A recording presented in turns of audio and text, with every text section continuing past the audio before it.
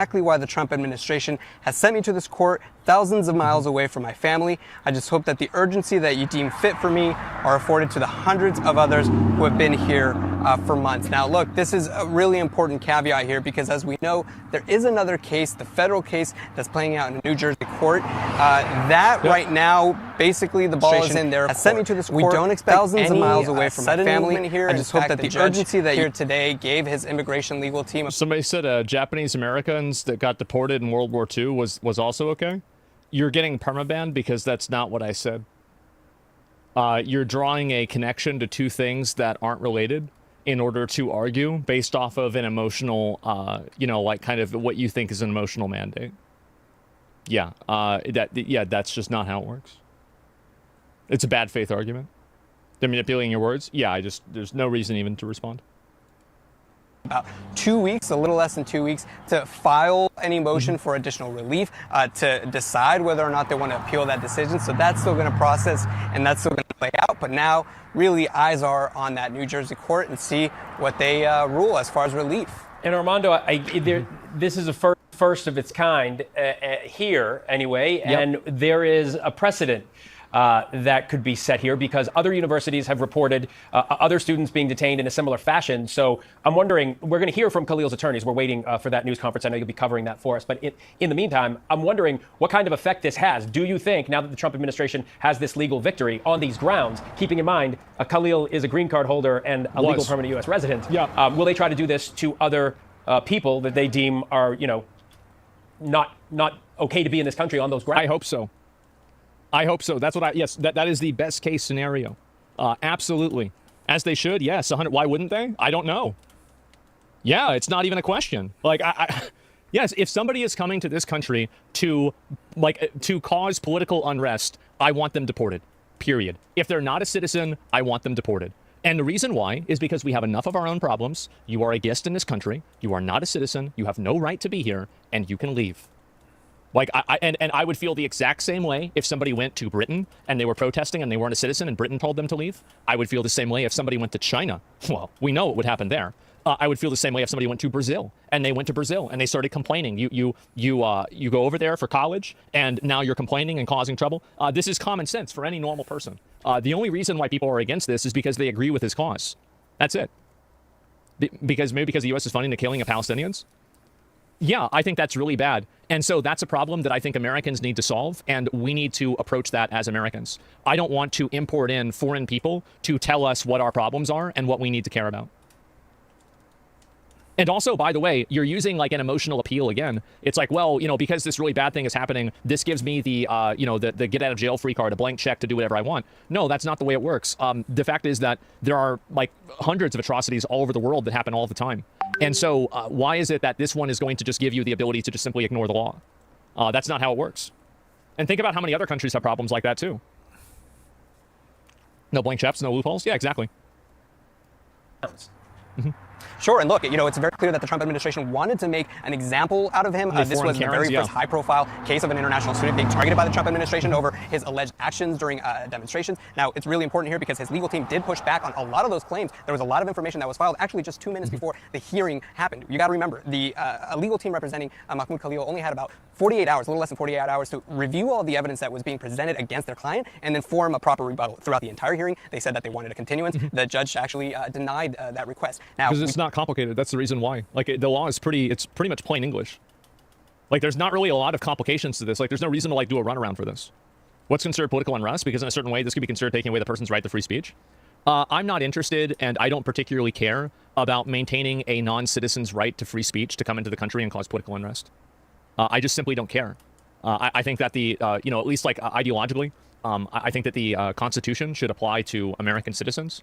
Whether it's being applied to non-American citizens. Like, for example, the Constitution says that you have the right to vote, right? Do we think that anybody who's here, even if they're not a citizen, should vote? I definitely don't think so. So, and by the way, the government doesn't either. So the whole logic that because the Constitution says this, that means that we need to follow it, well, that's not applied in multiple other amendments, right? For example, voting. Voting's the best example I have.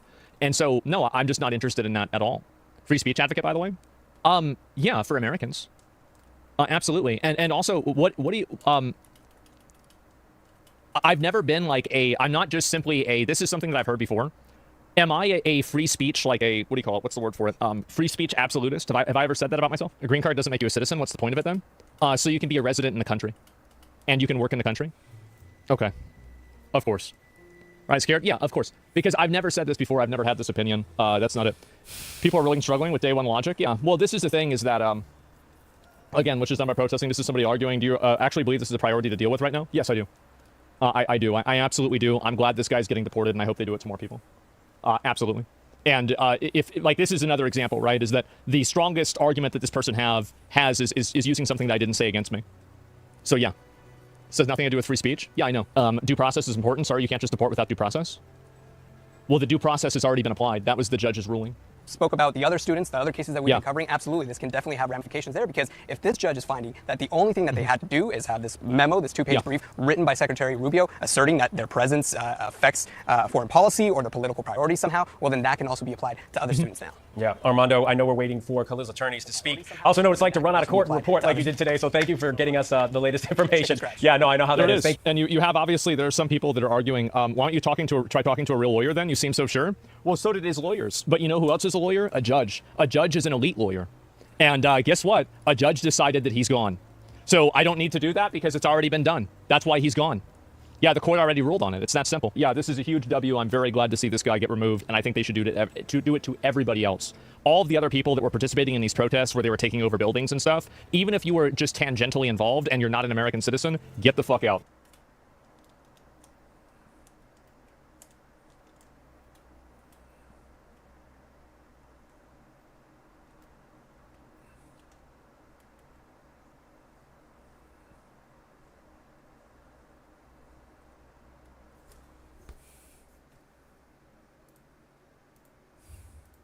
Thing that was just circulating blood through his body and he didn't have a pulse. That's got to be in the Bible. Yeah, no, there's definitely something to it. A guy responsible for 1 million innocent people dying who doesn't have a pulse. And can you imagine? It's just crazy. Like, and I don't know how much he was acting on his own. Or no, like no. Oh, McCain's dead. John McCain is dead. He's been gone for a while. Dead. Why do I think that Cheney's dead? I feel like there's somebody else who but maybe not. But you know what's crazy? Did Rumsfeld just die? I'm not sure. There was a fake report earlier this year that Dick Cheney died. Oh, maybe that's it. They got me. They got you with a scam. They got me to fake. But isn't it crazy that, like there's a million examples of this, but just like how tone deaf the Kamala Harris campaign was. That now I don't know how much Dick Cheney but Liz Cheney, they started bringing on the trail. Dick Cheney endorsed her. He came out to endorse it and say that Donald Trump is the most dangerous threat to America, and then she started campaigning with Liz Cheney, like as if. I mean, it's just forget even like the fact that obviously like I'm the anti-war guy and I think all these people are blood-soaked monsters who should burn in hell for eternity. But leave all that aside. Just the politics of it. Liz Cheney lost her congressional race by like 50 points. What market is that? Like, what margin on the edges did they think, like, I know what'll move this. Okay, we're down, but we're not out. Bring in the Cheneys, and then we're going to tell them about how much we love fucking the war in Iraq or something like that. And I think it was just a signal to, like, military contractors to be like, hey, we're cool, like, send us some more money. Internally, apparently, they already knew they were losing. Yeah, they said which makes the spending even weirder. Yeah, well, evidently, the internal polling, there's a few really interesting questions about this, because it's been reported that the internal polling of Biden before he dropped out was like a crazy landslide, way more than what Trump ended up winning by. Like they had him winning like 500 I forget what it was, but it was like a crazy fucking blowout. And then similarly when Kamala Harris took over, like they knew. But then there's also something interesting where it's like, hey, so like pollsters, could we ever get the real polls? How come like they can figure out the real polls? Right. But then because there was something like, there's only been a few elections in my life that I remember where like it was just obvious who was going to win. Like Obama in 2008, right. It was obvious. Right. You could not have convinced anyone. Like, looks like John McCain's the front runner. Right. No, it fucking does not. Like this black Jesus has drawn 80,000 people, and then John McCain's over here like, oh, I think we can do. It's like clearly this guy's losing and this guy's going to win. But the polls reflected that. It was like, oh yeah, Obama's up big in the polls. Yeah. But this year, everything you could see, taste, touch, like it was just, obviously Donald Trump. Everywhere Donald Trump went, he's getting like a king's greeting. He's like, with all the culture is totally shifted in his direction. Imagine if they hadn't astroturfed those conventions for Kamala Harris. Imagine if they hadn't paid people to show up. How many people would be there? They'd have an arena. It would have been. Imagine like it wasn't people coming to see Beyonce and they just had to come see Kamala Harris. And all, it was this campaign was the Kamala Harris, and this is part of the reason why, even though I am really upset with Donald Trump, and I'm upset with a lot of cabinet people too. I mean, look, Bobby, I will say, does seem to at least be doing some real structural, like he's talking about really, changing some things at the health department. I think maybe he could take a break from tweeting about the virus of anti-Semitism, but whatever. Tulsi, I'm really upset with over, her like cheering on these strikes. I thought she was supposed to be the one who was going to stand up in that Signal group and say something and not just leave it to JD. And I think Donald Trump's messing up in a lot of ways. But I really, at least at this point, like if he invades Iran and we have another war there, then I will apologize for voting for him. I think I made a mistake and I shouldn't have done that. But short of that, I do think it was the right thing to do. And part of it was like that had to be exposed. Because this Kamala Harris ticket, it was the most astroturfed ticket ever. Yeah. You know, like it's one thing. Look, Obama had a lot of institutional support. It wasn't as organic as they made it out to be. You know, like, but there was a lot of real. But he had real support. Yeah. Like he did have real grassroots support. She never won. She didn't win a primary. She didn't win a delegate when she ran for president. She didn't even make it to Iowa. It was all fake. It was all phony. And it was like that had to be exposed. It's dangerous. That's dangerous. Because if they can get that through with her, even if you like her or anything, she would have done a great job. It's scary that you're given that kind of power. Yeah. And the same people that were auto-penning all those Biden executive orders would have been in charge for another 4 years, if not forever. Yeah, that's right. And look, even, you know, you could say whatever, that Joe Biden just feared that Donald Trump would abuse the Justice Department, which is, you know, a little ironic to accuse him of the thing you're actually guilty of doing. But to go out and to pardon your family, and forget the family even, because that's a little less relevant, but to pardon Fauci and go back to 2014. Yeah. Why'd you pick that year? Yeah. You know, Joe, I mean, obviously Joe Biden didn't pick anything, but who's the person who picked that we got to go back and give this guy blanket immunity going all the way back? Like, come on, dude. Yeah. What the fuck? It's crazy. It's too much. It's crazy. And who really signed that? That's the other thing.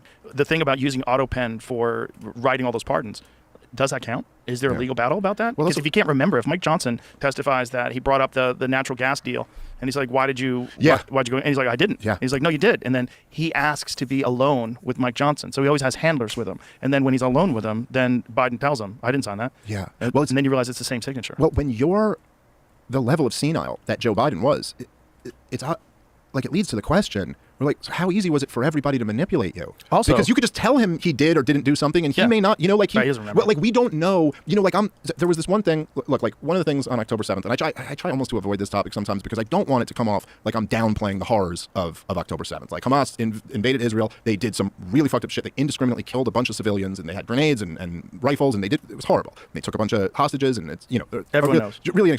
However, there were some claims that were made that turned out not to be true. The 40 beheaded babies and some of the like claims of mass rapes and stuff like that just turned out not to be true. They were said in the fog of this thing.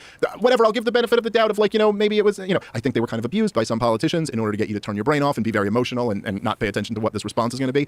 But Joe Biden claimed that he had seen the videos of the beheaded babies. And then it turned out to just like that never happened. And then you're almost wondering, you're like, was he lying? Does he not remember? Did someone just tell him that you've seen that? And because he's a senile man, he's also you know? a liar. Like his whole life. Well, that's all. That's right. It's like impossible to know because he's also been a liar his whole life. He's also the guy who's like, I was first in my class, graduated with multiple degrees, and blah blah blah. And you're like, none of this is even kind of true. None of it's even kind of true. Yeah, and it's just wild that you could be too old and senile to stand trial for having classified documents, but yet you're fine giving out pardons. Yeah. Like, how do you let a person with a mental disease give out pardons? That seems like that's the guy to manipulate. And if it turns out that guy gives out more pardons than anyone ever upon leaving office. Yeah. How's that? That seems like those shouldn't be legit. Well, look, on its own, of course not. But on its own, that and there were things that come above that to me, like COVID and the war in Ukraine and, you know, a whole bunch of other shit. But that alone is like Kamala Harris and the corporate media and they had to lose. Yeah. You can't do that. You can't Emperor's New Clothes the entire American public and like fuck it, just lie through your teeth, pretending this guy's not a vegetable. Wow, Dave Smith. We got to wrap this up. All right, bitch home. Thank you, sir. Thank Love you to death. You're awesome. You. Appreciate you very much. Tell everybody how they watch your show. Oh, part of the problem is my podcast where I talk about all this political news stuff, and then Legion of Skanks is where I'm a degenerate with my comedian friends.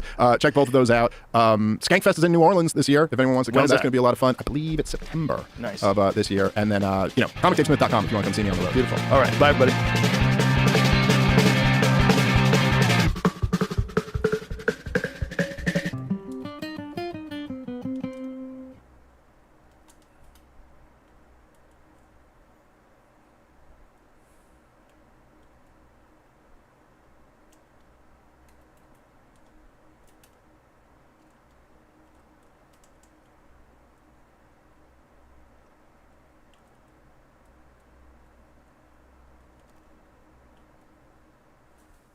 Good one.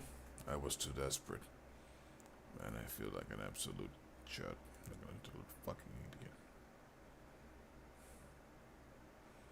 Man, there's so many podcasts. Joe Rogan Podcast, check it out! The Joe Rogan Experience. Train my day, Joe Rogan Podcast by night, all day!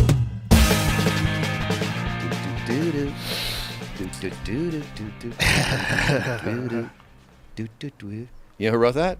Pop No. Quiz. Who? Very famous person wrote. What is that from? What show is that from? 70s. Yeah. Begins with an S.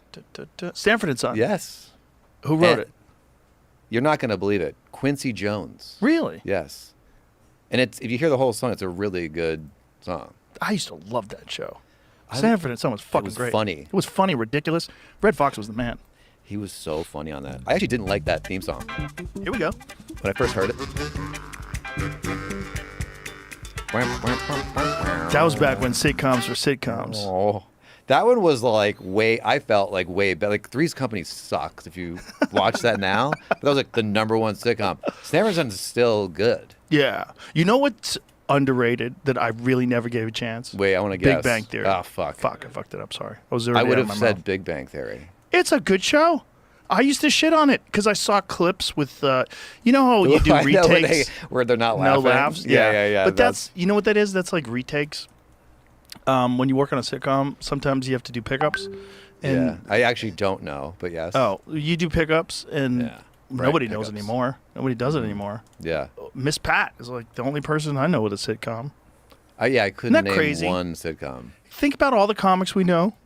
I know one comic with a sitcom, Miss Pat, and it's on a streaming. It's on BET. Yeah, and that was everything. Like when I was first starting, like your whole thing was like you have to get a sitcom or you don't have any money. Yeah, well, or you're never gonna have a career because there was no way to get people to come see you in the clubs unless you had a special or unless you had a sitcom. Yeah. And I remember Zach Galifianakis, like it was pilot season. Remember that whole thing? Yeah. That was huge. Like pilot season's coming up. Oh yeah, everybody would be in town for pilot season. Yeah. Everybody would be like a special kind of anxious. Yeah. Because your whole fucking career Yeah. was laying on this moment where you walked into this room and there was these weirdos, these casting people. There were always really socially bizarre people. And like tired and mad they've seen some people. And it's always a tiny room. And they're the kings and you are a peasant begging for a bowl of soup. Yeah. And when you walk in, they know they don't want you. Like they also know you're broke. Yeah, and you desperate. have that desperate energy. You want them to like you. Hi guys. Want you to like me. Off-putting is what it is. Oh, death. I didn't get any. I never got a sitcom. I auditioned probably for 1,000. I don't know why someone didn't say this isn't. You're not good at this. No one told me. You could have been on Big Bang Theory, ironically. I could have been. You would have been a fucking major get for them. I would have been a huge get for them. Show would have been a lot better. I had actually I did get one of them. Now this is a story. Let me tell you this story. Okay. So I go in, and you get like a callback, okay? Yes. First casting director, and then you're like, please like me. Then you're like, callback, and like, oh, they like me. Second callback. Now I get like real nervous. Like, it was a show, Happy Family. Ever hear that No. little nugget? What year are we talking about? 2003. A long time ago. That guy, Larry Kett, was on it. Oh, yeah. I remember him saying he was eavesdropping on the set, and he goes, my friend Don told me that on my gravestone it should say, it's not a great plot, but Larry Kett's in it. He told that funny joke. Boy. So, he was, the John Larroquette show was on the same lot as I was when I was filming News Radio. And Lenny Clark, who's a good friend of mine forever, Lenny was on that show. And, I'd run into Lenny in the parking lot, we'd talk. But we would watch their feed where John Larroquette would, like, yell at people. yeah, that's you. The feed is always, they forget there's a feed. Yeah, people were screaming about it. But no one had a cell phone back then. We're talking the 90s. So this is probably 94 or something like that. Yeah. And it was a bizarre scene, man. I'd never adjusted to being on television. Never did. That's a good gig, though. I mean, shit, that was like... Yeah, but I couldn't wait to not do it anymore once I did it. Really? Yeah, and I had the best version of it. Hilarious cast, brilliant writers. What was that? The stress of it, it was just like, I just wanted to do stand-up. It was because you're getting a little famous, and then you have 8 lines. Yeah. And you said you could do whatever you want, and you're like blah blah blah. And listen, as far as that was also the problem, is I knew I was never going to get another sitcom like News Radio. The other sitcoms that I read for were fucking garbage. After that, did they want you to do something after News Radio? Yeah, there was a few opportunities. I had a couple of development deals to do stuff, but then when Fear Factor came on, my first thought was like, yes, no actors. Oh, really? Yeah, I didn't have to deal with like the whole thing. Like the whole thing of the schmoozing and the, going to these award things and these parties and these press junkets that you had to do. It's like, I didn't like it. Yeah. It just felt, I don't know. It was just weird. I never auditioned for anything. Like I auditioned for a couple commercials in New York. I auditioned for 2 shows ever. We're going to get back to my Larry Kett story. Don't think go to your Larry Kett story. No, I want to hear this. I want to say it out loud because I set up a story and then I didn't finish it. So I got this show when I was living in New York. It was called Hardball. And I came out here to L.A. Oh, wait a minute. Yeah, it was a baseball show. I remember. Jim Brewer was in the pilot with me. Mike Starr from Goodfellas was in it. I don't know that guy. Bruce Greenwood, who was in Star Trek. He's been in everything. He's a great actor. He was in it. He was like the older pitcher that was like my nemesis. Terrible show. Terrible show. Like so bad. I think I saw bad. The intro of it or something. I remember Hardball. Yeah, it lasted 6 episodes. And then the other show that I got was News Radio, and it was the only other show I auditioned for. It was just everything else I auditioned for was like movies and stuff that I never got. And there was a couple of shows after News Radio was over that I auditioned for that I didn't get. But it was just like it was so bizarre. So when I would go to these auditions for other things, it wasn't that big a deal because I was already on News Radio. So it wasn't like if I didn't get these things, it was like this will be okay. But it was like still the anxiety of that. Like I had money and it was still like, oh, this is awful. Like this whole thing is so stressful and so weird, and everybody's so fucked up because you get a bunch of people that desperately want attention, and then you go there to this place where you're surrounded by people who are desperately want attention in Hollywood, and then you have this one moment in front of these people, and they're looking at you like this. Okay, Kyle. Hi. So you're reading for Bobby, correct? I love the script. So funny. You know, Bobby's an athlete. Did they? No, I can do all the things. Whatever you say, I can do it. I'm good at it. Right. Okay. Tim here's going to read with you, and Tim could barely read. It's always like some PA who's fucking he's probably on ketamine, could barely read, and you have to like pretend like you're having this emotive moment with Tim. I'm so glad I don't have to do that. Ugh. It was the worst. But some people love it. Some people, look, man, we're comics. Some people are actors. They fucking love it. Like McConaughey, that fucking dude loves like pouring himself into a role, getting psychotic about who the character is. I wish if I could go back, I wish I looked at those as like, and someone said this as like an opportunity to perform instead of like I'm trying to get something. Right. I didn't. I was just desperate. Like I had no money. And I was like, I have to get this. I will say though, if you're on a sitcom that has really good writing, it's fun as shit. News radio was fun. You said you just got it. How did you just? I had a development deal with NBC, and they were going to do. I was going to do my own show, but they had a sitcom that they were already greenlit, and Ray Romano was on it, and Ray was like the maintenance guy, and Ray got fired during the pilot, which is like the best thing that ever happened to him. He goes on to do the Raymond. Everybody Loves Raymond, and it's fucking huge, bigger than News Radio ever was. So like he gets fired, and another guy got hired, and then he got fired. So I didn't feel bad. Because I'm friends with Ray. I love Ray. I bet you that part just was not good. It wasn't the actor's fault. Because you audition and then... I don't know what it was. It's like you never know what they want. Like when Paul, the guy who created it, Paul Sims, is this brilliant guy who worked on fucking Larry, HBO. Larry Sanders, thank you. He worked on Larry Sanders. He was a brilliant guy. And he did a very clever thing. Like in the auditions. Yeah. The first audition I read for, it wasn't funny.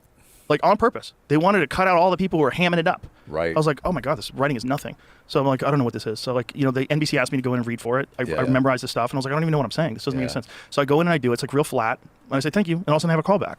And then they send me the callback sheets and it's hilarious.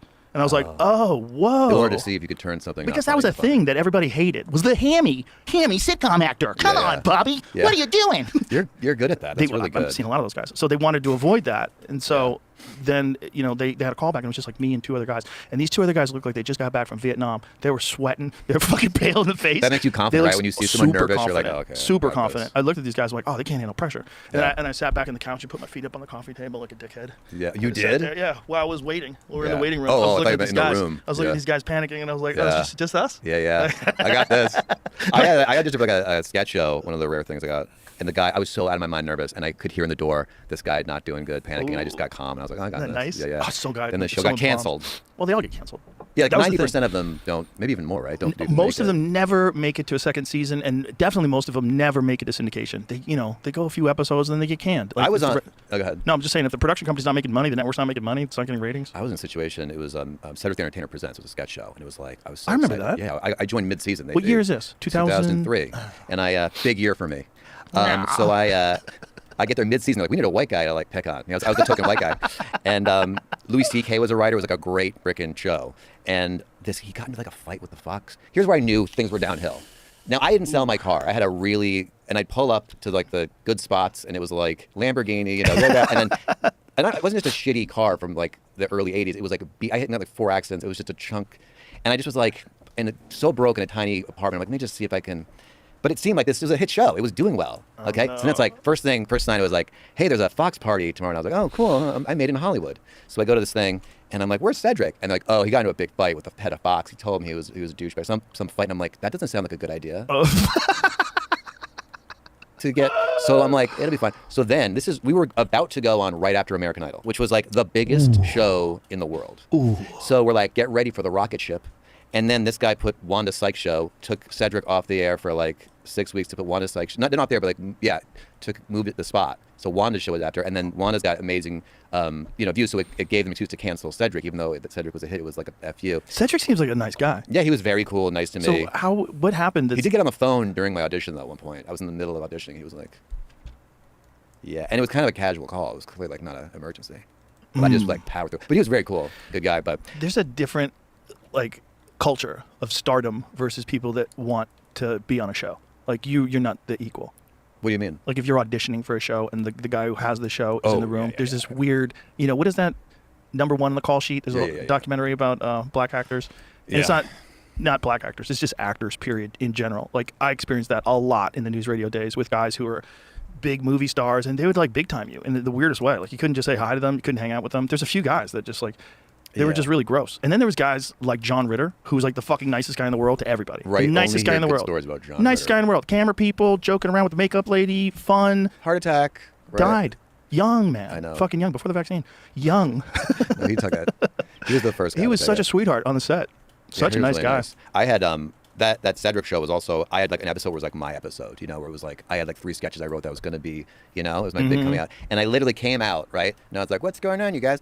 And shock and awe started. Remember the Iraq War, and it just was gone, and I told everybody like, it's my big show, and it just, that happened, and then and it just was over, and I was back to, I never sold my car, I was back to my studio apartment. Couldn't you think that studio executives would be wise enough to go, look, we got Louis C.K., we have Cedric the Entertainer, we have a fucking show. Let's figure out a way to promote this correctly. And it was funny. It was just, and it's so hard to make a funny sketch show. They try to plot people together. You need, you know, real synergy with the cast, and the writers have to figure out how people are funny. Yeah. It takes like, that's Takes what the a first, while. the first set of SNL cast, they already worked together. And like, Yeah. that's why they were like gelled right away. I mean, one of the reasons. But all these sketch shows they put together, and they'll say, don't pitch a sketch show, they never work. It's because they like pluck people who don't even do sketch, you know. It's like and putting they'll be together a boy band. exactly, yeah. You know, like you have to put together a fake band. Yeah. Not a bunch of guys who grew up together in Seattle, been playing in the basement. No. That you gotta, works like, better, though. Find somebody, yeah, that works better. You Just put a bunch of hot dudes together. get Bunch of some hottest good hair. fucking guys. Let them Milli Vanilli it up. Yeah. Remember By those the days? way, Milli Vanilli. They got a Not bad to deal. change topics, but They got a bad rap. like now they'd be fine. They'd be don't fine. care. No one cares if that's your voice. Milli You're hot. Vanilli. I love your dreadlocks. Great look. Great bodies. Great bodies, Dancing around. great cocks. Girl, great, I know it's true. Yeah, that's it. Ooh, ooh, I do like their ooh, music. I love you. No, you don't. I do. I They like got that you at the song. time. Remember there was the other one? There was a song. God, it was like a big time band, and there was like this beautiful woman who was singing, and it turned out it wasn't really her singing. There was some big heavy lady who was actually singing. Oh, it's always like a big. Milli Vanilli's a big fat guy. It was one of those fucking something Taylor Swift? factory. What was the band? Yes. They didn't sing? There was a situation like that, right? Wasn't there? Where some lady. didn't know that. Jamie will find it. There was Jamie some, finds everything. He knows everything. Jamie hates me. No, he doesn't. Yeah, he loves does. you. I heard We talk talked shit about you me. earlier today. He He was talked saying shit nice about things. me. I was He's spying on bipolar. him. I know. He's He got hit by a mentally golf ball. Yeah, I saw his. He's so cool. I want that. I was watching him. He's got that really cool golf set back there. I Oh want to yeah, get one of Jamie them. can golf his ass off. I have a buddy who got hit in the head with a golf ball. He said he was fucked up for 6 months. Oh really? He got hit in the head with a line drive, just Yeah, donk. I hit a kid with a golf ball. He was all right though. Luckily, I didn't get a good swing on him. I see those guys that like do those power swings Yeah. on the internet, like where they loop their arm around and fucking drive through, and like Yeah, just yeah. imagine getting hit with one of those balls. Yeah. It's like getting hit with like a fucking like a shotgun shooting a rubber bullet at you. Yeah, they're really. Yeah, if you get a nice skull worm burner, you could kill a duck if you just. You Really? ever see those videos of People pieces kill- head just snapping? No, but you ever see that one where the pitcher catches the bird in mid-flight? Yes. Amazing. Crazy. It's like, what are the odds that it would perfectly be there when it's a 100-mile-an-hour Oh my pitch? God. Who was that? Was that Randy? Yeah. Was it? Randy, what's his last name? Randy Johnson. Randy Johnson. He The was so big tall. unit. He was like halfway to the So thing. here's Oh what no. you're talking about. Martha Wash, most famous unknown singer of the 90s, speaks how a voice behind It's Raining Men, Gonna Make You Sweat, and Strike It Up went from being a bullied victim to an industry pioneer. So which song was it, the CNC Music Factory song? Gonna make you sweat, CNC Music Factory. She's cute. Why didn't they give her a shot? I don't know. I didn't know what CNC Music Factory looks like. Were they good looking? They probably were. Well, that was the move back then. You get good-looking people. They dance around. Now you just get AI to do it. But this was the first time where they were experimenting really with images in a way where everything's visual. It's all video. You know, like MTV was so important. It Oh was my so God. important. I like the ugly Gonna- years of musicians. Gonna make you sweat. The same song as everybody dancing. Oh, that's Everybody- it. Yeah. Oh, So God, that that's reminds me it. of So college. it's some other lady in the video was singing it, but that lady was the real Yeah. voice behind it. But she just didn't look like they wanted her to look. Uncredited vocals on the chorus. Which is just so crazy. Like, you don't think, like, look what's happening with, like, Lizzo. You don't think that would have happened in 1994? Of course it would have, if you just tried it. Everybody. That reminds me of college. I went to school for acting, which is the dumbest thing you can ever go to school for. What did you by the learn, way. Kyle? Nothing. What did you learn? Honestly, I learned to Give us be a your worse wisdom. actor. I really do believe that. Yeah, 'cause it was like Shakespeare and stuff, and like I'm terrible at that. All my teachers thought I was just terrible. And in this one class, Athletes have to be very careful about how they treat their bodies, something everyone wants to do, actually, right? So it's no surprise that they're very particular about what they eat and drink. It's no surprise that a lot of pro athletes rely on AG1 to help them stay at peak performance, just like me. AG1 is more than a drink. It combines a multivitamin, multi-mineral blend of superfoods and more into one simple scoop. And it's NSF certified for sport, which, if you don't know what that is, it basically means it's been put through tons of testing for over 280 banned substances. And trust me, you don't want any of that stuff in your body. And it really is as simple as one scoop once a day. I have it in the morning. It gives me confidence I need to take on the day. Try AG1 for yourself. It's something that I've actually been consistent with, and that's why I partnered with AG1 for so long. Try AG1 and get a free welcome kit, a free bottle of vitamin D3, K2, and 5 free AG1 travel packs with your first subscription at drinkag1.com/Joe Rogan. That's a $76 value gift for free if you go to drinkag1.com/Joe Joe Rogan. Check it out. Literally, like, this it was called Movement for the Actor. Now imagine like your parents. My parents paid for college, which is so nice of them. I don't have any debt, but like what a waste of my parents' money. This is an hour class. Movement for the Actor. So they put on music, like everybody dance notes, one of the things, and then you're supposed to just creatively like do whatever. So these a bunch of weirdos, like $50,000. So I'm in my head like, what the fuck is this? Doesn't make me a bad. So you're fake, and then this teacher was like, we're doing Shakespeare. And he's like, bring in tights next week for the Shakespeare performance. I'm like, I'm not buying tights and coming in here with tights. Like, why would I have to do that? Because back then, they dressed in their normal clothes. You know what I mean? When Shakespeare wrote the thing, they were just in their clothes. It wasn't like getting in tights to do Hamlet. So I just didn't get tights. And I come in, he's like, where's your tights? He was like this like very effeminate guy who hated me. And he goes, where are your tights, Kyle? And I was like, oh, I forgot my tights. And he's like, make sure you bring your tights next week. And I was like, oh, okay. So next week, no tights. And I go, oh, I forgot my tights. Like, darn it.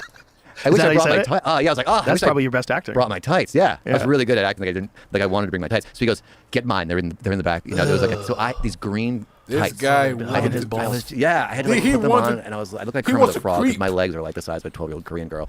And I came out with my, it was disgusting. Kermit the Frog. Yeah, I look like Kermit. Yeah. By the way, and I did tell him, I said, listen, because I tried to negotiate before I put his tights on. I'm like, but they didn't. They just wore their clothes like back then. And he was like, get the tights. Like, I want to see you in tights. Brian Callen was always going to acting schools, and he knew they were ridiculous. But I think like Brian at one point in time was like completely enamored with the idea of being in Hollywood. Like he had a bunch of like famous actor friends, and he'd go to famous actor parties, and he'd take acting classes. He's always working on his craft. I love that, working on my craft. By the way, but he was bullshitting. He was aware. He was fucking yeah. around. Like when he would say working on my craft, he wasn't being serious. He was completely joking. Yeah, he's very. So he had this teacher that was, I think it was a Scientology hustle too. It was one of those things where there was a lot of that, particularly in the 90s. Oh yeah. Where the teachers were Scientologists. But insert, by the way, it's not to pick on Scientology. Insert whatever religion. There was a lot of Scientology that was in Hollywood, though. But what they would do is they would get people to join the acting class, and they would try to recruit them into Scientology because the teacher was a Scientologist. He would talk about how important it was. You never tried to be in Scientology? Yeah, how important it was for his craft. Meanwhile, they're never successful. The people that teaching the acting classes, they're always terrible. Yeah. They never go anywhere. Like maybe they have like a small part on one thing, and then they're going to tell you how to make it. Yeah, you but never hear didn't that even speech apply to the it to your own Oscars, like, life. when I was a teacher, I didn't think I'd ever be here. Yeah. Not to say there's not good acting teachers out there. I'm sure there are. There's people that just like love theater. They love like that kind of act. They have no desire to be famous. They love the craft. They love the art of it. That's true too, right?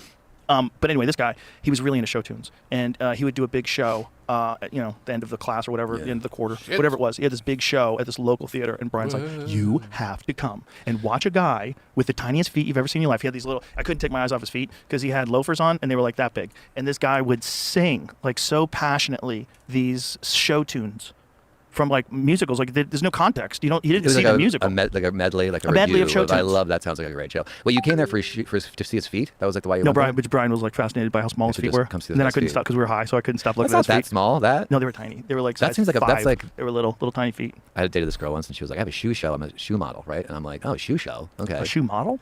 Yeah, A foot model. Like she would model shoes. Okay, like open-toed shoes. I didn't know, but that's what she would say. She was going to do this, and she always had like dollar bills. She always had cash, And then I found out years later she was a stripper. Shoe show is when you have no clothes on, and I just thought she was a shoe. Oh, by the way, here's another. I thought it was going another direction. I thought guys were paying to jerk off to her feet. Maybe she had great feet, but another stupid. This was even the dumber class than the moving around class. Was called interpretation for the actor. So this week you would read a play like Streetcar Named Desire, and then you'd come in and you'd do your interpretation of it.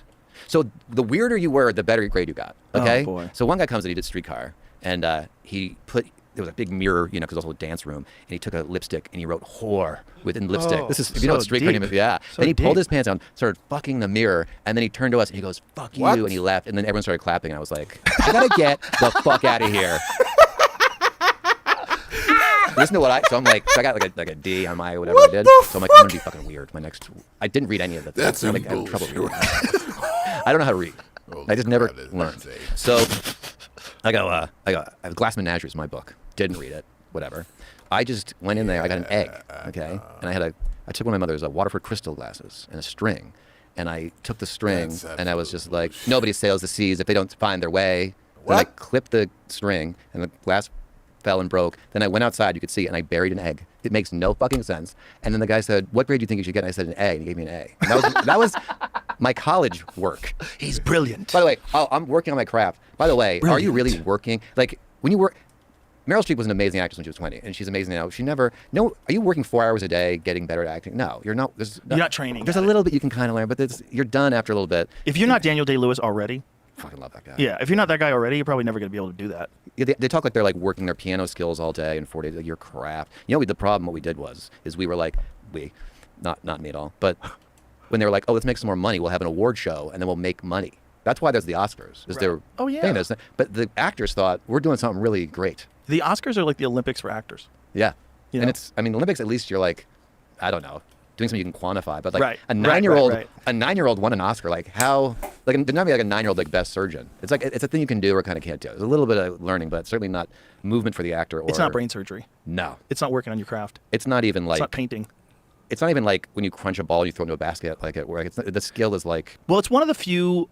It's one of the few careers where it's a benefit to be out of your fucking mind. Yeah, it's about personality. Like we love the person, like Jeff Goldblum, like love that guy, Christopher Jack Walken, Nicholson. amazing. Like there's amazing actors. Like the people who party, Yeah, crazy wild people. you know the story behind it to be. Yeah. God, I miss Jack Nicholson. Oh yeah, he was the best. Oh yeah, he was the just. He was the best. Did you ever see him flirt with Jennifer Lawrence? Never said they do. No. How old was he at the time? 1,000? He was 1,000. Wait, Jamie, do you have that?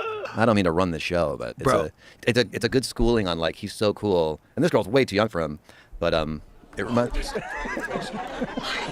No? If you want to talk politics, we can. Thank you. Yeah, you're being really rude. Good to see you. I love to. Oh my god, thank you. I love all your movies. Oh really? Do I look like a new girl then? I thought about it. I thought about it. Do you think that so about it became flirtatious, but it was mostly just complimentary about her movie? What movie was that? He stayed cool, and he makes that eye contact, and then It's like you need crazy people to make She was great flirting, movies. actually, probably with She him. flirted with him. Yeah. You need crazy people to make good movies. You need it. You need a guy who's going to pretend he's Lincoln for 4 months. You know? that guy, There Will Be Blood. I just saw. The Oh other my day, god, which is so phenomenal. good. What's that? Silver Linings I Playbook drink it is up. for What was it? Silver Linings Playbook, I think, her and Bradley Cooper. Oh, I didn't see that one. I drink your milkshake. Oh my god, he was so good. He was so good. He was such a great psychopath. It's like if I read that movie, I think I'd be like, this is boring. There Will Be Blood is just Right, I'll drink your boring. milkshake. What? At the end, he's talking to that guy who's religious, who's like, can I have some of your, and he's like, no, there's no more oil under you. He's like, I drank it up. And he just made the analogy of a straw, like drank up his thing, and then he beats him with a bowling pin. He's like, I'm finished. One of the best endings to a movie. Yeah, it was a fucked up movie. And it was, That's a different thing, you know, that kind of acting. On me to take it out of the ground. Listen. I paid $10,000 cash in hand. Like that. He has his own company now. A prosperous little business, 3 wells producing $5,000 a week. Why is this dude crying already? Stop crying. he needs money. He got broke. Stop your nonsense. He's coming back to like beg him. You're just the afterbirth, Eli. No. Slithered out on your mother's filth. No. They should have put you in a glass jar on a mantelpiece. Where were you when Paul was suckling at his mother's teat? Where were you? Who was nursing you, poor Eli? One of Bandy's sows?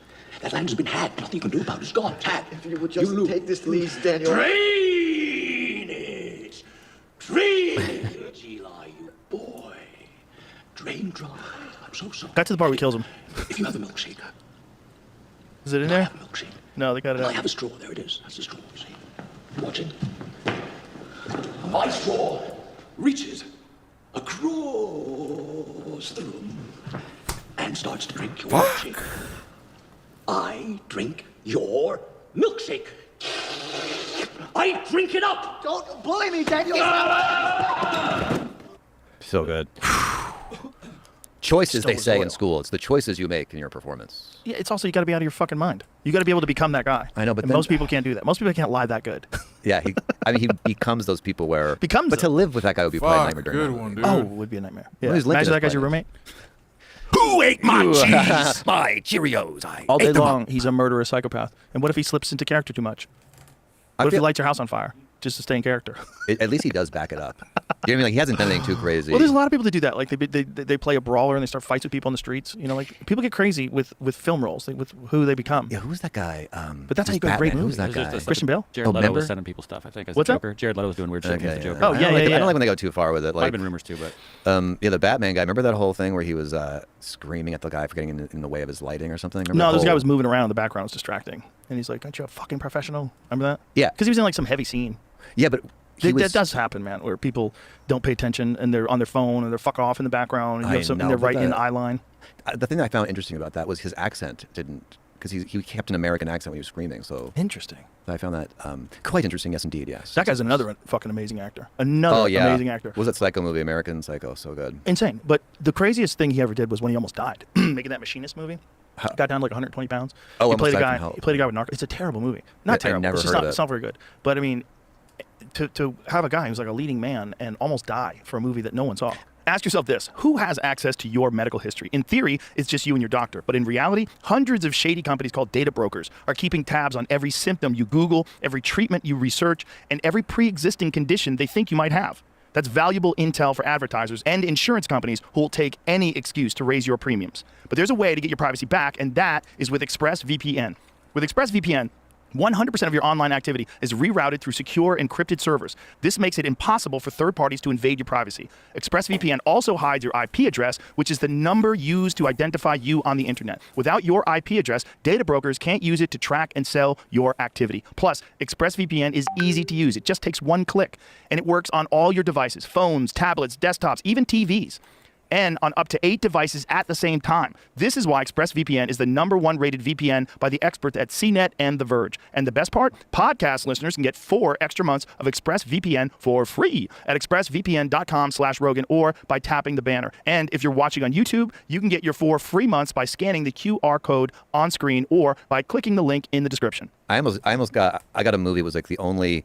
It was right in between. It was Joaquin Phoenix's movie. It was so bad. The only movie I ever got, and it was between The Joker and the next. It was like set up to be this big movie. It was Gus Van Sant movie. And I was a doctor. I had to say all these like crazy things, technical about the spine and I knew if I could just get through this audition and just say this, I'll get this part. I'll be in the top 10% because everyone's gonna fuck up this and be staring at a piece of paper. Right. So I did the whole script. I had like when I tapped here, say this. I had a whole thing that made me memorize it. And I went in and I got it. I go to do the thing. No one talks to me. The wardrobe guy goes, "What outfit you want?" He showed me a couple. I was like, "This one." I'm choosing the outfit of this doctor. I was like, "Okay."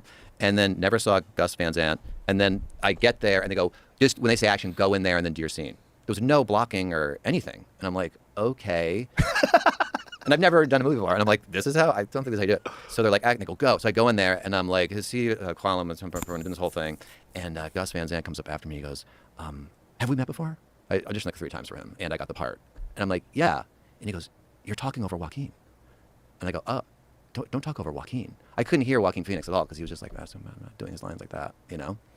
And I wouldn't think, as the doctor talking to like assistants, that I would stop talking in the middle of my sentences while he's talking because he was talking to himself. But it was the weirdest thing. Terrible so when was he playing an insane person? He was crippled. Is that PC? Did we say that? Crippled? He couldn't move his legs. Yeah. It was the guy, he was a cartoonist. I'm blanking on the name of the movie, but he was a cartoonist and it was this like biopic. And it was a very weird experience. But the movie, anyway, my point is terrible. It's a terrible movie. But you thought it was going to be a banger. This was your shot. No, because at this point in my career, like the shock and all, like these things happen to me over and over again where I just like kind of laugh at it and it's like, okay. I remember I was there's been a bunch of situations where like, get ready for the rocket ship, Kyle, because things are about to take off. And I'm always like, okay. Yeah. The old rocket ship. Isn't that funny? Like everybody wants to, it's just a weird anxiety of not knowing if it's going to work out for you. It's such a terrible place to be. Like that's where the real making it is. The real making it is just not worrying about that anymore. The real making it is just like, oh, I can make a living. That's the real. That's a big hump. Yeah. That's the hump. Like whenever I tell like young comics that are just starting to like headline now, and you know they've got some like viral clips, I'm like, dude, listen to me. You have already made it. Like you're a professional now. This is the hump. Everything now is just stick to the grind. Stick to it's gravy from here on out. Like you should be so happy. You're talented and you're successful. It's actually happening. People are paying to come see you. I'm like, you got this. Like from here, because everyone's like, man, what if they stop coming? What if they like? Don't give in to that. You should have fun. Have fun. They want you to have fun. Come on. Yeah, it's your job is have fun. Your job is to have fun. I wish someone told me because I really did not get this advice for a long, long time. Some people that are super successful still don't do that. There's guys out there that are super successful that are paying attention to the ticket sales of other super successful guys and comparing themselves. That's not a good place to be. I'm talking like arena acts that do that. Oh, really? Oh, yeah. That's people get kooky. Yeah. They get kooky with like numbers and their position in the ladder and am I making it? Is it happening? What does their name rhyme with? I'm not telling you. Jamie knows. I can tell by the I like them too. I like a lot of people that think ridiculous things, but it's a trap that, you know, the struggle that led you to become successful at something in the first place, that becomes like your mentality once you're in a different stage of it, and you have to adjust. It's hard to change. You got to be able to adjust. It's almost like changing your personality to change that habit. I mean, it's really difficult. Well, everybody adjusts a little bit, right? Because you first get into it because you want attention. Like you first get into it because you think, maybe I could be a comedian. That'd be cool. I'd be on stage. I'd get attention. And then after that you don't need that. That's not what you really want anymore. Like then it becomes like I just want it to get better. I'm working on this thing. I just want it to work. I want it to pop on stage. I want to figure out the right beats. I want to figure out the right way to say it. Then it becomes that. And once it becomes that, that's the happy spot. That's where you're happy when you can just create stuff. You're like put it together. I wish someone told me that because I had some viral YouTube videos like way back, and I was still on like sitcom. I kind of get a sitcom mentality where if someone was just like, dude, focus on your YouTube and get your audience go directly to your audience. Yeah. But back then, no one knew. No one had any idea. Like, just think about this podcast was started in 2009. And in 2009, everybody thought it was a pathetic waste of time. Yeah, like, friends would come over to do my podcast and be like, what are you doing? Like, why are you doing this? It's like, it's such a waste of time. You're on a fucking webcam. But nobody saw that comment. So I would have never given you that advice back then. You did it because it was enjoyable. You weren't like thinking like this is the way. I always wanted a radio show, but no one would ever give me a radio show. So when I would do radio shows, like if I would sit in on Opie and Anthony, I'd be like, this is so fun. I'd love to do something like this, but no one's gonna give me one of these fucking things. That's how I thought about it. Yeah. And so when I saw Anthony Cumia started doing this thing live from the compound, he'd do it in his basement, where he play karaoke with a machine gun. He's out of his mind. He's drunk. He's got full beer kegs on tap there. They're drinking Guinness and he's fucking doing karaoke where he's holding a machine gun. It was the most ridiculous shit. But he had a full professional studio where he had green screen, he had like pro microphones just in his basement for funsies. Just did it for fun. And I was like, that's what I want to do. I'll do something like that for fun. And then, of course, Tom Green. Like you go to Tom Green had that internet show in his living room, and I remember looking around and going, you just got to figure out how to make money with this. Like this is a job. Like this can. That's nice. You knew you wanted to do that.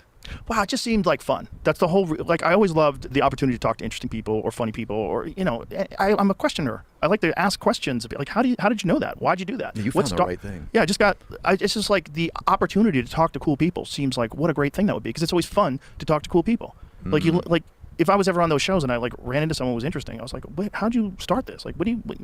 Yeah, you having a lot of interests helps for sure. Yeah, you get. But back then, I would have told you to get a sitcom because there was no money on YouTube. Everybody still wanted a sitcom back then. The other one guy who didn't, and I was like, he's lying. Zach Galifianakis was like, I don't want to do a sitcom. And in my head, I'm like, oh, he's lying. But he actually had like a very, he had his head together. Yeah, he's not lying about nothing. I mean, that guy, he's the least attention whore of any famous person. He never famous funny person ever. Not at all. Doesn't he live like a farm? Yeah, he does. He has like a tractor. Yeah, very interesting guy. Very smart guy. Very smart. He was good friends with Brody.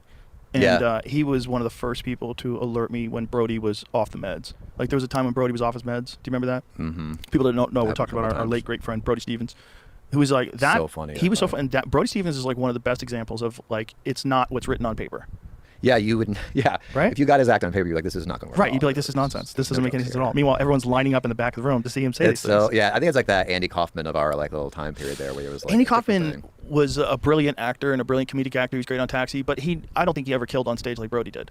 Brody was one time we were in the improv. Yeah, in a different type of comedy, but it was like a different when he was on stage, like the comedians watched him. Yes, it was a different thing. He's doing his own thing. He's doing this Brody Stevens thing. One time we were at the improv and it's really late. Like I'd gone up, a lot of people had gone up. The crowd was kind of tired. Half the people there, and they announced that Brody's there, and Brody's worried that people are going to get up. So Brody takes his shirt off and he starts swinging it around in the air over his head and walking through the crowd. Let's go, positive energy.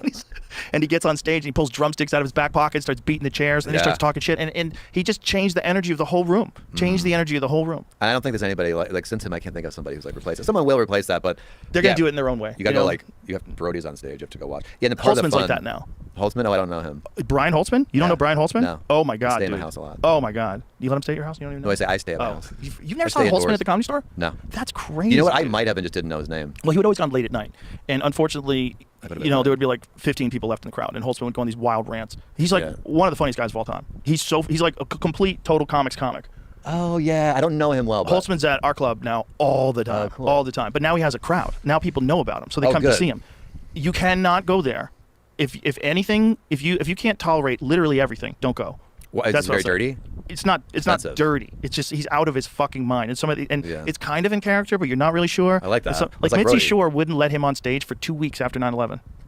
She wouldn't let him up. He can't go up. He's like, Mitzi, I don't understand. I'm not going to cross any lines. He was like, couldn't wait to cross lines. Do you remember when Susan Smith, that lady, drowned her kids? Yes. He goes, the day.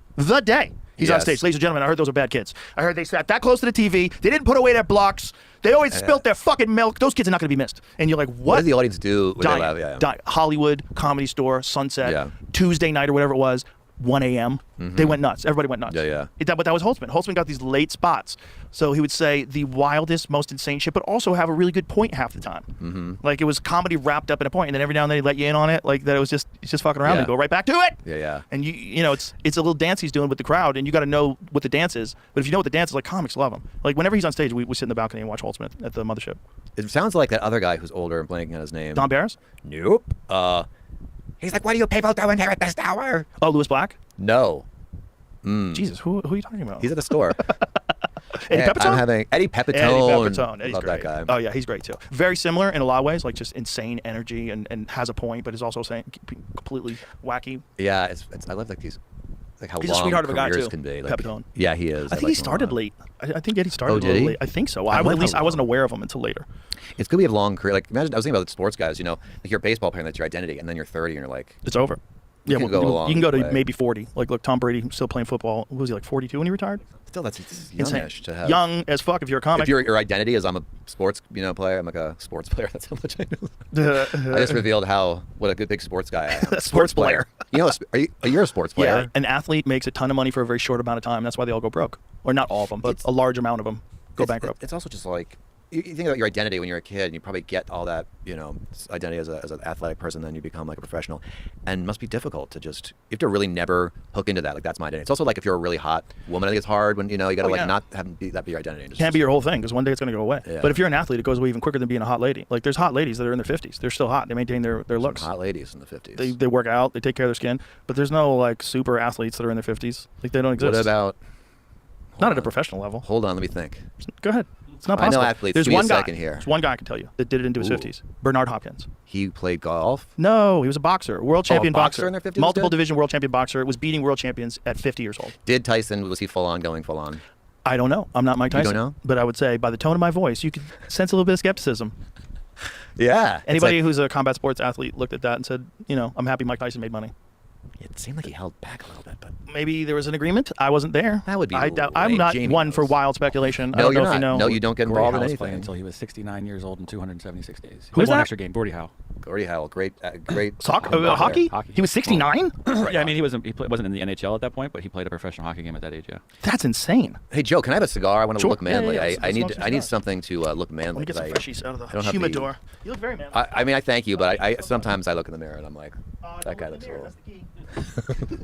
Kelly Slater, also pro surfer, still rolling. I'm gonna look ridiculous. Kelly's a great example. He's another example of someone who just takes care of themselves. But Bernard Hopkins was Bernard Hopkins' world championship fight that he had when he was in his 50s. List on Wikipedia gives Albert Hughes as the oldest pro boxer at 70 years old. Oh my God! That seems Where's like he out of? suicide. I'm gonna look. I don't. What year? I know Archie Moore, who was a famous boxer before the Muhammad Ali days. Like Archie Moore was. That's like way back in the video of it. I don't know. What? Oh, that's just insane. sad. Who's No. The guy he's fighting does not look like he's trying to hit him. He wins. No, it says. The old guy wins? That's what the video headline says. This looks like someone Second took a round motherfucking KO, dive. win over. That kid needed money. Yeah, this kid's not punching back at all. He's just covering up. This looks super sus. If I was that, and it just goes down. Yeah, if I was the athletic commissioner, I'd have a talk with those fellas. I'd like, hey, what are we doing here? Is this pro wrestling? White Tyson. Yeah. 36 years after his last fights. Yeah, well, I do know that people have been offered fights that are fake fights. Like they've been offered You do know that for a fights. fact? 100%. 100%. I know people have been offered fights where they said you will win the fight. I don't like that at all. I know there's celebrity boxing matches and celebrity fights that are like that where they make a deal. Would you ever do a legit fight at some point? I'm old as fuck, dude. No, dude, you're chicken, spring chicken. No. No, you shouldn't do that kind of stuff as you get older, I don't think. I don't think your body's as resilient. Even if you stay fit and in shape, you don't want head trauma in your 50s. I know. I've hit my head so many times in my life. I'm a little worried about So it. Hopkins broke his own record by winning the IBF light heavyweight title from Tavares Cloud in 2013, and again in 2014 we won the WBA super title from Beibut Shumanov at ages 48 and 49. That's fucking crazy. So he wins 2 titles, a title at age 48 and a title at age 49. Incredible. Are those rigged? No. No, the way that he would box was super intelligent. Like he was very defensively minded. You didn't get clean shots off on Bernard Hopkins. He was very clever and he understood boxing like at a very, very like deep level. His footwork was always on point, never drank, never smoked, always took care of his body, ate only organic food, worked out every day, never got out of shape, just all discipline. And so he was able to maintain his body. Did you ever have that guy Brian? What the hell? What the fuck? It's not working? Piece of shit. These things die. That is a piece of shit. No way. There it goes. Here, Have you had that guy? I'm gonna look ridiculous doing this. No, you look like a man. I think more of you now. Thanks, man. Joe said I look like a man. Would that be funny if that's all it takes? I didn't. I did not. Until I started use. Come on, bitch. I think I have to fill it. Yeah, I only got a corner. Have you had that guy on who's trying to live forever, the vampire? No, I haven't. I'm really fascinated with that guy. I like what he's doing. He's trying. It's kind of interesting, but he's doing a bunch of stuff that I would say most experts believe is not the way to go. One of them is avoiding sunlight. Like, oh, yeah. Yeah, you're supposed to get sunlight. Like, sunlight is important for your body. It's the best way your body produces vitamin D. It's great for your endorphins. Sunlight is good for you. This idea that you should be shielded from the sun because you're going to prevent skin cancer, it's probably... I talked to a dermatologist about this, and they were explaining that if you don't have resilience from the sun, if you're not like used to going out in the sun, and then you go out all in one burst and get sunburned. He's like, yeah, sunburn is not good for you. Here you go, Phil. Yeah, he goes, you're damaging your skin. What you should do is get accustomed to being in the sun so you don't get fucking sunburned. And then be out in the sun. Don't get cooked. Don't spend the whole day out in the sun and get cooked. But like being out in the sun is actually good for you. It's healthy for your body. Yes. That's just one thing. The other thing is the vegan thing. I get it if it's for ethical concern. You've got this idea in your mind that animal life is more important than plant life, and you don't want to contribute to animal death. Okay, I understand that perspective. But not from a health perspective. From a health perspective, all the studies that showed that meat causes this, and meat, it's all been debunked. Yeah. And not only that, most of them are these epidemiology studies where they ask people, like, how often do you eat meat? Is it 2 times a week, 3 times a week, 4 times a week? And the more people that ate meat, the more people you see diseases, the more people you see problems, all these health consequences. And so they go, oh, meat correlates to these health consequences. What you don't ask them is, how did you eat the meat? Is it a Jack in the Box burger with a fucking giant Coca-Cola? Did you have fries that were cooked in seed oil? Did you eat cake with it? What did you do? Do you smoke cigarettes? How often do you drink? Do you drink every night? Okay. Like, people that are more health conscious, especially if they haven't like read into it enough where they really understand what's nutrient dense and what causes problems with your health and what are the real issues with high sugar diets, like and those people, they hear meat is bad, so they say, you know what, I'm just going to eat vegetarian. It seems like it's healthier. I'm just going to eat lentils. They're good for you. They don't cause cancer. I read about the China diet. And so you start believing that. But that's not really true. And people have eaten meat since literally the beginning of time, and 95% of the planet eats meat. There's a bunch of things that likely contribute to all sorts of metabolic diseases that people have. I don't think regular meat is one of them. I don't think a grass-fed steak and a fucking salad is going to kill you. I think the real issue is buns and fries and soda and chips and cookies. And the people that don't avoid eating meat, if they're not well read about it, they're doing it because they don't give a fuck. I'm going to eat a burger because I want to eat a burger.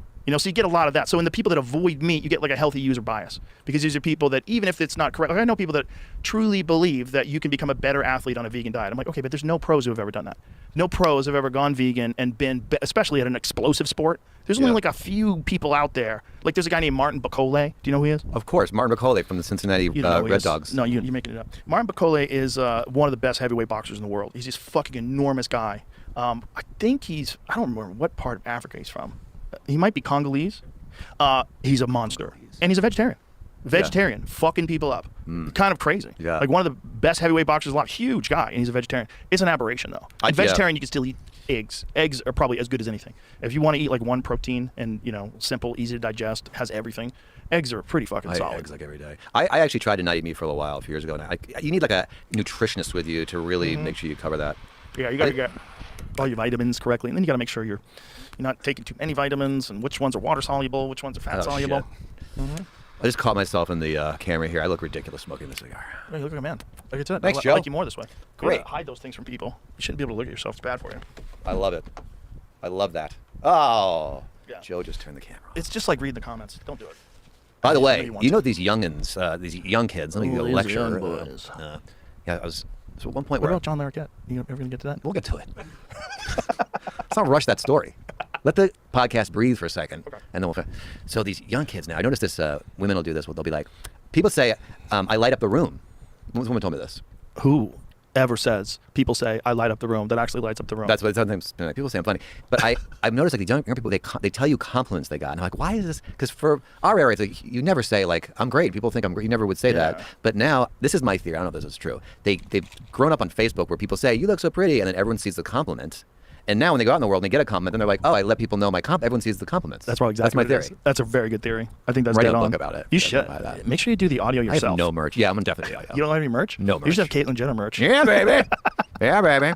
That was when I knew Comedy Central was doomed. You and I were talking. Yeah, I sent you what they cut. Yeah, we were having a conversation. You showed it to me in the Comedy Store green room, in the green room in the main room. You were telling me the struggle you're going through.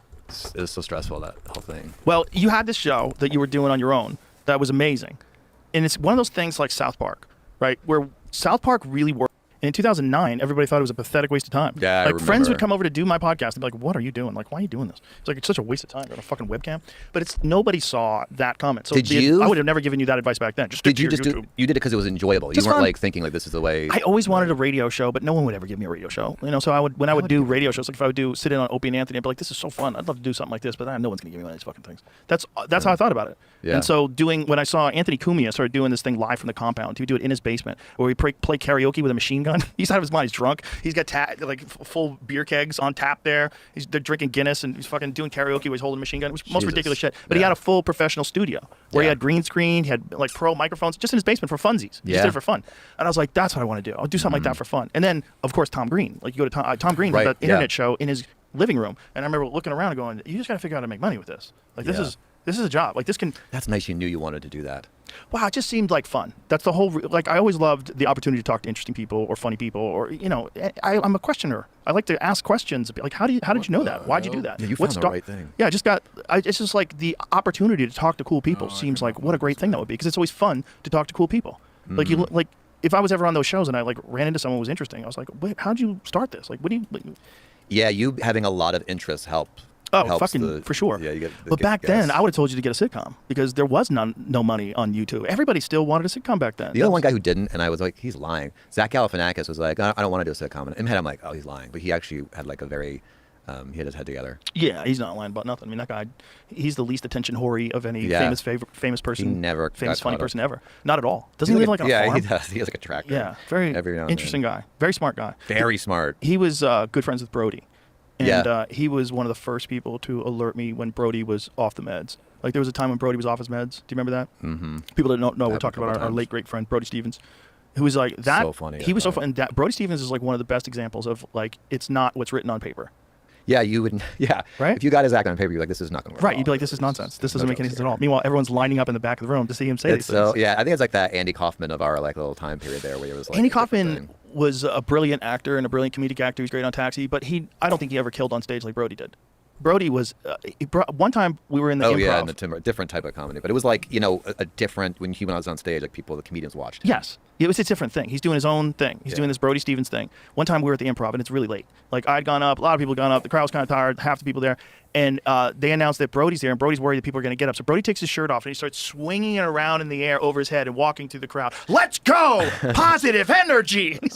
And he gets on stage, and he pulls drumsticks out of his back pocket, starts beating the chairs, and he starts talking shit. And he just changed the energy of the whole room. Changed the energy of the whole room. And I don't think there's anybody like since him, I can't think of somebody who's like replaced it. Someone will replace that, but they're going to do it in their own way. You got to go you have Brody's on stage, you have to go watch. Yeah, and the part Holtzman's of the fun, like that now. Holtzman? Oh, I don't know him. Brian Holtzman? You don't know Brian Holtzman? No. Oh my God, I stay in dude. my house a lot. Oh my God. You let him stay at your house? You don't even know? No, I stay at my house. You've never saw Holtzman at the Comedy Store? No. That's crazy. You know what? I might have and just didn't know his name. Well, he would always gone late at night, and unfortunately, there would be like 15 people left in the crowd, and Holtzman would go on these wild rants. He's like one of the funniest guys of all time. He's like a complete total comics comic. Oh yeah, I don't know him well. But Holtzman's at our club now all the time, all the time. But now he has a crowd. Now people know about him, so they come to see him. You cannot go there. If anything, if you can't tolerate literally everything, don't go. What, is it very dirty? It's not dirty. It's just he's out of his fucking mind. And it's kind of in character, but you're not really sure. I like that. Like Mitzi Shore wouldn't let him on stage for 2 weeks after 9/11. She wouldn't let him up. He can't go up. He's like, Mitzi, I don't understand. I'm not going to cross any lines. He was like, couldn't wait to cross lines. Do you remember when Susan Smith, that lady, drowned her kids? Yes. He goes, the day. He's on stage. Ladies and gentlemen, I heard those are bad kids. I heard they sat that close to the TV. They didn't put away their blocks. They always spilt their fucking milk. Those kids are not going to be missed. And you're like, what? What did the audience do? Dying. Hollywood, Comedy Store, Sunset, Tuesday night or whatever it was, 1 a.m. They went nuts. Everybody went nuts. But that was Holtzman. Holtzman got these late spots. So he would say the wildest, most insane shit, but also have a really good point half the time. Like it was comedy wrapped up in a point, and then every now and then he'd let you in on it, like that it was just fucking around and go right back to it. And you know, it's a little dance he's doing with the crowd, and you got to know what the dance is. But if you know what the dance is, like comics love him. Like whenever he's on stage, we sit in the balcony and watch Holtzman at the Mothership. It sounds like that other guy who's older and blanking on his name. Don Barris? Nope. He's like, what do you people do in here at this hour? Oh, Lewis Black? No. Jesus, who are you talking about? He's at the store. Eddie Pepitone? I'm having Eddie Pepitone. Eddie's Love great. that guy. Oh yeah, he's great too. Very similar in a lot of ways, like just insane energy and has a point, but is also saying completely wacky. Yeah, I love like these like how He's a long sweetheart of a guy, careers too. can be. Like, Peptone. Yeah, he is. I think he started late. I think Eddie started Oh, a did little he? late. I think so. I At wonder least how I wasn't long. aware of him until later. It's good we have long career. Like imagine, I was thinking about the sports guys. You know, like you're a baseball player, and that's your identity, and then you're 30, and you're like, It's over.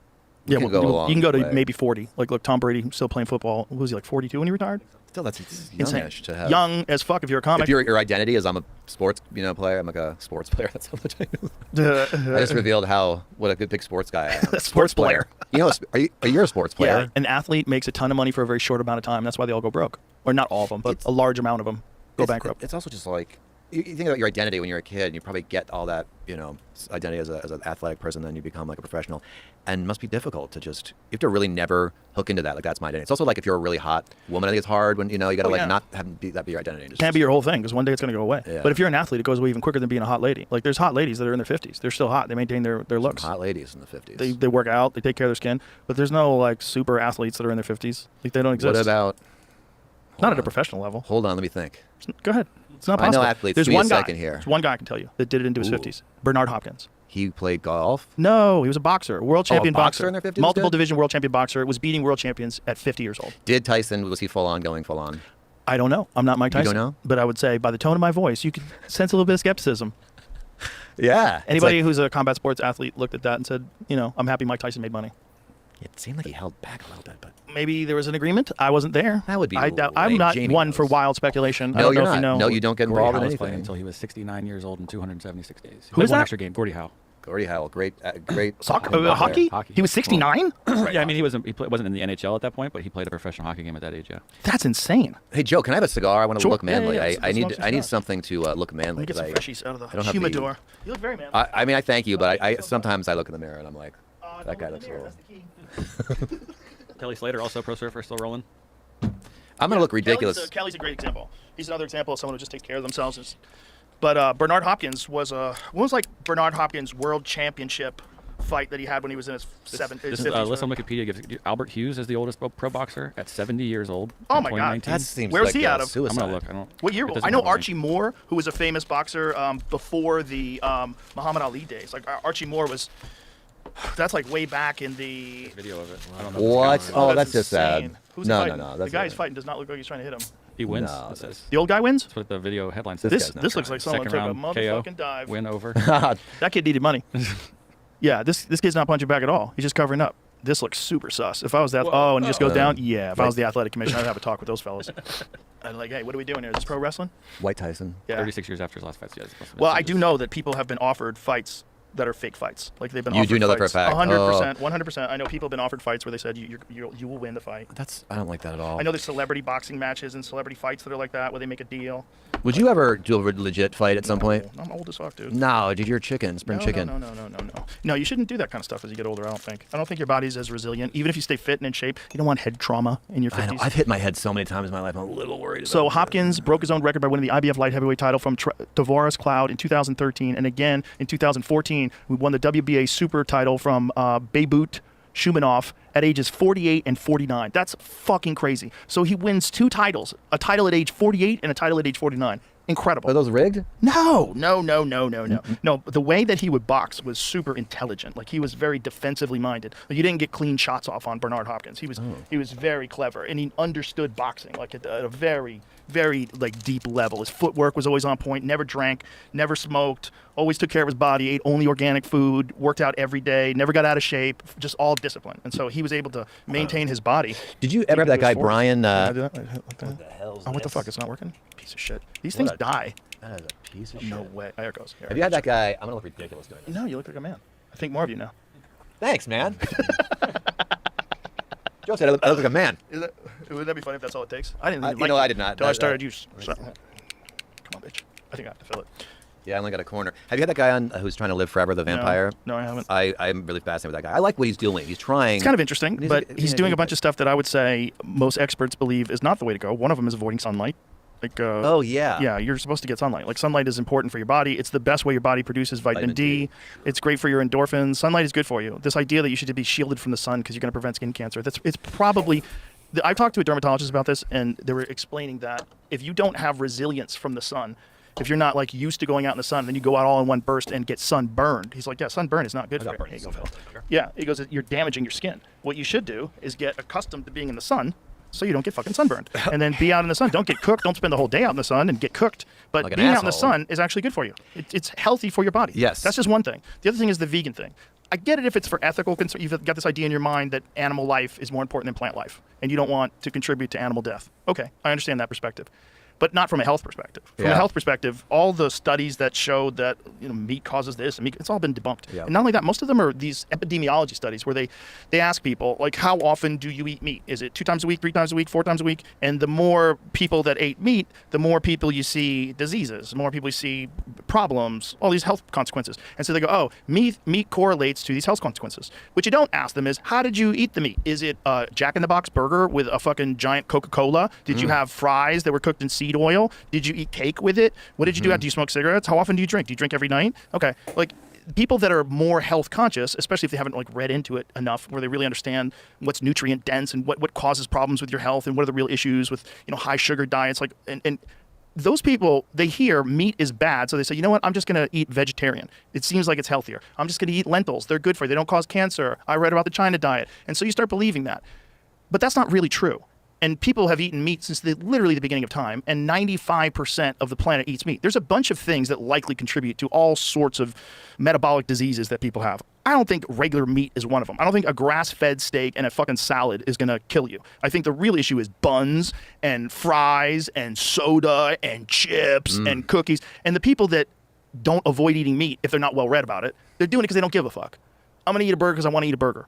So you get a lot of that. So in the people that avoid meat, you get like a healthy user bias, because these are people that, even if it's not correct, like I know people that truly believe that you can become a better athlete on a vegan diet. I'm like, okay, but there's no pros who have ever done that.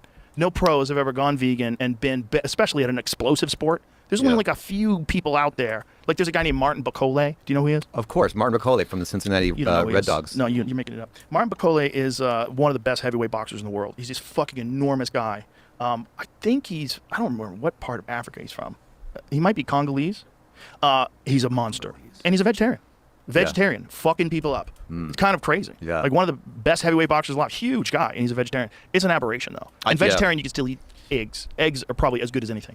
If you want to eat like one protein and, simple, easy to digest, has everything, eggs are pretty fucking solid. I eat eggs like every day. I actually tried to not eat meat for a little while a few years ago. And you need like a nutritionist with you to really make sure you cover that.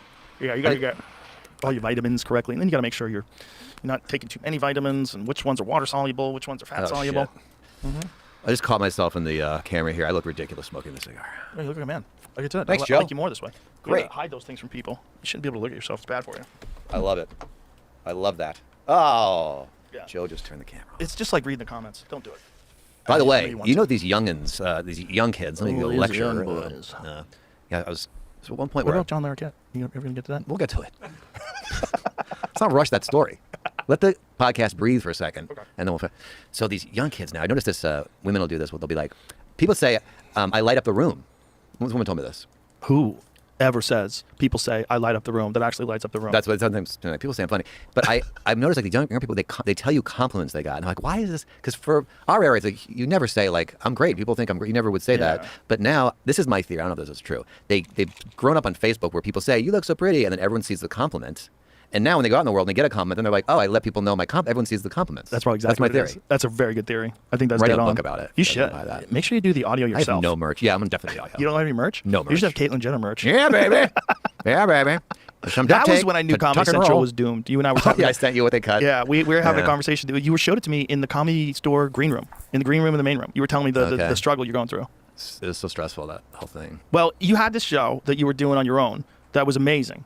And it's one of those things like South Park, right? Where South Park really works because they can do outrageous shit because you know it's not real, because they don't even look remotely human. Yeah, your brain knows. When you were doing the face swaps with like cell phone technology, like what everybody can use, it was obvious. So something funny about it being ridiculous. Clearly not Bill Maher. Yeah, It was clearly Kyle Dunnigan. Yeah. It wasn't Kim Kardashian. It was Kyle Dunnigan. It was, it was the way you were doing it was super obvious. Then the Comedy Central thing came along like this. Like you get a beard. I mean, that looks ridiculous. I didn't mean to have a beard. Start from the beginning. Wait, give me this play again. a different episode. No. A different one. This one's terrible. Listen, no one's buying my book. So, I thought I would read a excerpt to wet your whistle. All right, we can turn this off. Turn it off. You tortured him. If you want to put Wet on a your good whistle, one, baby. if you want to put on a good one, put the good one where she. What happened to her vagina? I forget what it was. Yeah. But they were all talking about something happened, and she shoved a baby in her pussy. Yeah, that sounds like a bit I did. You know, Your house burned down.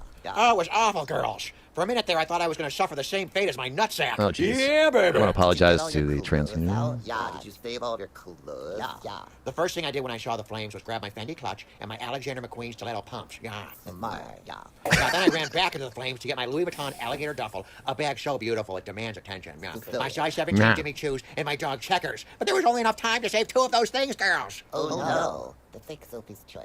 What's that? What did you choose?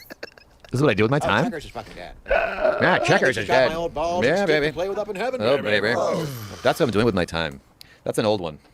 That's an oldie. But the fact that that's obvious made it better. When they did it on Comedy Central, they used higher level technology, and it was kind of weird. Mm-hmm. Yeah, it's creepy. It has that, what is that? Uncanny Valley. Uncanny Valley. Yeah, your brain needs to know it's a joke. Like obvious. Like that's obvious joke. Like no one's gonna look at that and go, what did Caitlyn Jenner say? Yeah, like look at that and you go, what is this? What the fuck Yeah. is like that's part of the fun of it, is it doesn't look real. Yeah, it's completely ridiculous. I didn't mean to have a beard. That was just I was being lazy. I was like trying to make a joke. By the way, I did impressions when I was younger. When I was like in middle school, I would do them. And then I started doing, like a manager was like, don't do impressions. And then that face app came along and I looked nothing like Trump. The first one I was doing was Trump. Yeah. Because I did Trump like years ago. And I was like, oh, I can do Trump because my face like is the opposite of Trump. Stormy! Stormy. It's funny, I have the worst Trump. Like I did Trump first and it's the worst one. Now everyone does a better Trump. It was fun Stormy, though. baby. It was a ridiculous character though.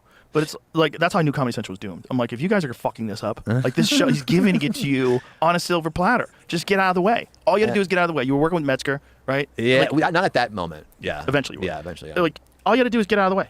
Just get out of the way. Point a camera at it. Tell him you're supporting him. Yeah, eventually there was a show on. Yeah, I was doing like full on because that was like I was kind of doing little videos, and then it became like I was crafting. You know, you were in one of them, Time Canceller. Like we had like crafted episodes. What did we do in that one? You played Becky, the nurse. Where's Time Canceller? Just to show Joe. I don't think you remember this. You probably don't remember it, but Time Canceller was like a full episode where no one ever was like, hey, we can make this, and it wasn't dirty, and it was like got a lot of views, and Hollywood never was. They were always like, no, thank you. Yeah, they couldn't figure out. It is weird, and it is weird. Well, it's this weird marriage of comedy, creative people, and then business people, executives. That's the weird marriage. And they because they've had a few hit shows before, or we're producing South Park, but you don't make it. You can't make it yourself. Like so, you have this idea in your head that you're a part of the process of, and you could choose. You've got an eye for creativity. Yeah. Oh, that's right. Nurse Becky. You were really good in that. Thank you. I don't. Do you come up to that on stage? To Nurse Joe Becky? Rogan from the. Well, Time a lot of people like Canceller? bringing up the airport. Yeah. Comes up there a lot. Do you have any like I don't want to be seen? You just like people coming up to you? How do you feel about that? Most people are nice. It's just people being nice. Most people. The That's vast good majority too, of people yeah. just want to say hi. They like what you do, and it's nice. You know, because of you, a lot of dudes come to my show, which is great. Was it mostly girls before? It's mostly nobody. It was mostly neither people are coming to my shows. But now it's great. People are coming to my shows. But it is like a sea of dudes. Like no, I did a tour and I started to count like, are any girls coming to my show? And the only ones would be like, my boyfriend likes you. It's just something like that. Yep. Like, and yeah, I saw thousands of people I didn't see. And there was never like 3 girls came to see me or something. It might be like 1 autistic girl. No ladies. Who likes to hear you say, yeah, baby. Yeah, baby. Yeah. Wait till this Netflix episode of Kill Tony Oh comes my God, out. the wildest show. That show is like a fever dream. Wow. It's That like show was nothing so else fun. is going to be on Netflix like that. Yeah. It was so fun. We can't give anything away because it doesn't come out until Monday, so we don't want to give anything away. Oh. But holy shit, was it funny.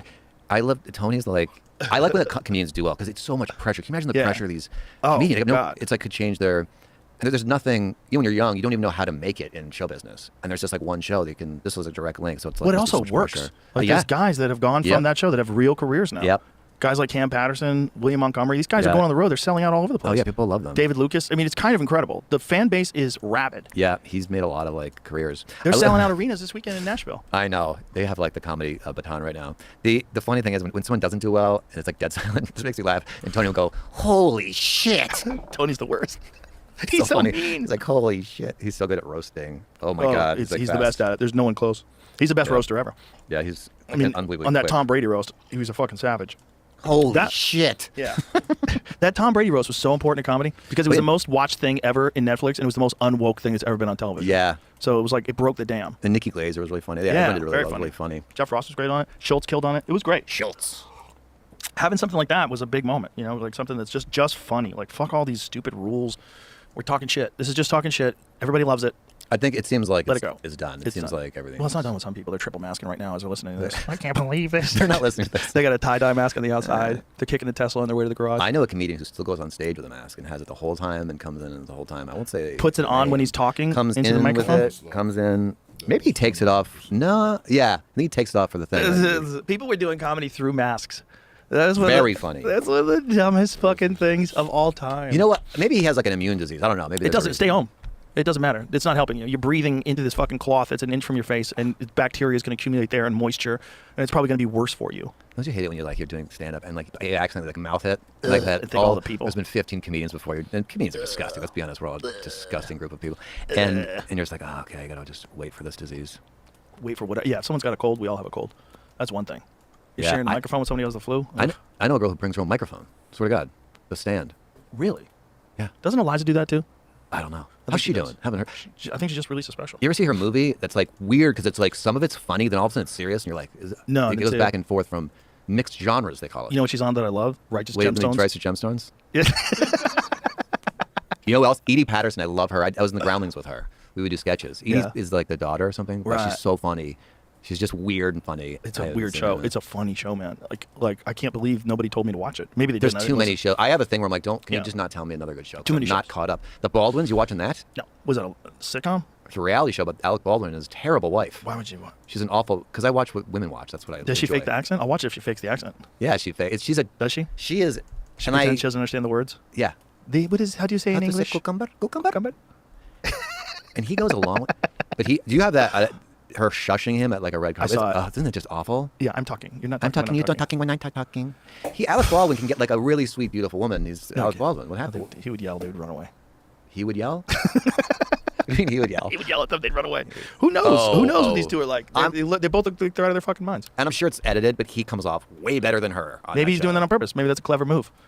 Let her say crazy shit. Don't check her. Let her come off looking like a nut. Maybe they planned it. Maybe they have a wonderful relationship, and they said, "Listen, this is not going to sell." She humiliated him. Maybe you're right to go viral. Listen, you were going to shut me up, and I'm not even going to comment on it. Oh. Plus, I just killed a lady. So it does make you forget about when he killed that lady. It's a good way to make you forget the show. Yeah. The other good way is you change your gender. Oh yeah, that's another good way. I mean, Bruce killed that lady with the car, baby. That was Bruce. Yeah, just Bruce. That was like right after that. Have you ever seen the footage of the car? The reenactment, like she was putting on lipstick or something. She was very distracted. What was I say about Alec Baldwin? Hold on, there's one other thing. No, he was. You said she. You shouldn't say she. What'd I say? You said she was. Please correct yourself. That was back when she was Bruce. She was she always Bruce? What does it say in the Olympics? Dead name. What? Can you dead name in the Olympics? Is that allowed? Dead naming kind of went away, huh?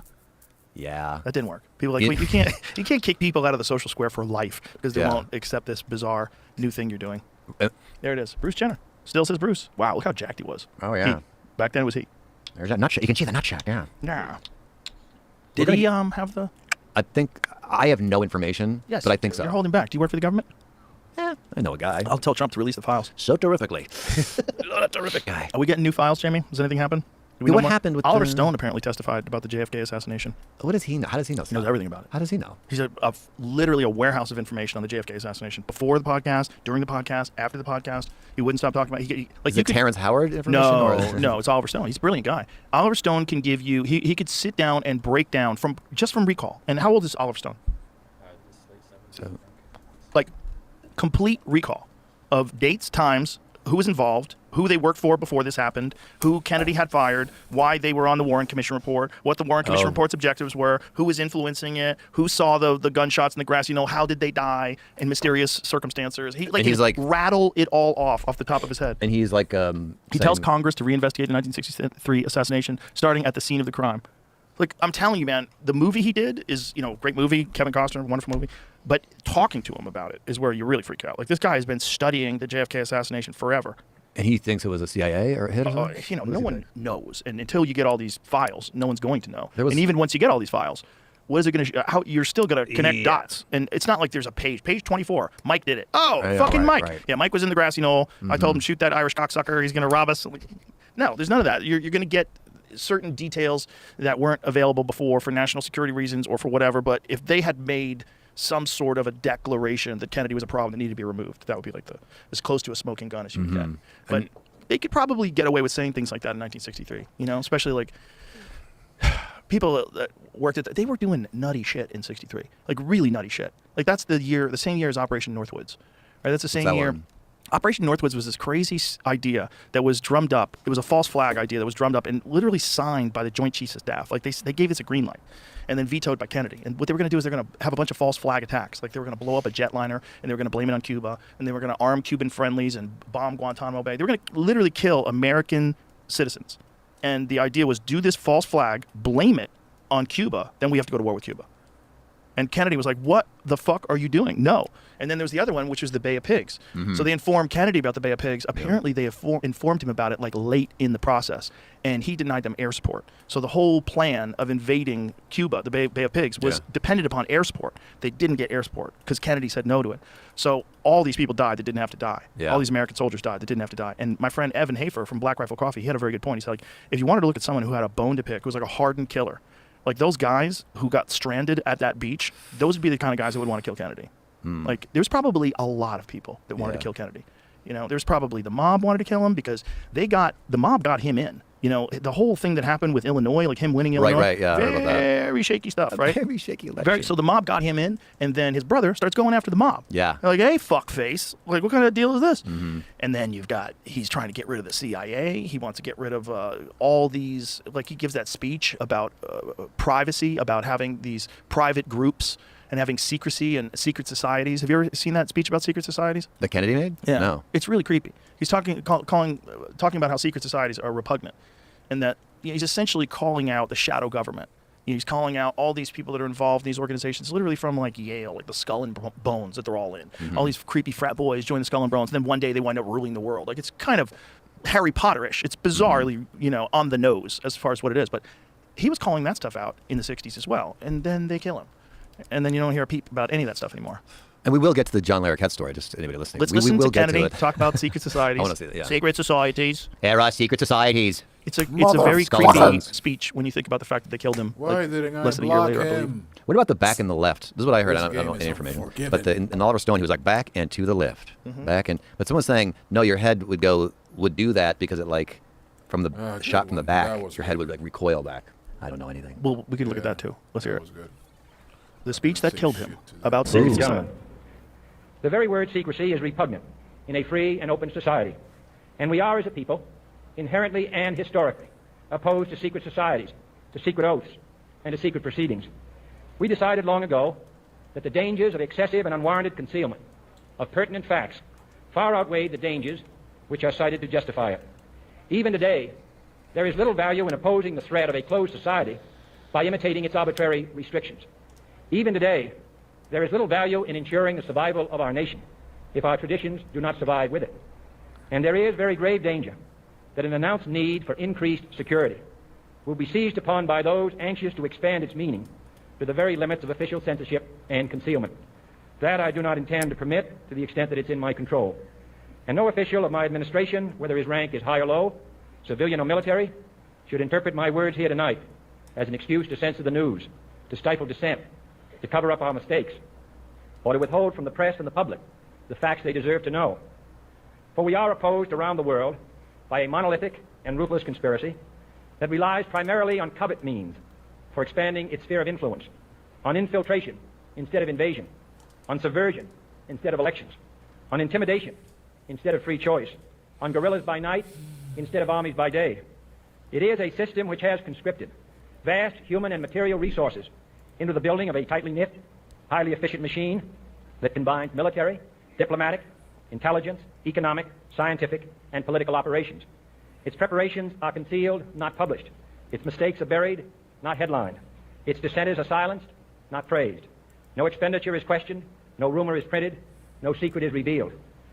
No president should fear public scrutiny of his program, for from that scrutiny comes understanding, and from that understanding comes support or opposition, and both are necessary. Why did we become so retarded?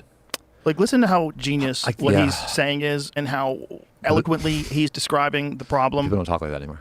No, we don't talk like that anymore. And if we did talk like that, people would be like, what did he just say? Yeah, I didn't understand a word. I understood half of those I words. didn't know what This is 1963. We're dumber now. Oh, yeah. With more access to information than we were in 63. And people think they're smarter because their phone, they think that's them, too. ChatGPT is like...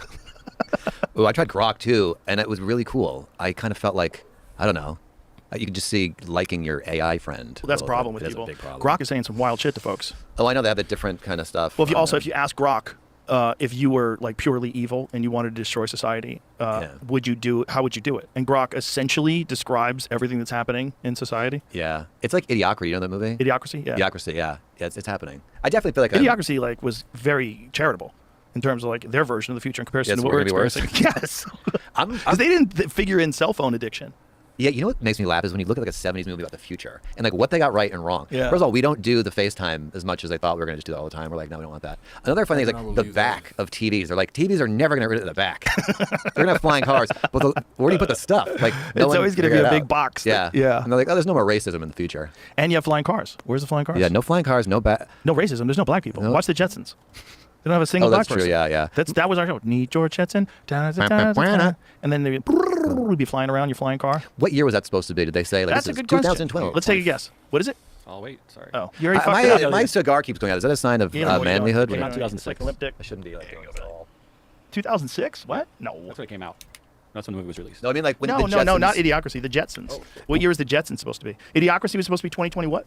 2,505. Oh, 2000. That's probably again accurate. very charitable. Yeah, and by the we way, could have a pro wrestling president right now. By the way. Oh yeah, The Rock. You know. I like that guy. Are we allowed to say that? I think they wanted The Rock to run. Rock could win. I went to go to the right? Yeah. I went to the gym with The Rock when I was in LA. Not a brag. I'm just telling you the facts. We went to the same gym. Did you guys get pumped? Yeah, we got this is before he was like really famous. But there was this like restaurant nearby, and I was there, and he got a stack of like 10 burgers. That's all he ate. I was like, he's an enormous dude. Guy? He was just wrestling back then. He could be the president. He couldn't lift the weight I was doing though. He went to machine and he had to go down. It was kind of humiliating. What? Found a year for the Jetsons. Okay, let's guess. Okay. I want to say Closest. 1998, 1999. I'm gonna say 1999. No way. Yeah. For reference to it came out in 1962 was the debut. 2000 this year 2020. 1999. What is it? It is apparently 100 years into the future, so 2062. Oh, okay. Not gonna happen though. No. They didn't figure out phones. That's even Star Trek didn't figure out cell phones. There was a walkie-talkie. Kirk out. He had to like shut his little walkie-talkie off. They did. Yeah, Kirk didn't have. Oh, apps. did you see this fucking warp drive thing? No, but I love space and all this stuff, so I want to see this. Yeah, somebody sent me that. This is very, very strange. I took physics in college, not to brag, but just telling you guys. I bet you did, dude. I never thought of doing something else, but I love other things, and for some reason, I just was like, in taking acting classes. What did you like about physics? I always love like outer space and just science stuff. I just always have like an interest in it. And in school, I didn't score well, but like physics, I did well because it was like wasn't a lot of reading, wasn't dense reading. What is the problem with you in reading? Well, I never had tested, but I did take Spanish, and she goes, you write all your B's and D's backwards. So I'm assuming I have dyslexia. How old were you though? I was in high school, but I always read. So like my parents were cool. They'd send me to speed reading classes. They weren't back then in my day. They weren't like you have a reading disorder. They were like you're dumb. You need to read faster. Yeah, you suck. Yeah, there was no test. No one had dyslexia. So dyslexia is like you see things backwards. Is that what it is? It's sort of like you flip things. So I actually put a dyslexia app on my computer, and it sort of like makes the font so I don't flip the So you do have dyslexia. I never was tested, but this app I read much faster with it, so I'm assuming I do. I took the medicine, it got better, so I assume I had it. Yeah, that's kind of what it was. Jamie, I sent you that warp drive thing. Yeah, I was trying. I don't like labels, Joe. I don't want to label myself with a disease. I can read. DARPA-funded researchers accidentally discovered the world's first warp bubble. Warp drive pioneer and former NASA warp drive specialist Dr. Harold G. Sonny White has reported the discovery of an actual real-world warp bubble. And according to White, the first of its kind breakthrough by Limitless Space Institute's team sets up a new starting point for those trying to manufacture a full-sized, warp-capable spacecraft. They added our detailed numerical analysis of our custom Casimir cavities, I don't know what that means, helped us identify a real and manufacturable nano-microstructure that is predicted to generate a negative vacuum energy density such that it would manifest a real nanoscale warp bubble, but not an analog, but the real thing. In other words, a warp bubble structure will manifest under these specific conditions. White cautioned that this does not mean we are building a fully functioning warp drive. As much more science needs to be done. All right, so if this was 2021, when I Googled to find it to try to see what you're talking about, I found this article. It just came out 3 days ago. Oh, 3 days ago. It's about an email, though. But Warp Drive think tank adds Harvard astrophysicist and warp theorist to advance planetary defense. We're talking about warp drive as an asteroid collection or something or other. So they're going to throw a warp drive around an asteroid to keep it from killing us? I don't know, yeah.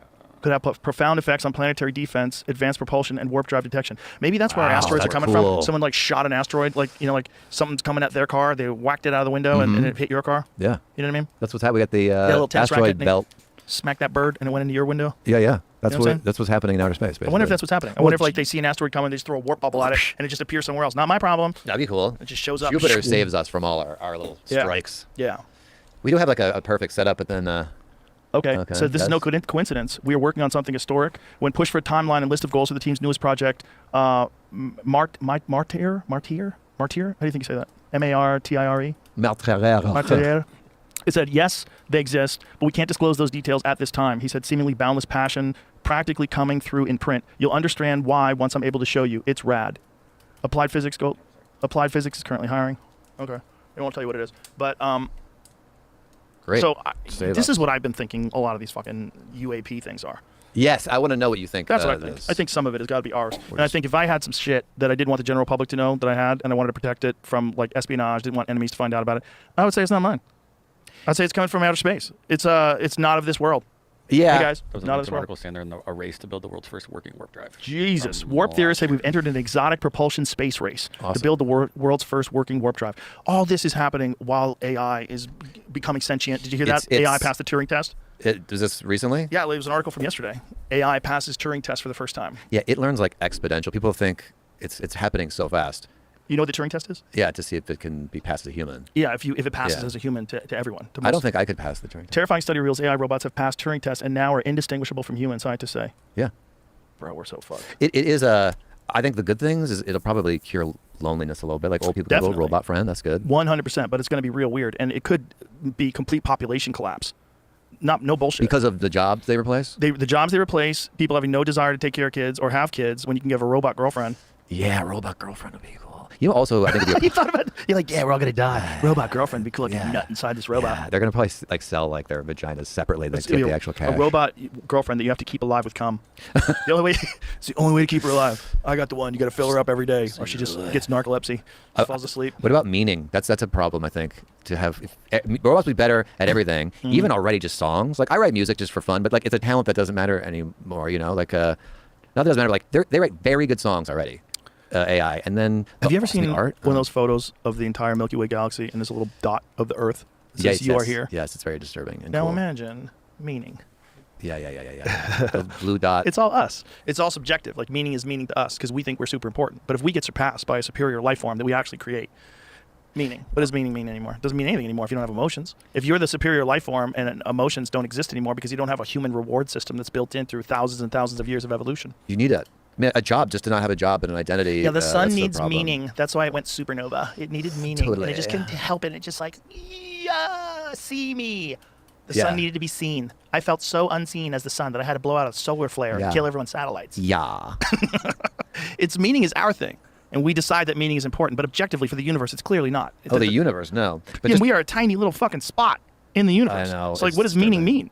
It only means something to us because we need meaning. What do you suggest people do though if they start to get, they don't have like a job they have to do, the robots do everything, we have universal income, and you're just like, I went on vacation for 3 days and I was miserable. Yeah, you have to find something you enjoy, like as humans. But again, this is just humans with the robot fuck ladies and free food. There will be no more babies.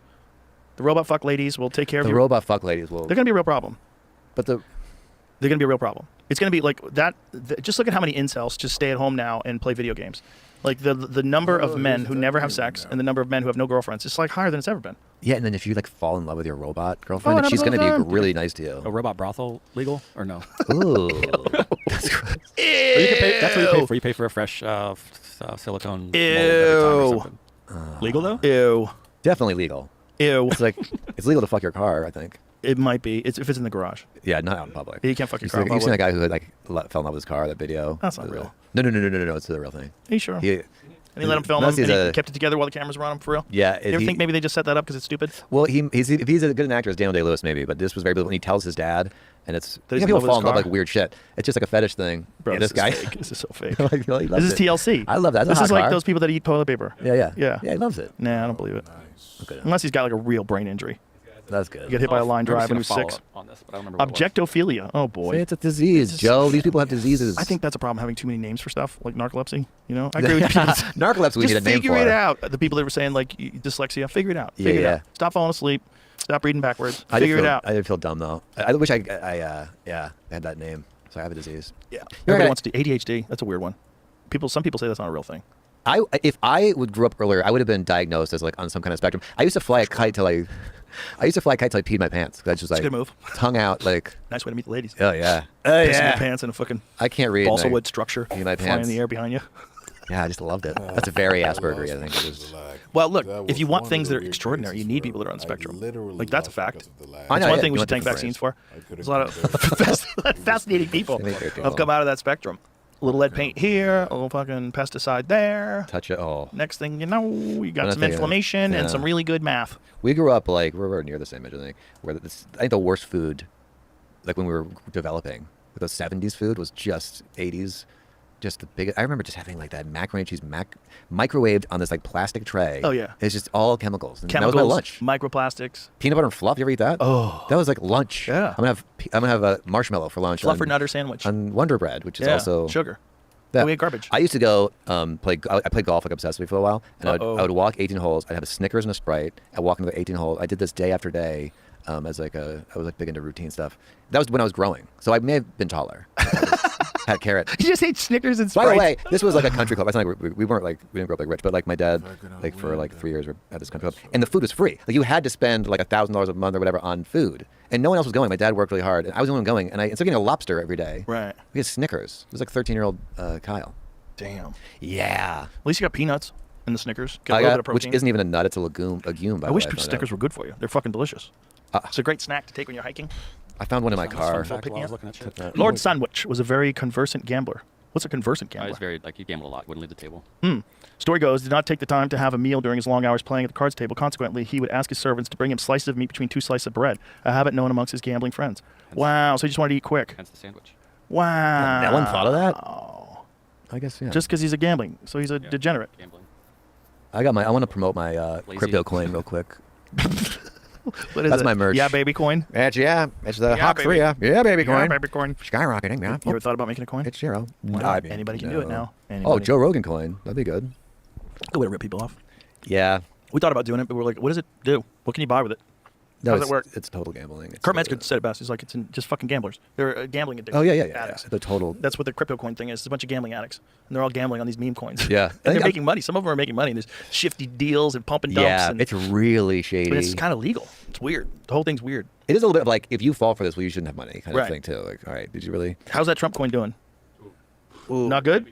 I think Bitcoin is. Oh, is it because of the economy? Yeah, everything else going on. So, are you paying attention to all this tariff stuff? You're not. You can't. No, read. I am. I actually am Stop very lying. interested in You finance. can't No, I watch videos of finance. I watch On TikTok? finance videos like every night. I'm very YouTube into it. videos? Yeah, Really? I've actually learned so much because of YouTube because I can watch the things and I realize I'm actually interested in a lot of things. Yes, I know something. It just about dropped while we're watching it. Oh shit, $9. It's actually doubled It's dropping today. while It's we're up watching it. It's 50% dropping today. because people are gambling. Jesus. They're buying and selling. So what is it worth now? $9.37. And what was it worth at its height? $80. $80. Wow. $75. Get your at its Trump height. coin. What Very did he make weird. off that? I'm Very very weird. curious. How does that work? $2 billion market cap. $2 billion. Still at $9? So that's what it's worth now. Does that mean all the Trump coins are worth $2 billion? Is that what it means? Collectively. Yeah. Collectively. So that was worth like. Look at the big 40 spike in the beginning, and then a bunch of people like sucker. Yeah, that is a total. That has to be what happened, right? Like how many people sold? Like, What did Trump the make next off day? that? So there's how many days is it? Scroll your thing over Did there. he make- How many days do you have? You have hours. Billions You of have dollars? hours before a giant drop off. Look at that. About 12 so hours. you have 12 hours, and then by Sunday, the 19th, it drops radically. Yeah, it's already dropped. But I bet those first 12 hours, like you couldn't, like most people couldn't trade it. But look at that first 12 hours. That is crypto coins. That's meme coins. Not like Bitcoin, not like Ethereum, but like that is a meme coin. That first thing, that explosion, that's what I expect. It's garbage. That's what I expect. But I support it. Why not? Yeah. If you could do that, look, if you can go fucking play cards, if you could figure out a way to 3-card Monty people on the streets of New York, Yeah. okay. I used to play poker all the time. I went through a phase. I actually won the Borgata tournament. I won a Oh, tournament there. shit. I had $6,000 in my. I had lost my luggage on a flight like weeks before. I'm like, I'm not going to lose this cash because I didn't have too much money. So I put like 3,000 or something in my suitcase. I'm like, I'm going to put like 3,000 in my pants because I'm not going to lose this money. And then I missed my flight. So now I slept over the airport with like giant wads. But you made it. I made it back. So why'd you stop playing? Was it too much? A waste of Crazy? time. Yeah, like I actually really studied and I was winning. Didn't make a ton of money, but like I didn't lose. a big amount of money. I think I'm like probably after playing 1 million hours, I'm up like $4. You know what I mean? It's like a total waste of my life. But Ari was doing it in the early days of his comedy career. He was making money doing that.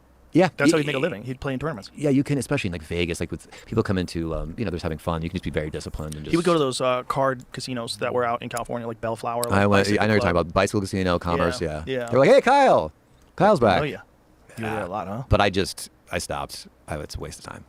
Well, for Ari, that was literally how he made a living when he wasn't making a living doing comedy yet. Yeah. He was that good, and he's like really Ari's very disciplined, Yeah. organized. Like he doesn't do anything stupid.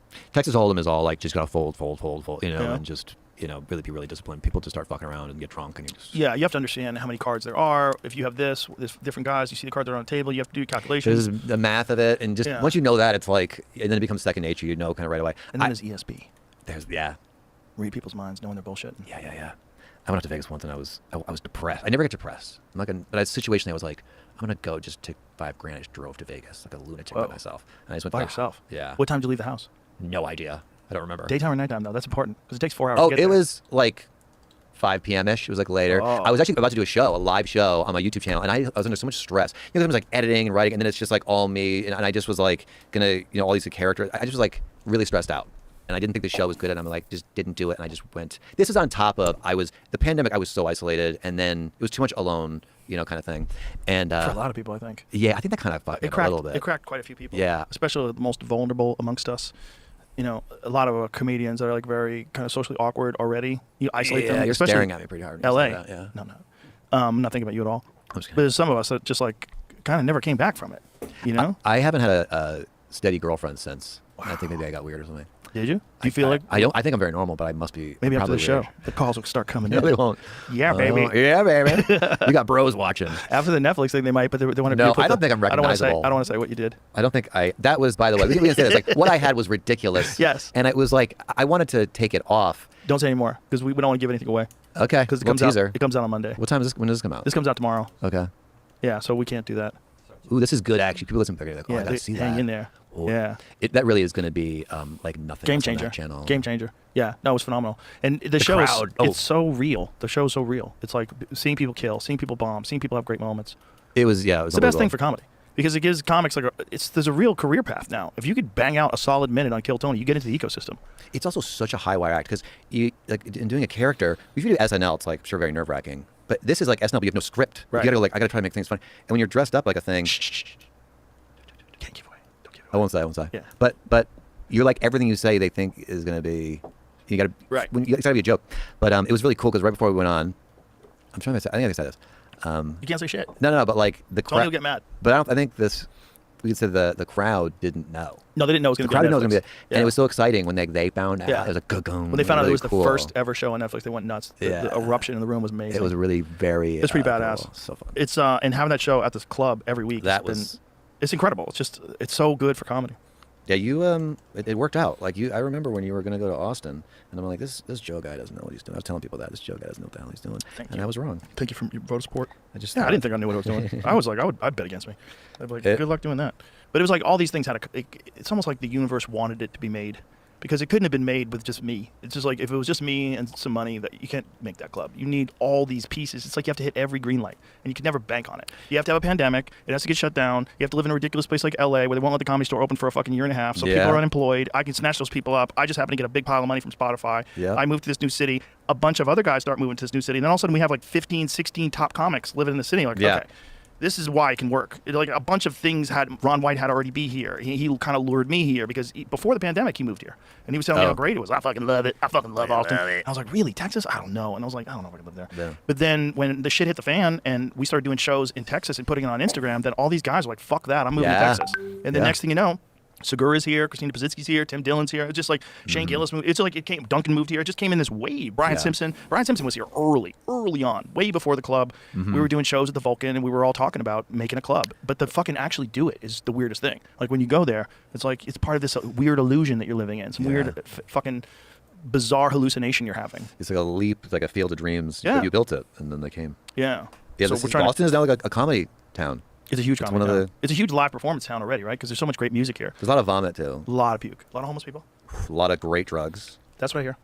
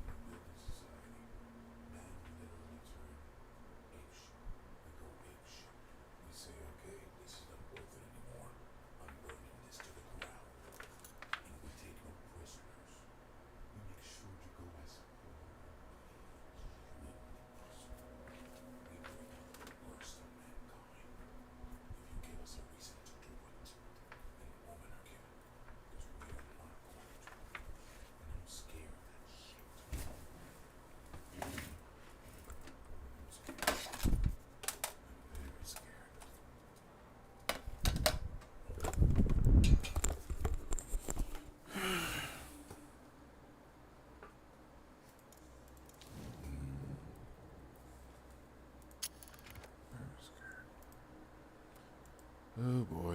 Wait, what? Welcome. I'm seeing more people in the viewership. Well, was playing Street Fighter, my other game that I love. But time to Deadlock. If anybody here... Oh, so this is a multi-stream... Sorry for the redundancy. There's multiple people watching in different platforms. Not a lot, but in case I speak about numbers. I suppose people are coming more frequently for Deadlock.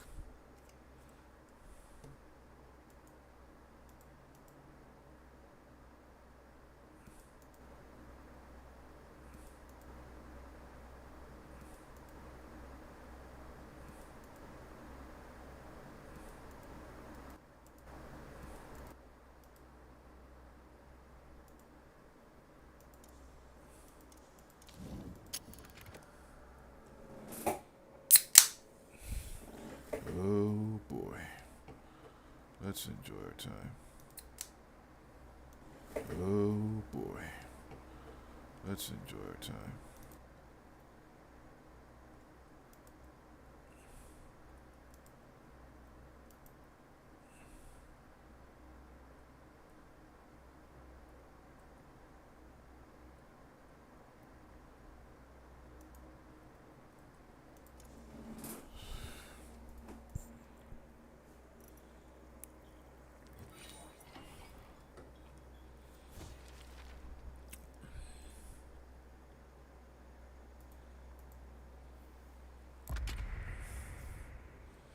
I'm just looking for a good spirit build, for heaven's sake.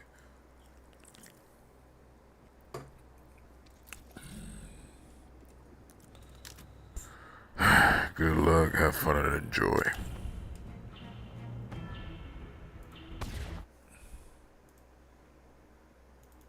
I had to get mowed, didn't I? Society may not appreciate your contribution.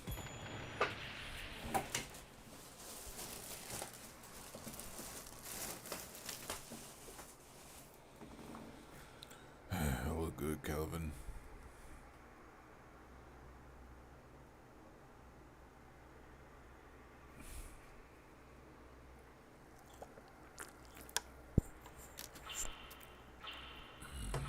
You shouldn't, but I do.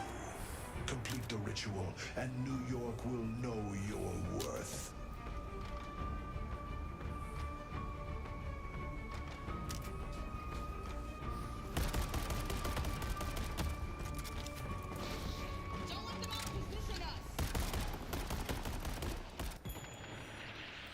I suppose it's tit for tat now.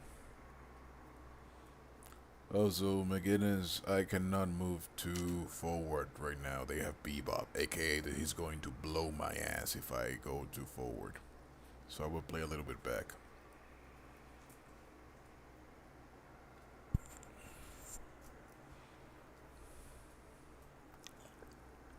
Don't worry, Calvin, I'll parry if she comes at you.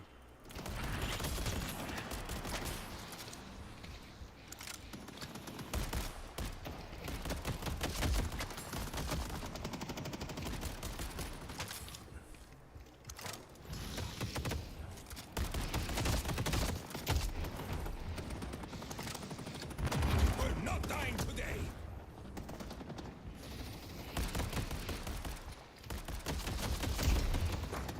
Abrams to the left.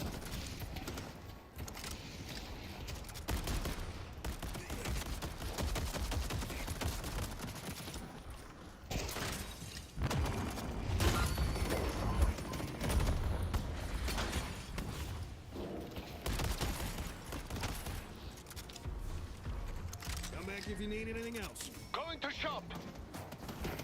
Slow him down.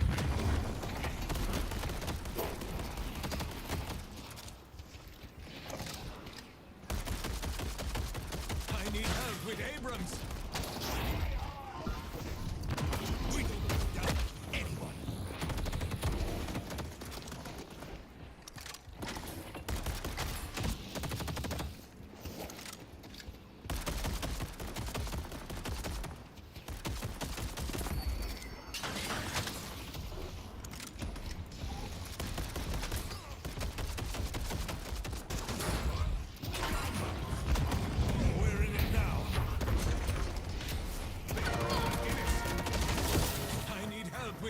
Sorry, McGinnis couldn't save you there. I got one of those for the missus.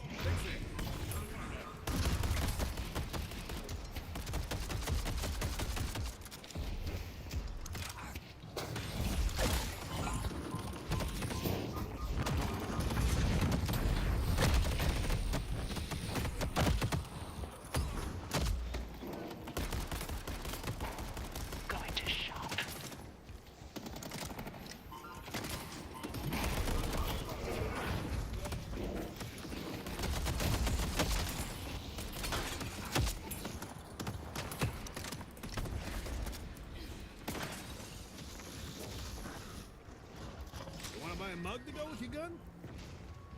Going to shop. Leave up to the right. Mother. Abrams taking our camps.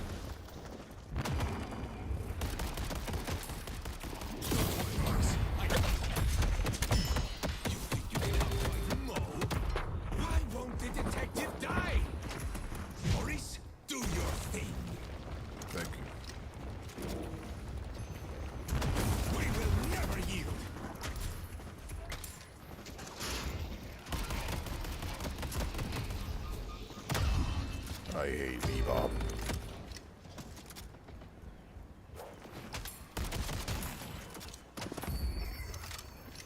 Going to heal.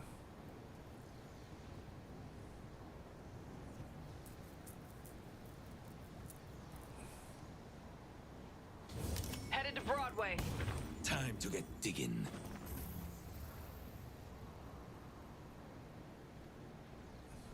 Crap survive, McGinnis.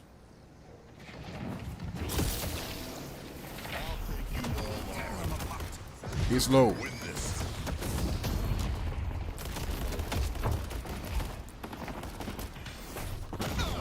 Got him. What sort of idiot gets in a fist fight with a mole person? We're not done. Holy shit, I hate him. Careful, Bebop is fishing. If you need more protection, you know where to find me.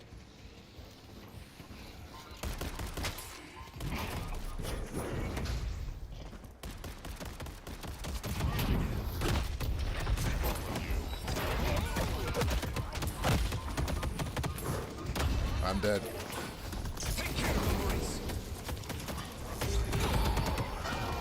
Mother. I hate this fucking robot. We need to keep the advantage.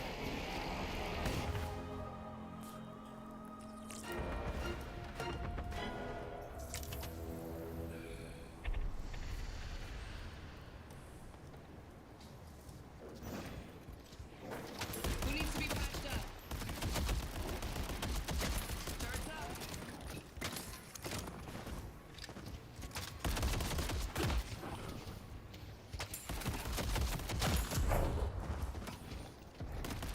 You think you got the edge? Going low. If you need more protection, you know where to find me. Keep fighting, Maurice.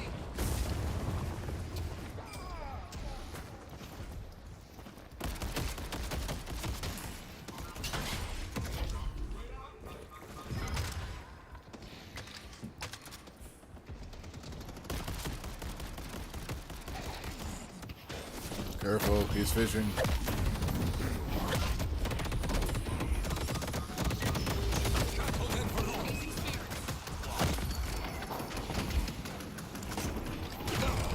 Thank you.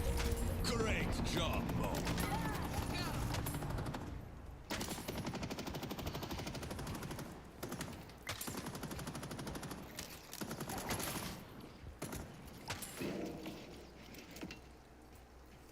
Going to shop. He doesn't know about this game, it seems. Cutting them off.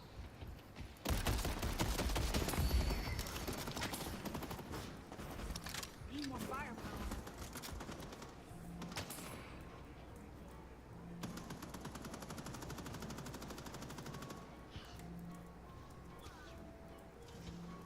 Who needs a pick me up?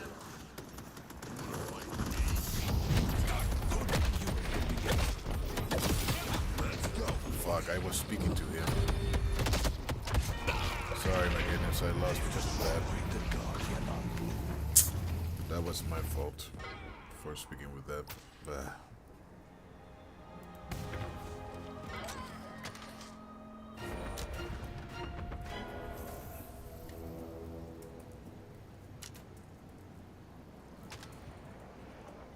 I know I'm missing all my shots, man. I'm sorry.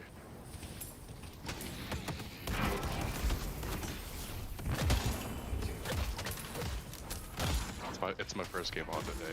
It'll get better, don't worry.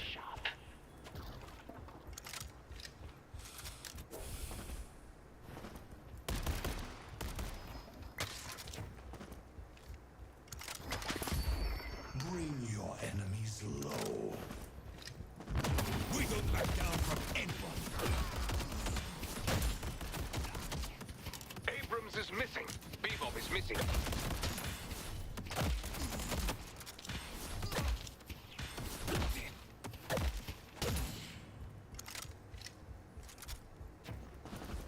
Gonna start for farming a little bit. Need to make an anti-Bebop build. It's a nightmare for me.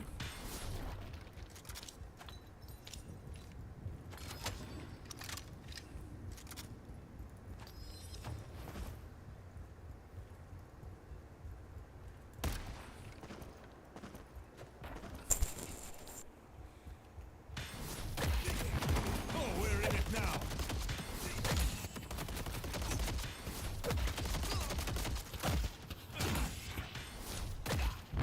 Keep fighting, Maurice.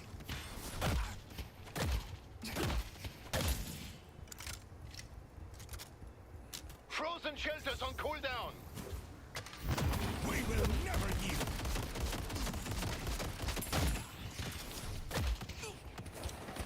I see the enemy.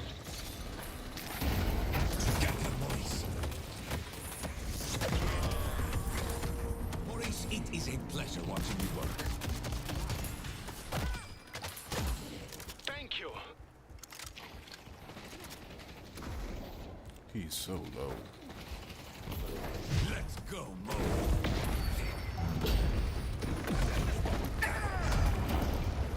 Abrams here. Great work. The boss has arrived.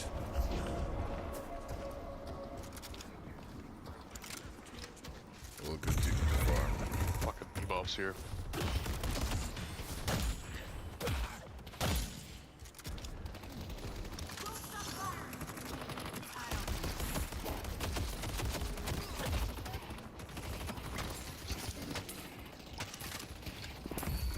Slay them. And the spirit urn is Careful. waiting to be claimed. Paradox has ult. Taken our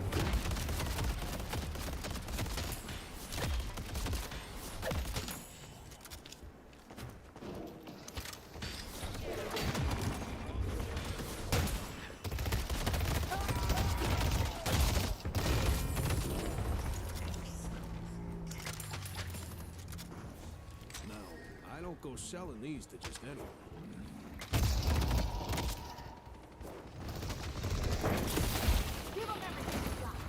I have ult. I have ult.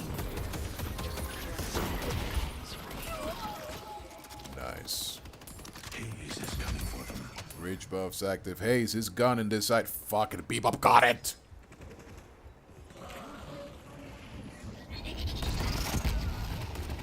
I'm holding on. Careful, Bebop has gun build.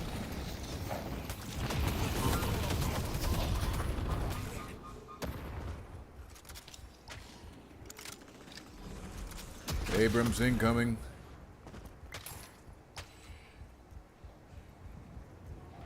Headed to yellow.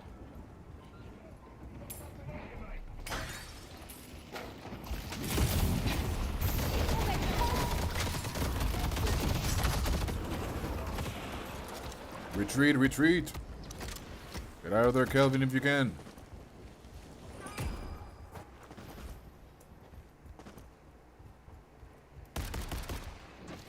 They've taken our yellow guardian. Ah, crap. 4 in yellow. Yeah, there was nothing you could do there. Our yellow walker is under attack. I have ult.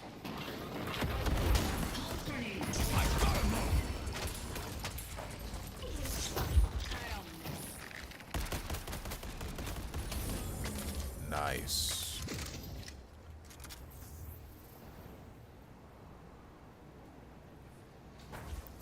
We'll continue farming. Nothing will get through my ice dome. Let's push York. We will never yield.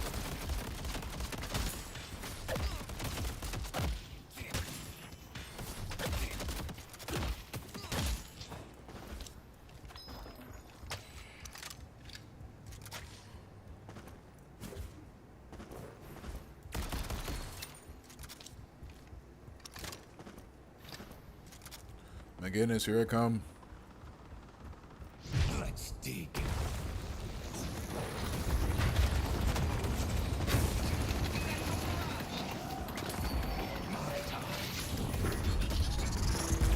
Infernus here. I think we have a problem. Let's go blue.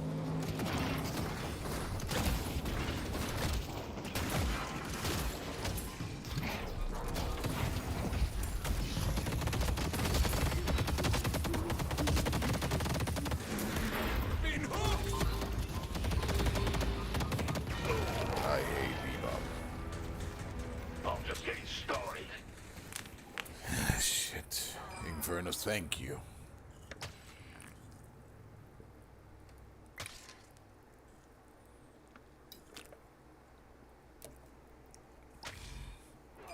Somebody pushing green.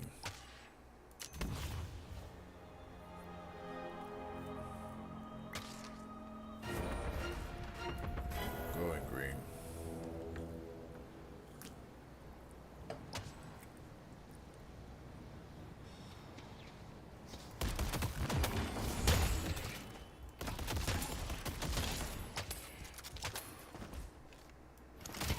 Headed to blue.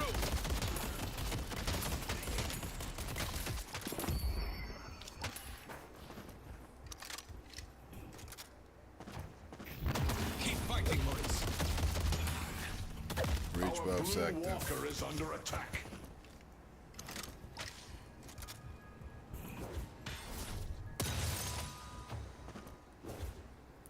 They're going yellow.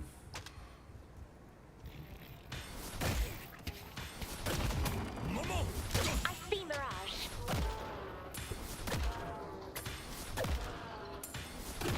Running in. Our yellow walker is under attack. Going yellow.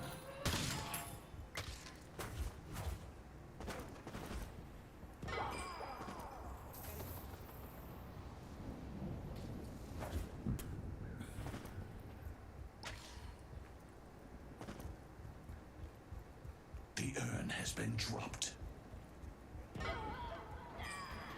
Nice. Walker is under attack. You're not killing it. We got him! Good day. Yes, Vindicta. Pick them off one by one. Nice. I give you a boon. Going green.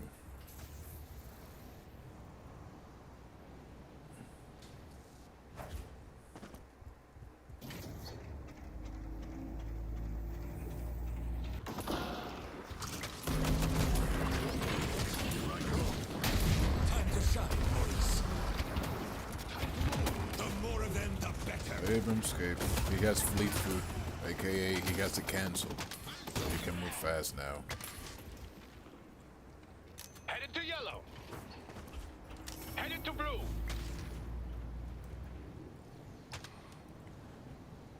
Going blue. I see Bebop. Have fun. Our blue walker is under attack.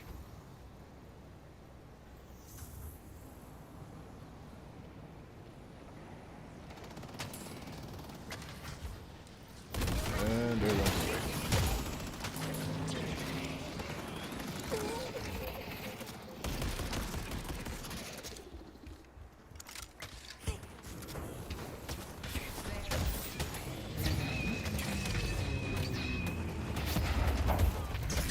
I have her.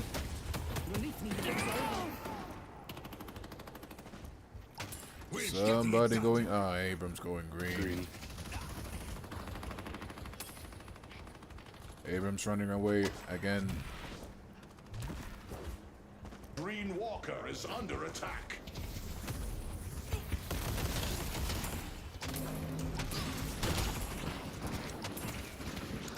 Abrams hiding.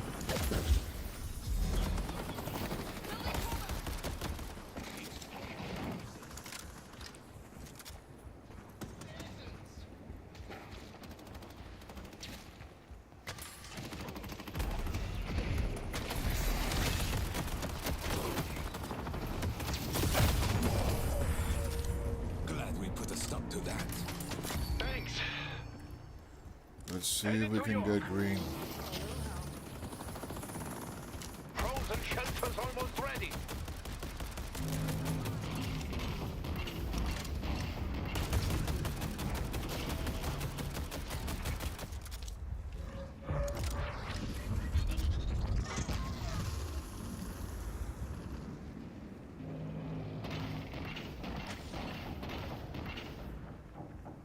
I don't know about you, Mo, but I am feeling a little exposed. Headed to park.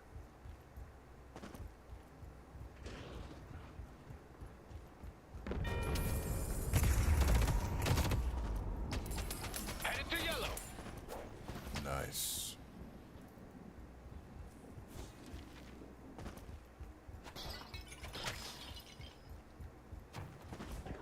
Oh, here I come, Benedicta, survive. Need help on park.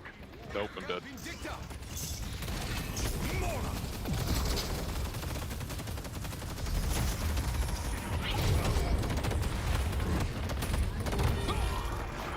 Four in blue. Careful. Bebop is low. Shit.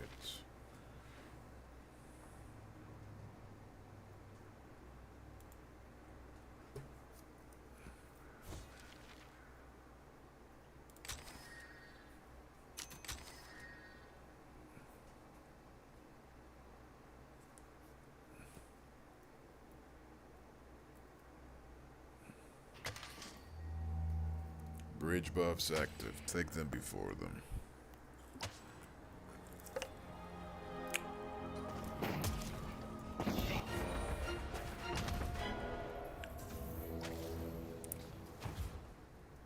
Yeah, no way Calvin can survive that shit.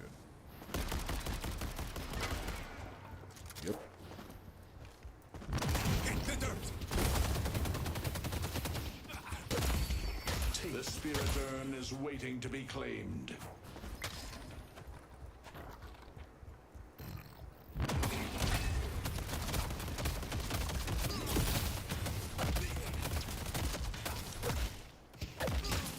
Our blue walker is... Let's take out Mirage.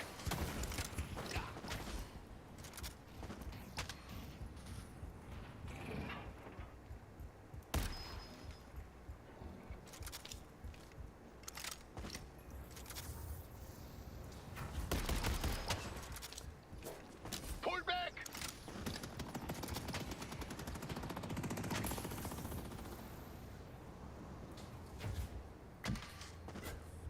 They run away from blue. We go back down from... Headed to yellow.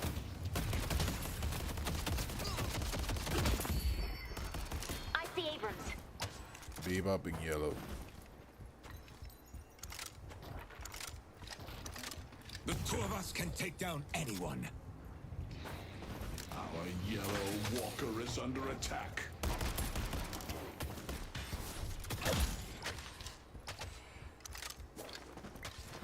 Somebody taking green. Going green.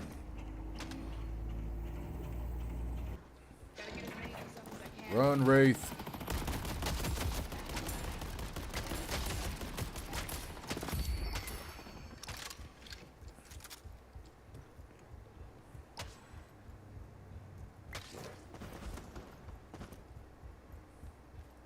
Maurice, do your thing.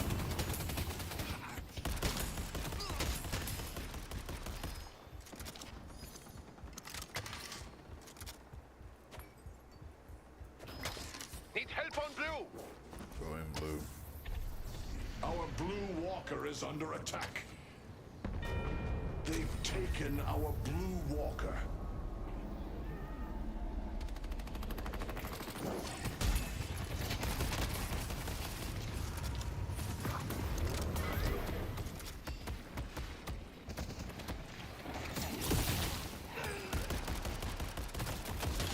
Your aim is impeccable, Wraith.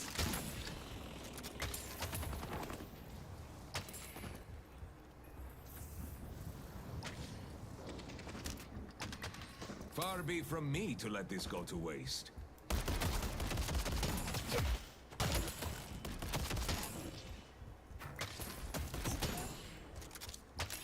Let's take out Abrams. Going yellow. Oh no, he's running away again. Man, he has that freaking canceled in lockdown.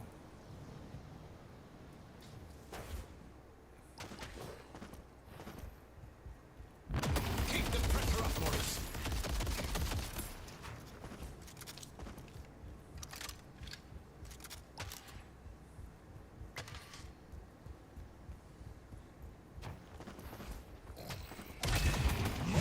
Goes back down. I see paradox. Leave him to me, Morris. Keep fighting, Morris.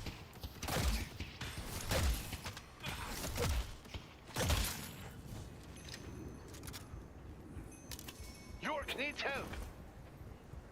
Going blue and later going yellow. Oh no, he's running away again.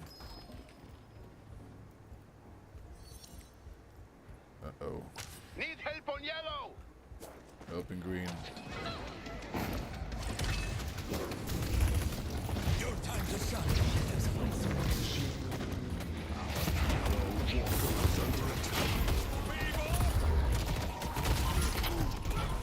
Let's take out Abrams.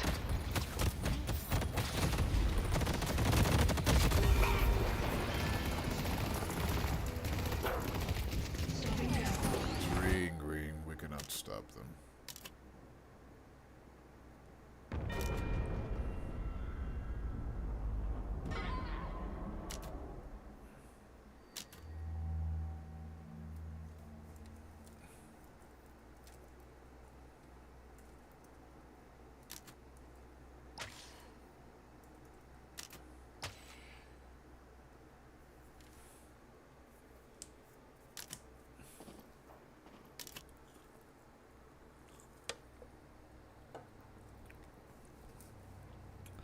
And you're the one freaking screaming and whining like a little bitch.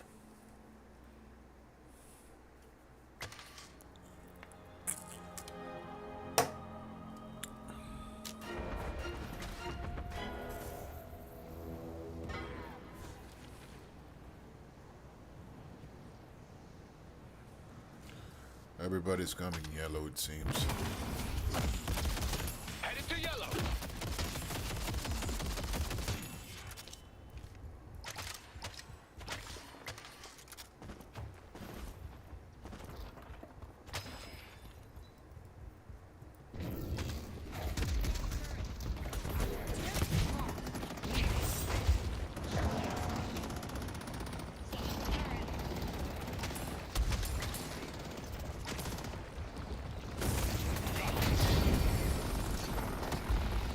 Pull back. Nice, Benedicta.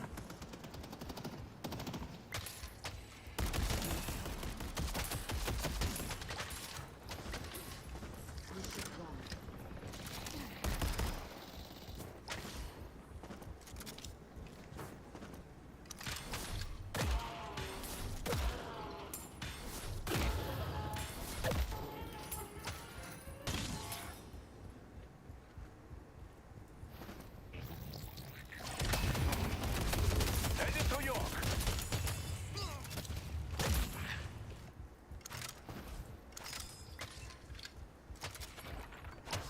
I see paradox. Going yellow again. Our yellow walker is a...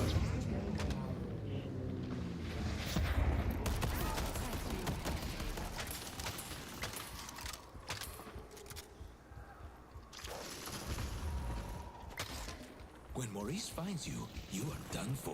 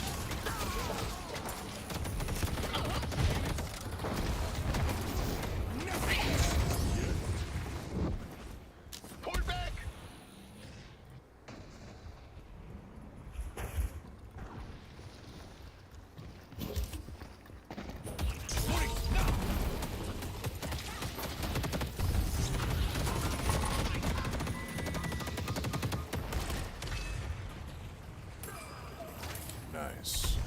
Paradox and Abrams really low. Teamwork. Ah, the old New York tuxedo. Bleeding blue. I see Mirage.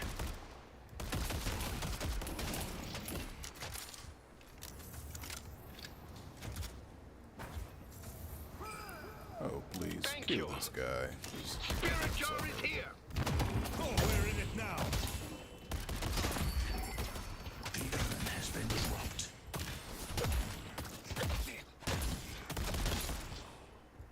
I better hold on tight. And when he loses, he gives up. Fuck off. Thanks. The more of them, the better.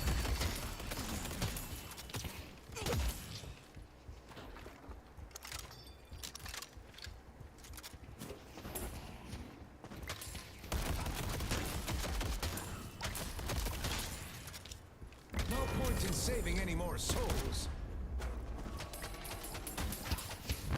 Oh, we're in it now. Pull back. We could go mid.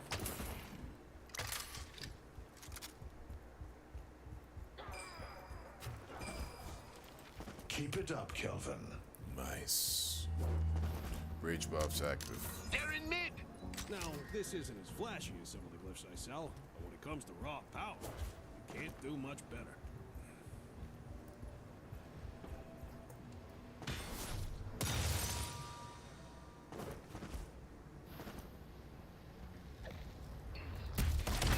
We will never yield.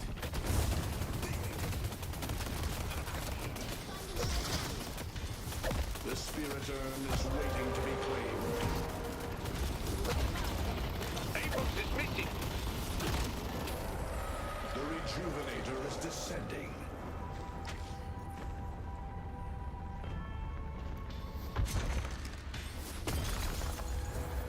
We picked up the resume.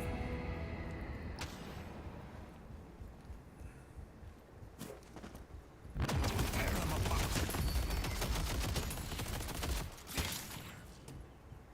Calico and maybe more people going yellow, trying again to get the walker. Headed to yellow.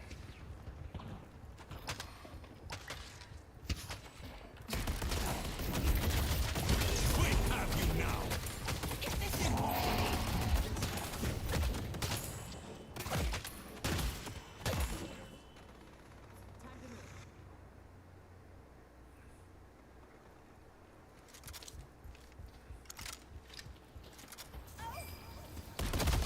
Nice.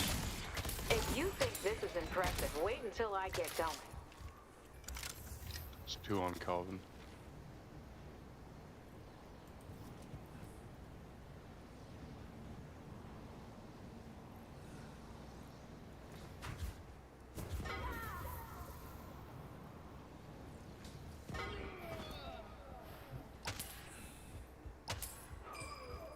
Nice. Oh fuck, they're pushing green for whatever reason.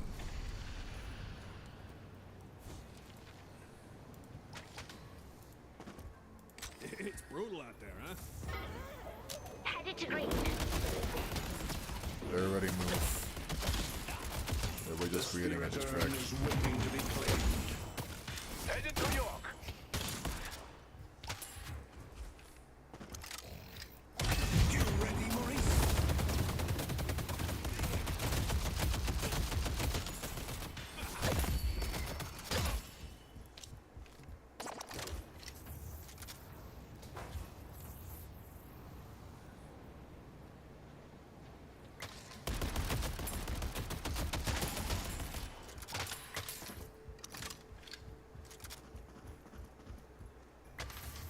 Going yellow.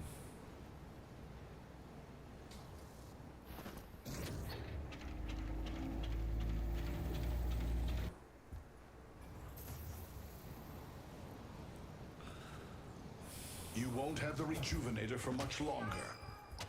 Nice.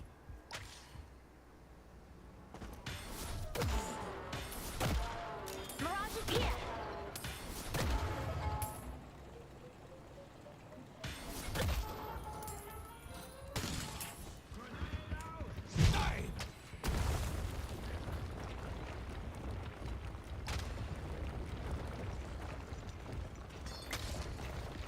Death brings consequences once more.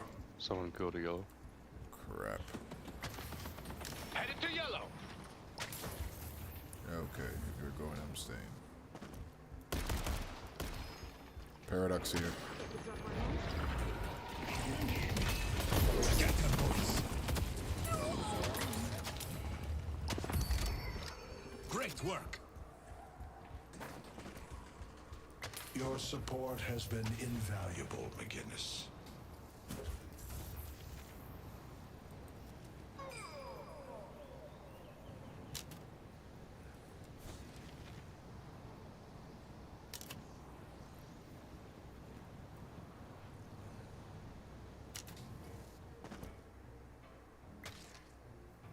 Here's your chance to shape your destiny.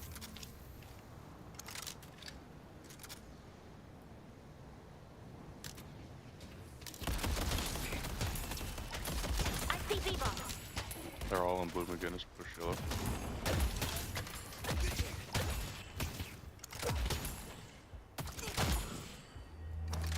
Rage buff's active.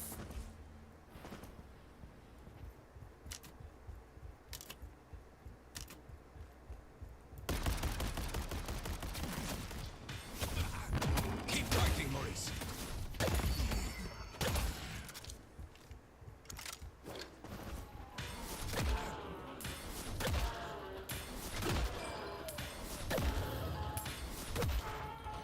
It's what we do. The spirit urn is waiting to be claimed. Going blue.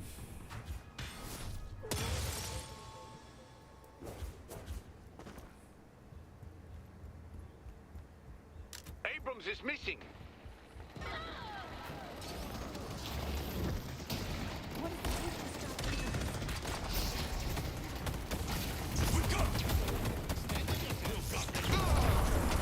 Nice. Abrams is down. I'm holding us. Keep throwing their lives away and be ready.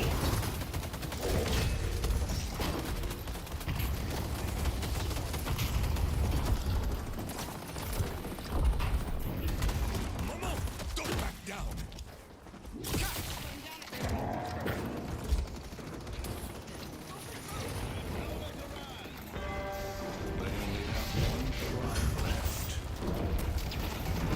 Keep the pressure up, boys.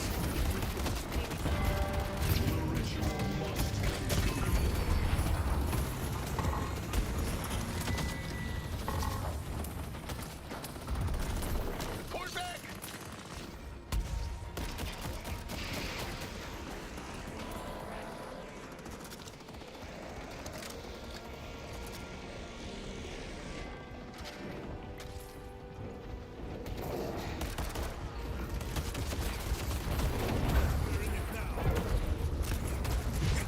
Pull back.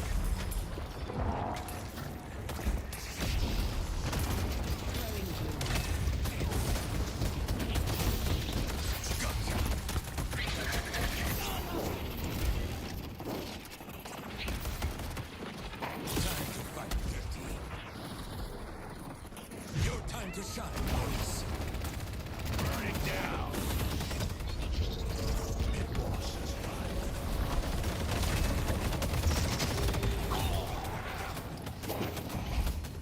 Four in the yellow side.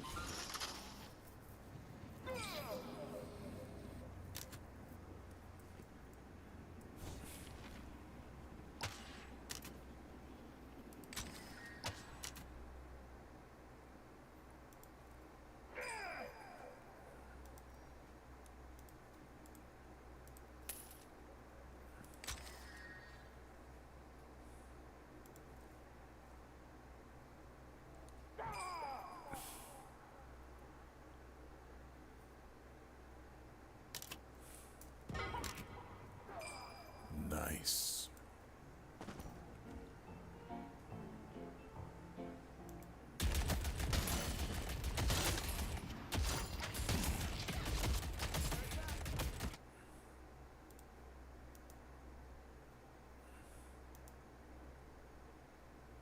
Mi dulce flor de enero.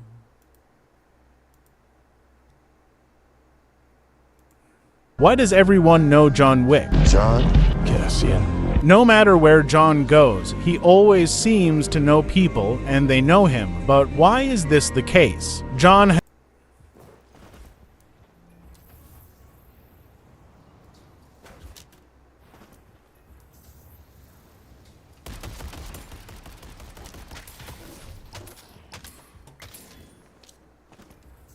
Going yellow.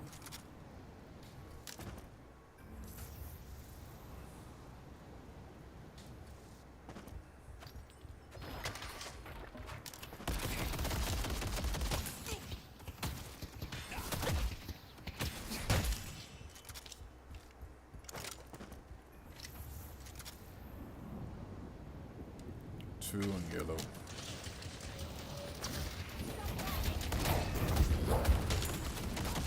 See that little patron here.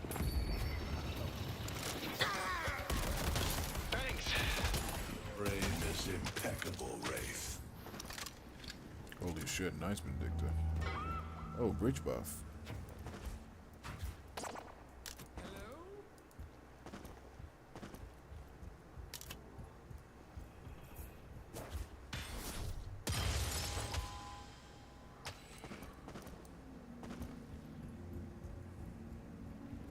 Holy shit, going yellow.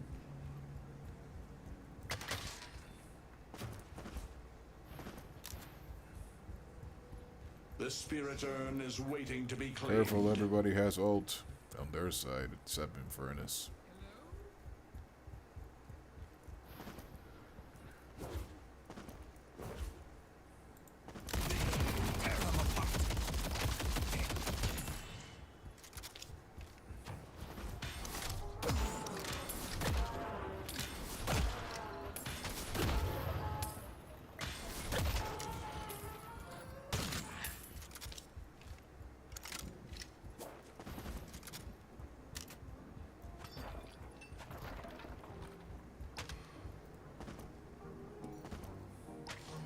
I won't lie.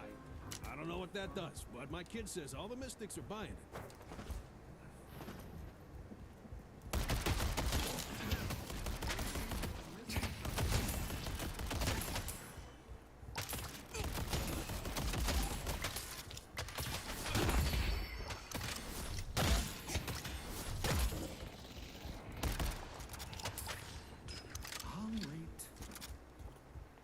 Push up.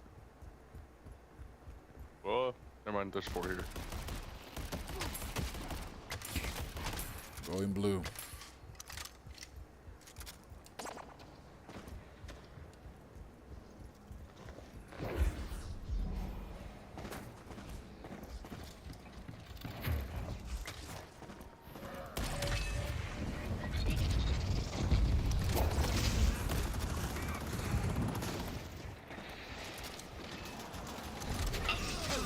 Behind us.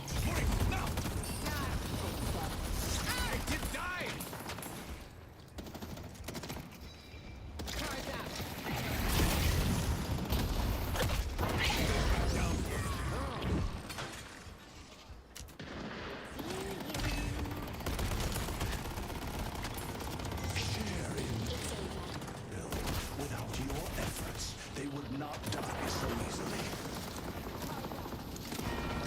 It's time to complete the ritual.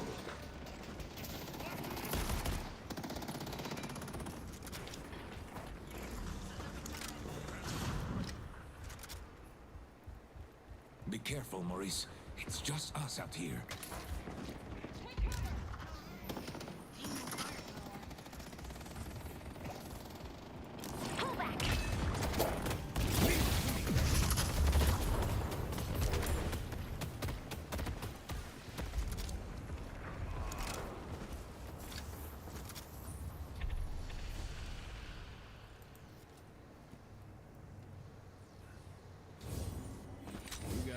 sense of taste. I love it.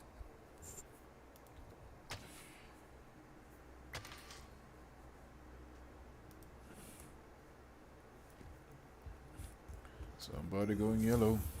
Calico and maybe somebody else, I'm not sure.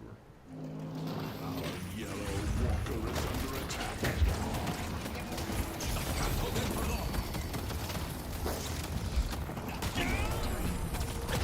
Another one's down.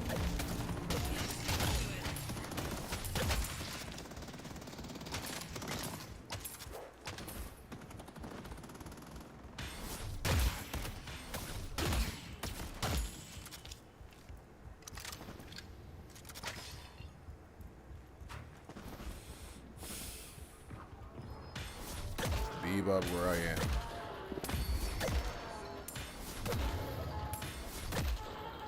Ha!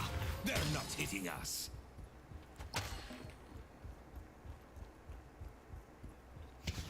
You are in my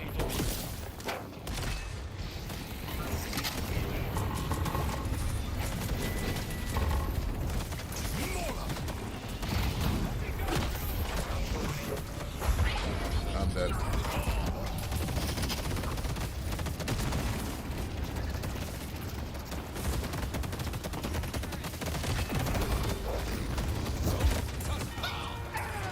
Finisher. Shit. Nice. Good.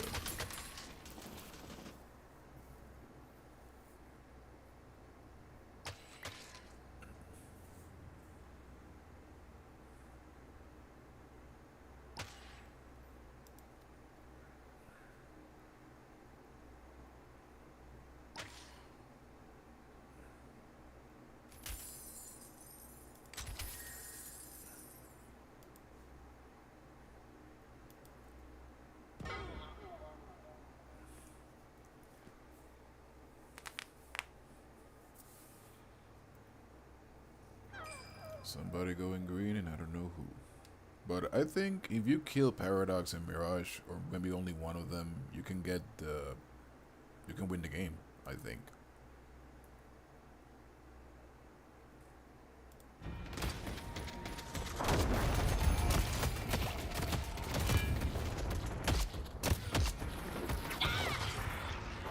Crap. Enemies. Pull back. Easier said than done.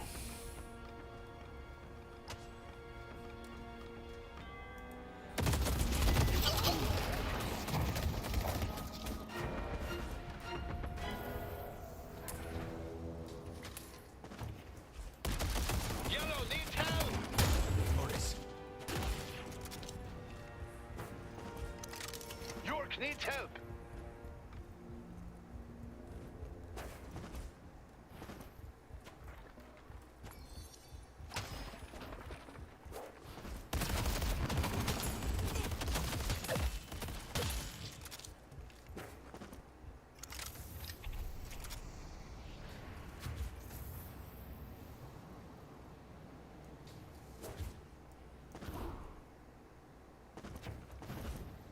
Ready to use item.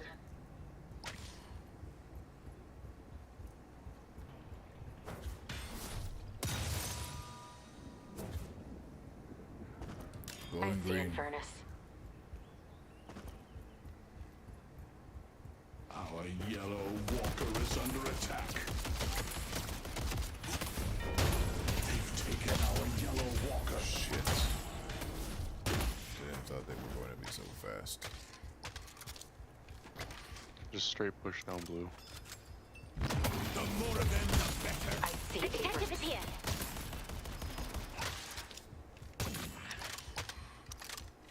Going blue. Keep fighting, Morris.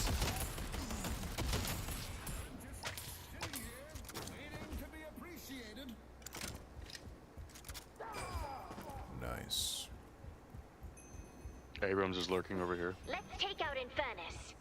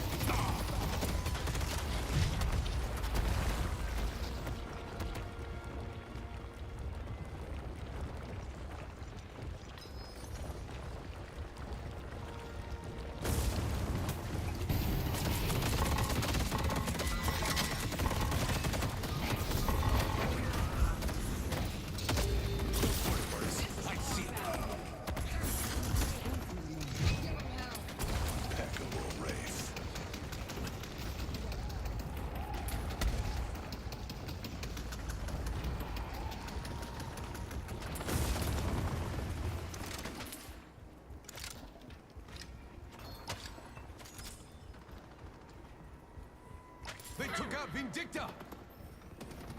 Thank you.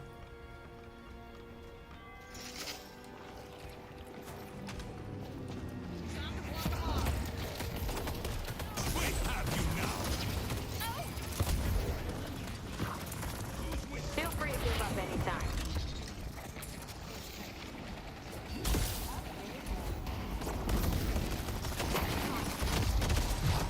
Abrams is missing.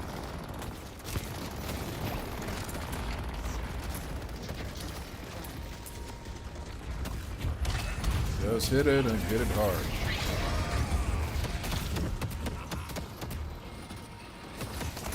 Finally. I am in your debt.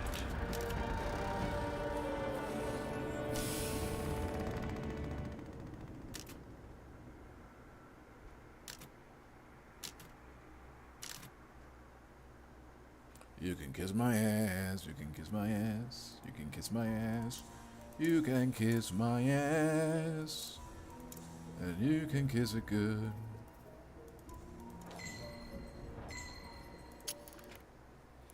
You can kiss my fat ass, although I don't have a fat ass now that I think about it.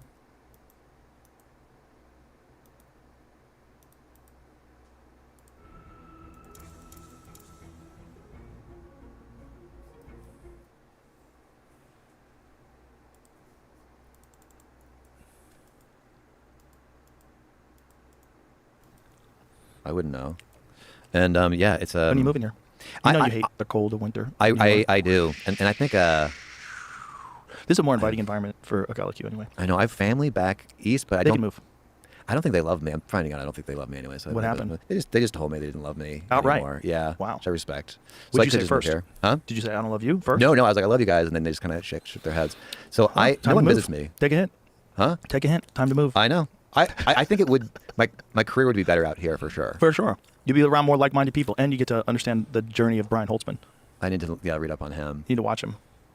Yeah. Yep. There's a lot of clubs here too. That's the beautiful thing about this place. You can get up anywhere here in town. There's so many clubs. It's hopping like every night of the week. Yeah, your club though is better than, and I'm not just saying that because I'm here, Joe. I'm not lying to you, but it's better than the Vulcan. I don't know if you know the Vulcan. It's a great club. Thank you.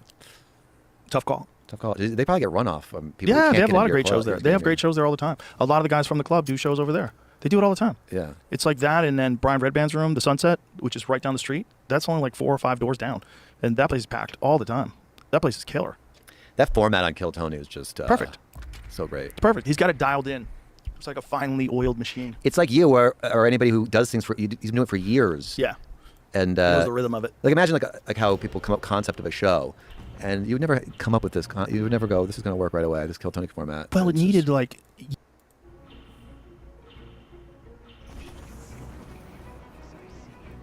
I think you guys have enough people. Good luck, have fun, and enjoy.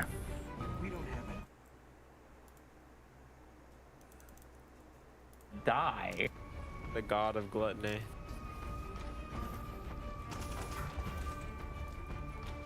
Oh, somebody doesn't like me.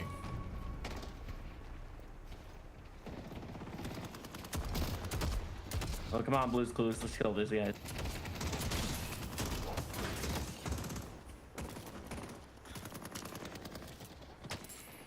I don't quit. Infernus doesn't have passive yet. That's weird.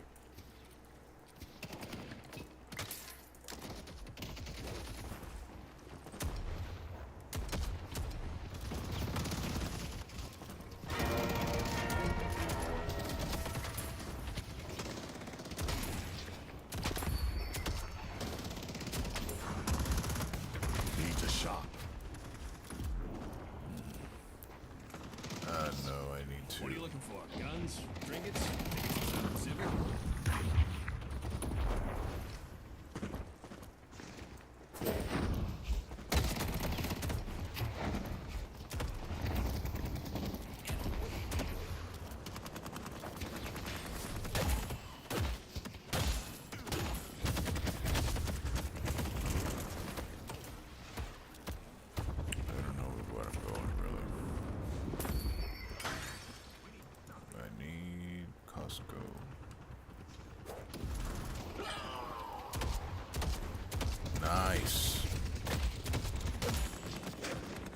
I was just playing up super hello.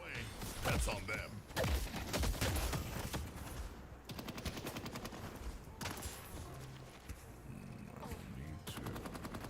Daniel, I'll throw in a free keychain.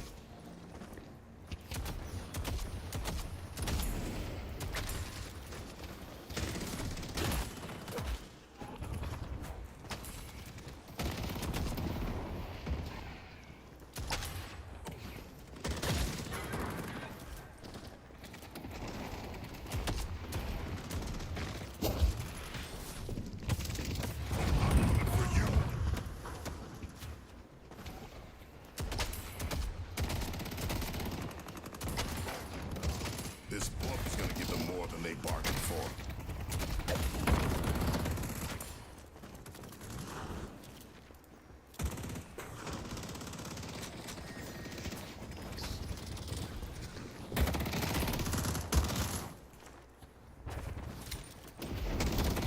Nothing stops me.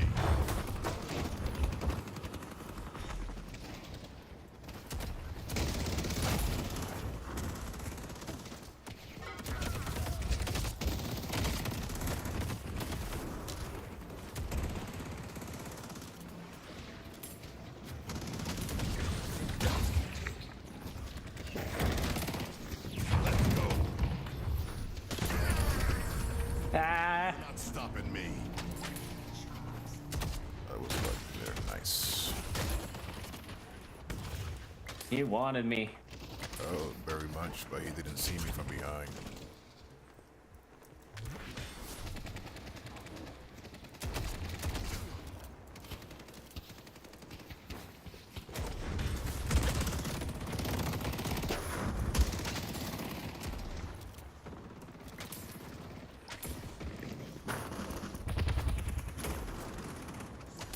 It's an excellent choice.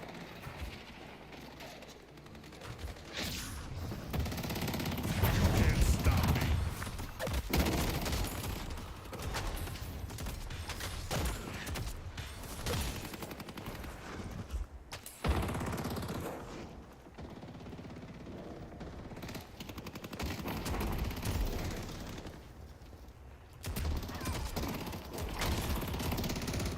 Okay. Furnace is missing. And I don't see where. He's back. Oh, okay. I'm not afraid of you. Here I come. Nice. Furnace low. I'm a little low too. I'm gonna heal up.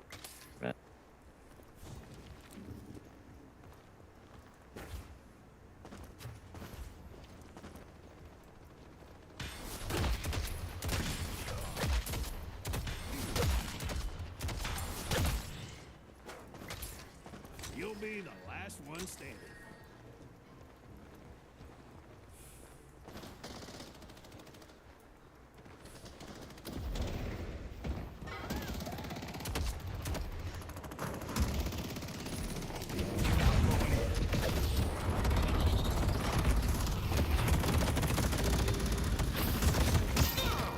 That was stupid. Be careful.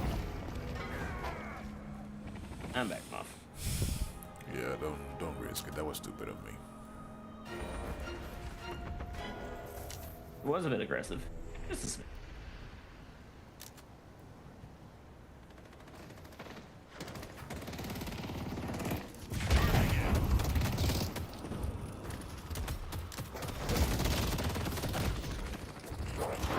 Oh, dude, don't And worry it's about really it. hard to hit a Viper. Don't worry about it, Mirage. They're not that fat. Just try to have fun in the end. Don't get to work on it.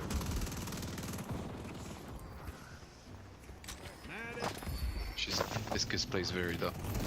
It's not really fun for me right now. Oh, he got me just low enough. Shit.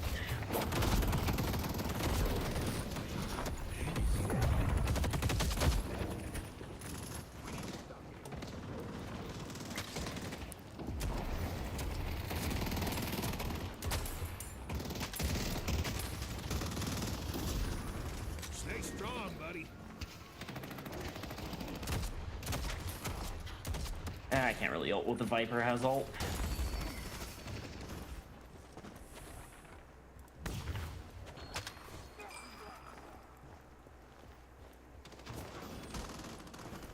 I got one of those for the mists. Big fan. Damn you, Geist.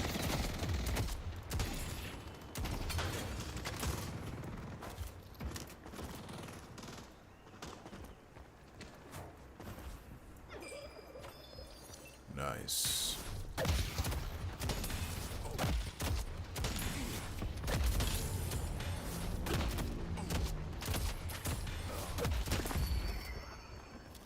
Coming from behind.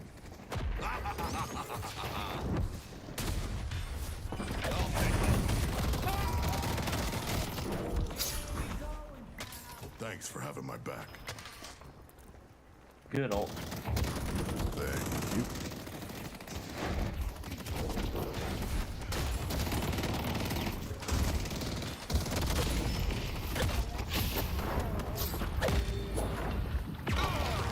Holy shit, I forget how deadly that fucking venom is.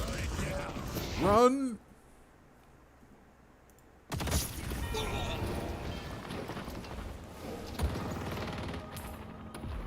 He fucking did.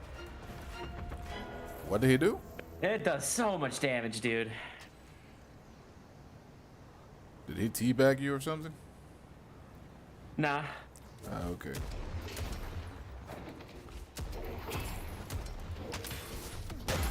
I've been toxic. That venom does so much damage early. Yeah, that's pretty much a death sentence. I've been buying a lot of healing just to make sure I'm not in that range. They've destroyed the Guardian on Yellow.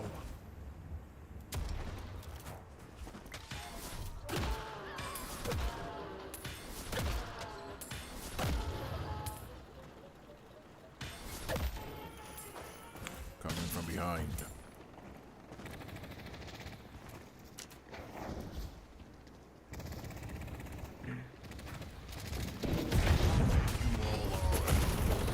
Furnace half. Yeah, they both.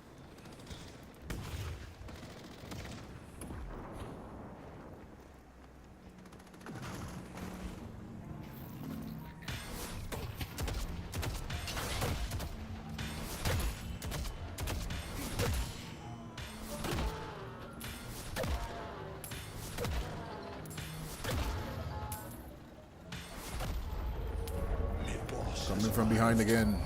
The patrons give freely.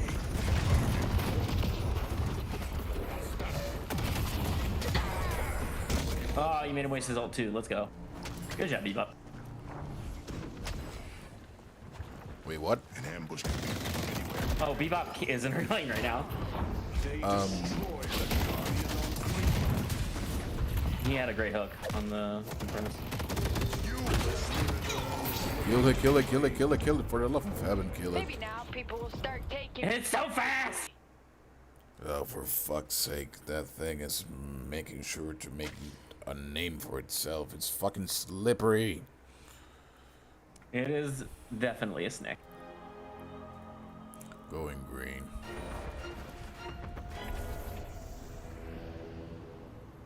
Holy shit, how much damage. Oh.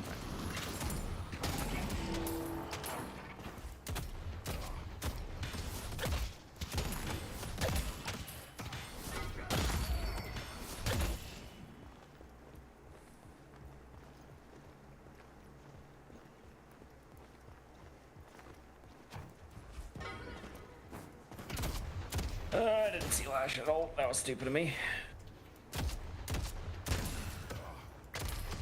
And now we're losing this lane. That's not good. Careful, there's tree in blue. I am pushing green to create a distraction.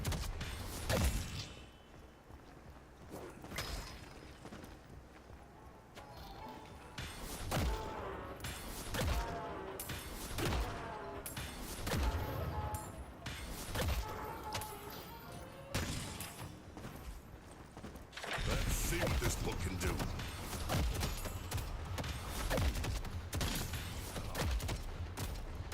No one stands toe-to-toe with me.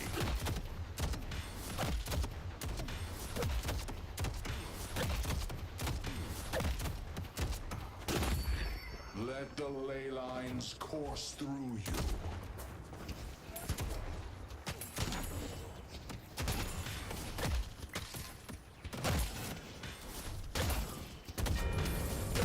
Got a whole lot of souls to spend. Nice. Pushing green again.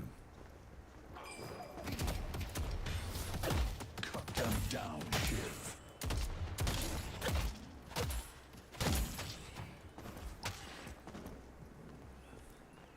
I'm backing off.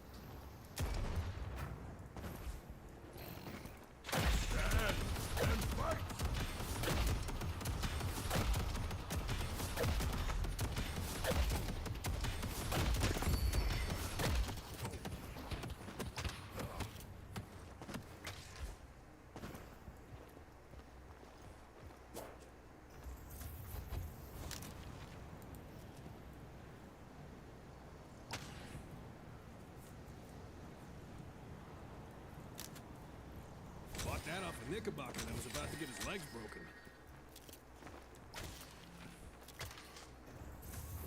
I'll crash into him.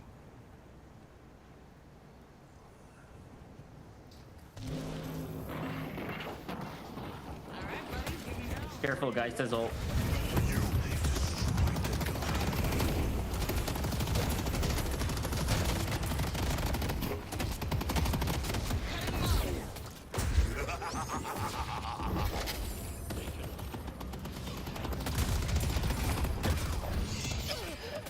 Nice.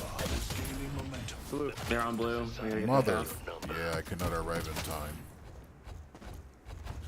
down. Shit, are they gonna get a walker for free? God damn, that sucks. Yeah, that sucks pretty much. Sadly, I was fighting green. I could not. Nah, they saw that we were all of us were on yellow. It was probably a bad push on our part. And be blessed.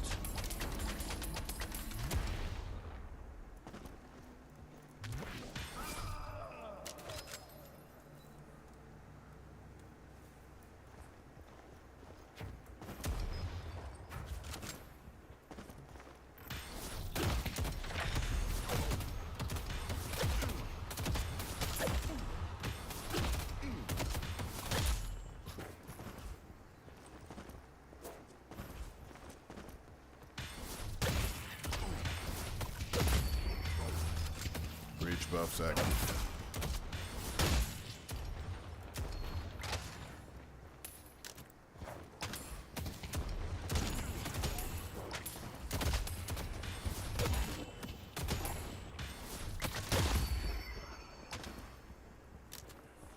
Someone will pick me up soon.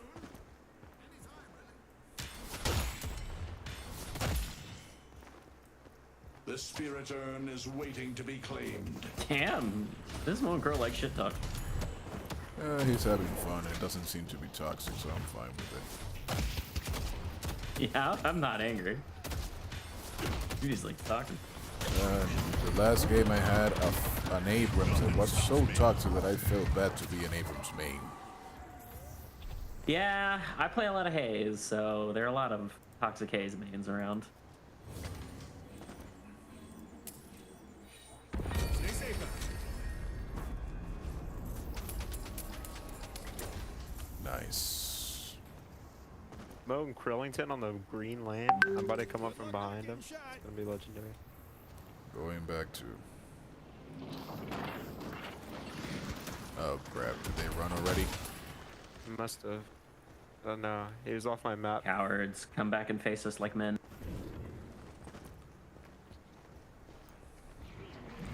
Hayes, Geist is pushing green still.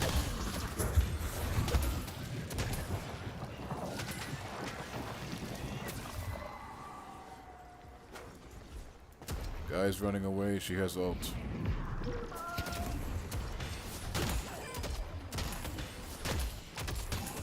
Falls before Bebop.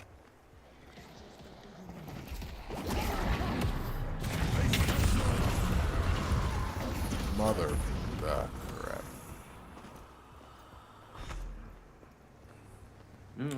There's the Viper. He's coming up yellow. Yep. Our yellow walker is under attack. Multiple in green.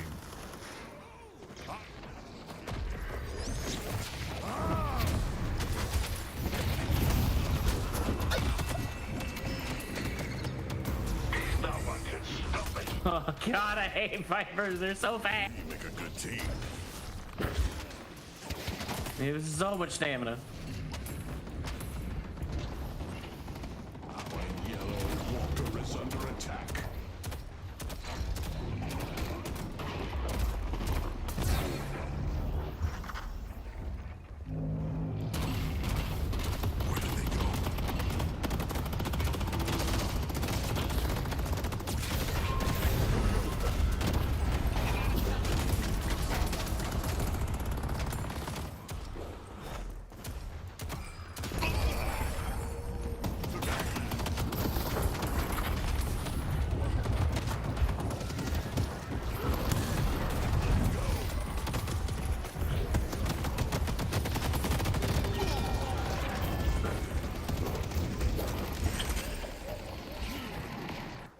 Oh, how they fear the scrap golem. Crap. Still worth it.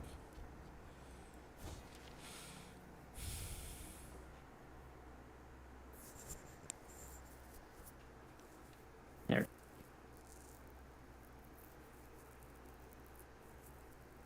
There's an furnace on yellow at least. Mirage, if you grab Urn, I can clear off you. Holy shit. Bebop, what the hell have you been playing? Because you're pretty cracked right now. Yeah, he's fucking kicking ass, dude.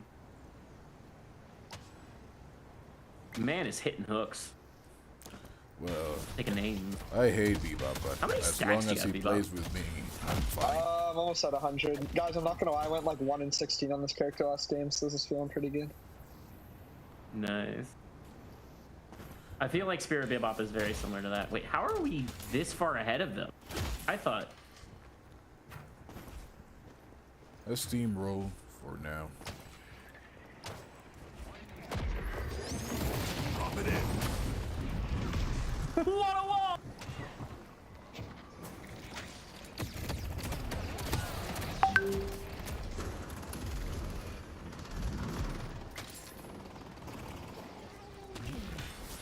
Going from behind.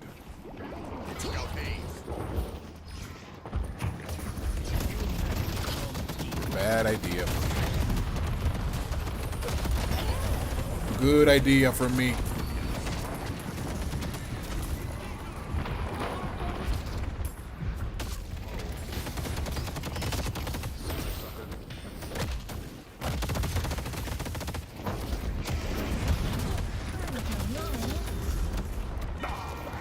The spirit of...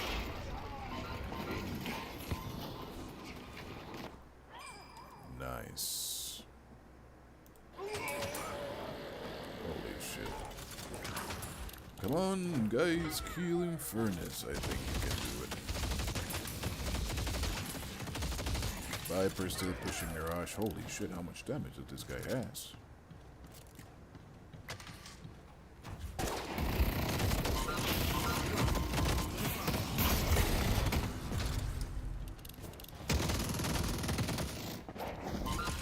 And you got yourself a little brother.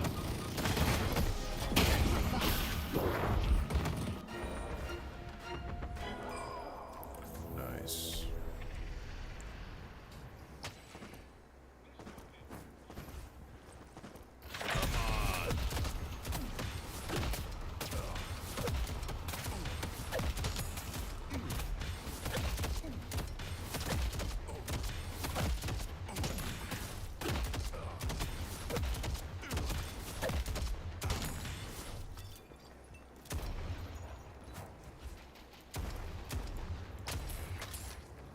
Manny going yellow. Headed to York. Our yellow walker is under attack.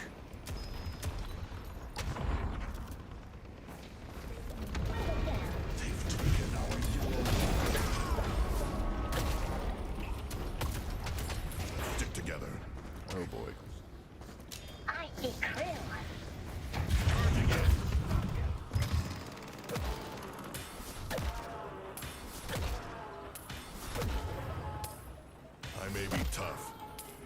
want to take on the whole team alone.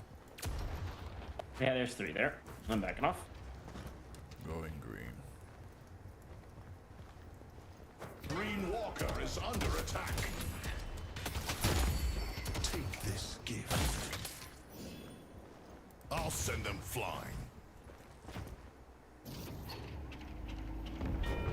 They destroyed the Walker on green.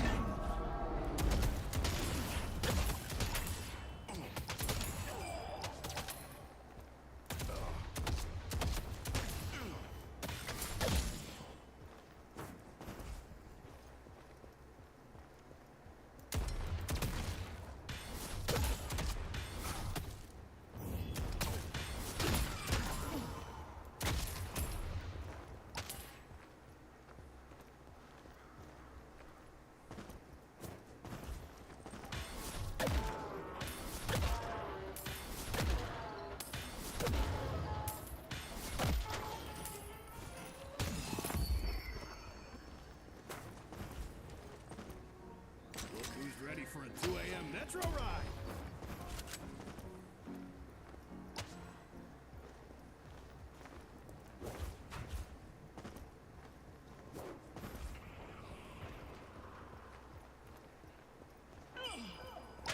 Nice. Viscous has shown us the glory of the cube.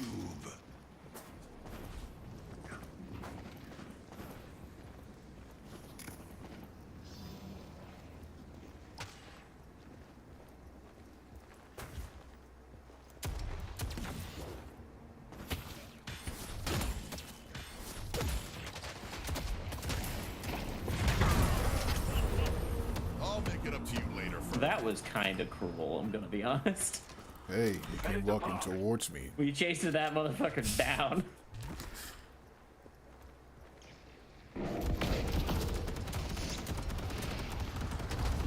This could be a trap. They still have sold it?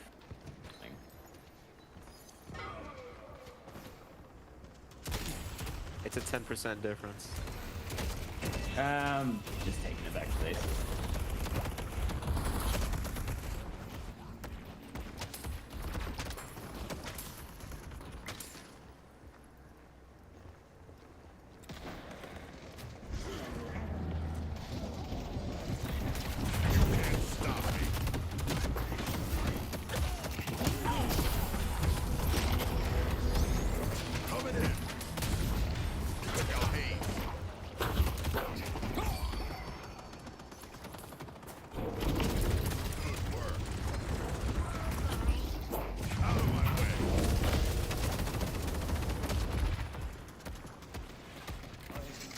The spirit urn is waiting to be claimed.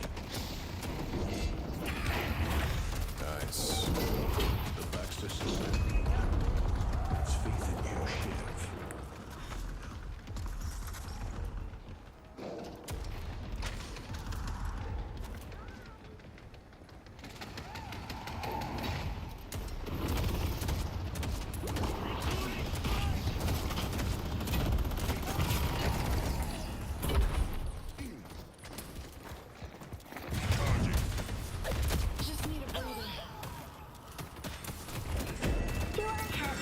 I'm dead. I'm not dead.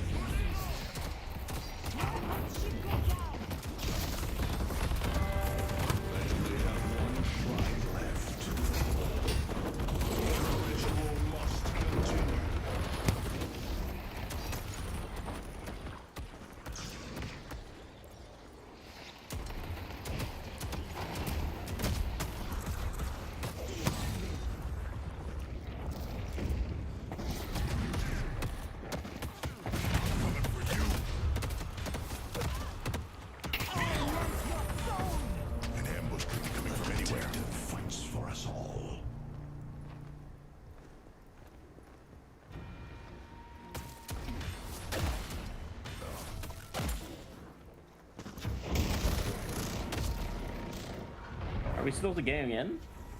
You guys still staying in? I might be dead again.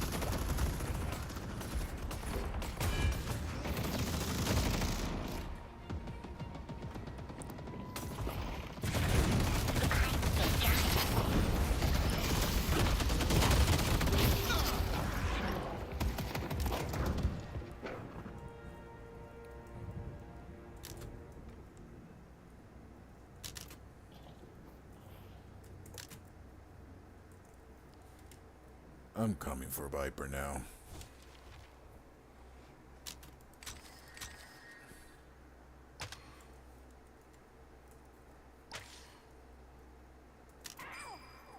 I'm not coming for Viper now.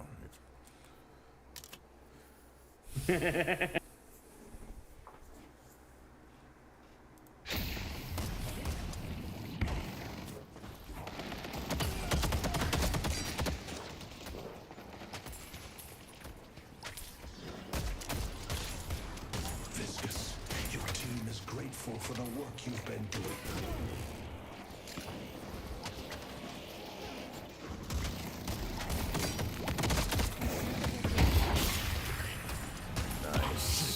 Hey, let's do mid. Let's do mid. Yeah. With a lash up and an Infernus up? Yeah, trust me. I'll handle him up top. We I got can do it security. because we have the full control of the lanes. They will have to move really fast, and they cannot do it easily. So now is the best moment. Okay. It's just the risk. I'm pushing yellow on this side.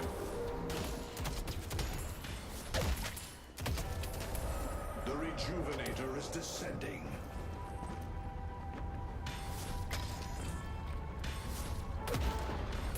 Yep.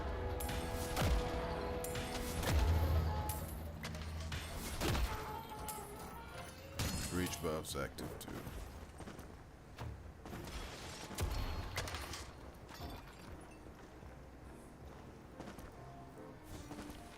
It's brutal out there, huh?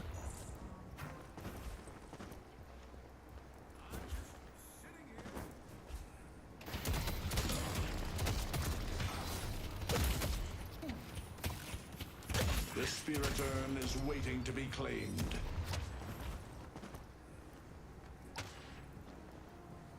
Well, we're gonna need to be careful. All of them have ult. If we go into a team fight, we'll have to use our own.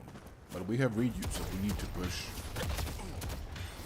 Allow me to open your third eye. Go in blue then. Sounds good. In there in a sec.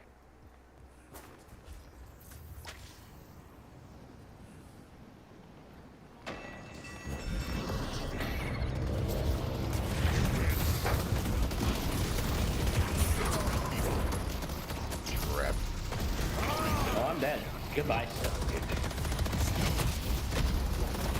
Oh, it was a bad I push. swear Mo's saved that shit for me. That was a bad push. I feel bad about that about myself. Sorry, guys.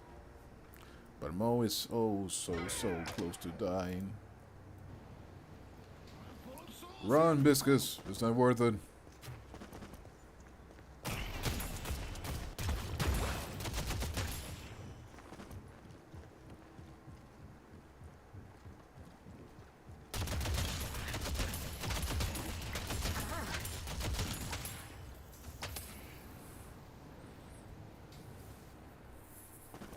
I should have gone from behind.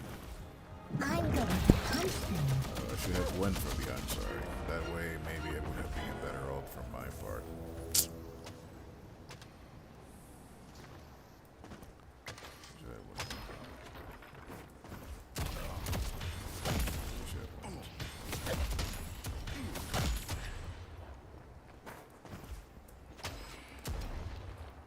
What the fuck is this Mo's build? It's gun.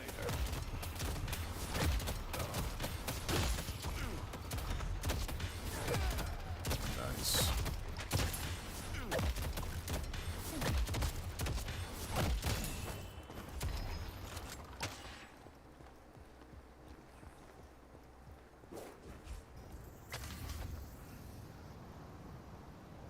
I'm coming, Shiv.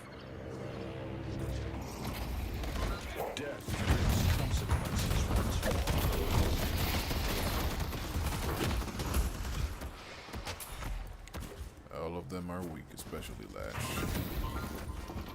Going up.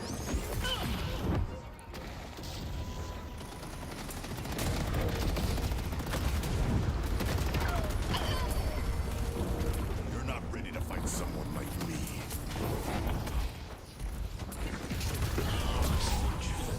It was inevitable.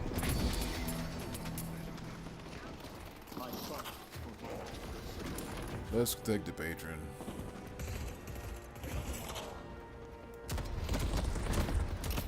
Lash doesn't have ult, so let's try to finish. It's time to complete the ritual.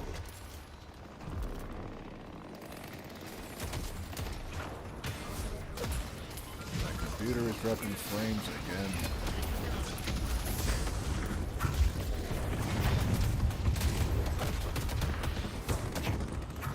Flash has ult.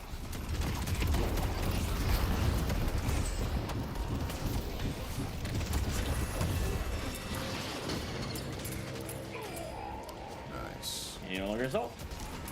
Finish. We make a good team.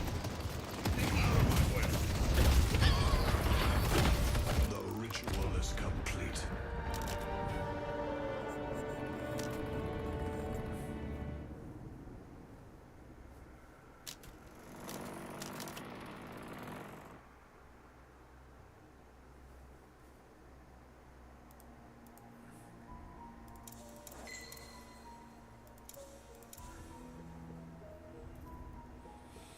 Oh boy.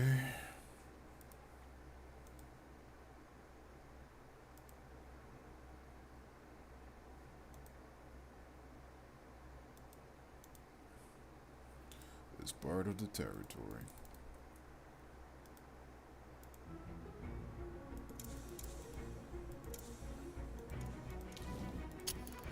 One man, one more, I'm going to sleep. Years and years of development. Yeah, yeah. This is the thing. Like, they did that show once a week for a decade. I know. A decade. They never missed an episode. That's They did what it during the takes. pandemic with no crowd. Oh, really? Yes. Yes, they did Yeah. Kill Tony in the main room with no crowd. They live streamed it.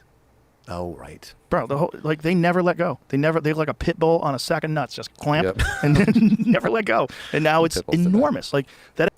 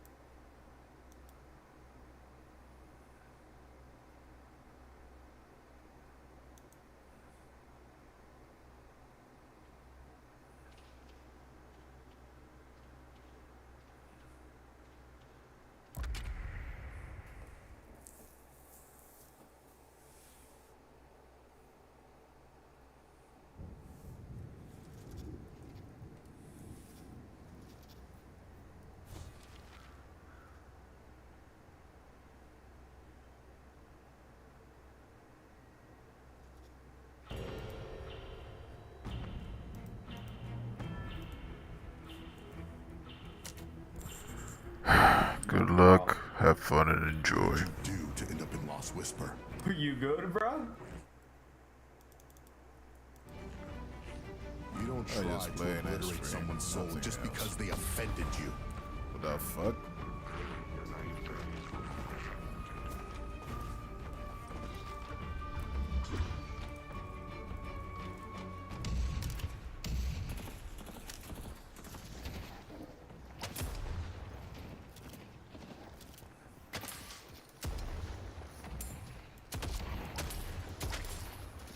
Oh, damn.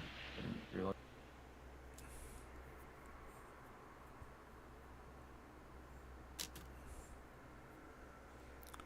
The funny thing is that I play against this guy. Does he pause often? No, I don't know if it was him that I beat in the last game, and he saw me. Hopefully, it didn't make him rage quit. That would be a fucking world record at this point. Holy shit! Hopefully, it's not the case.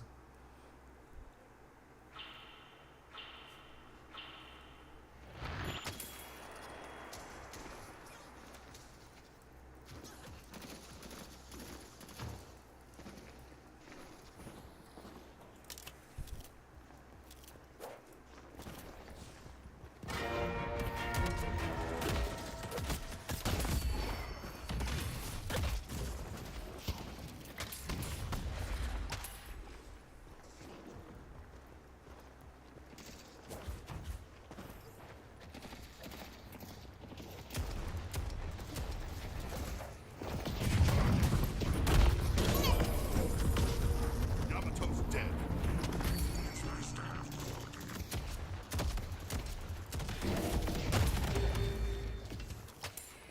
I'm not afraid to charge into a fight.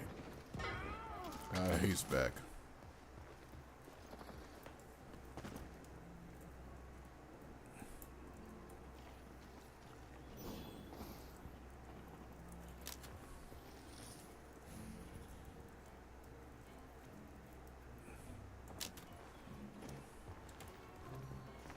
Welcome to my shop of curiosity. Fun fact about ghosts. Like human, Oh well, that's okay then. curios don't do justice to the wonders I sell.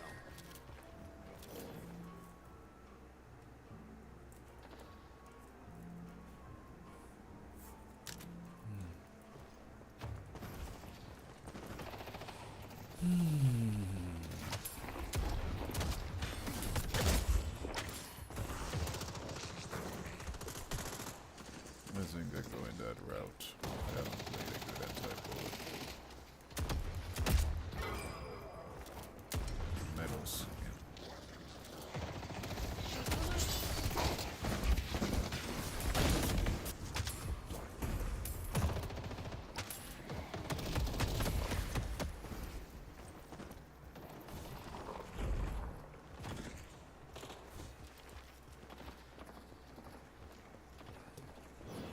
That's gonna help keep your blood on the inside.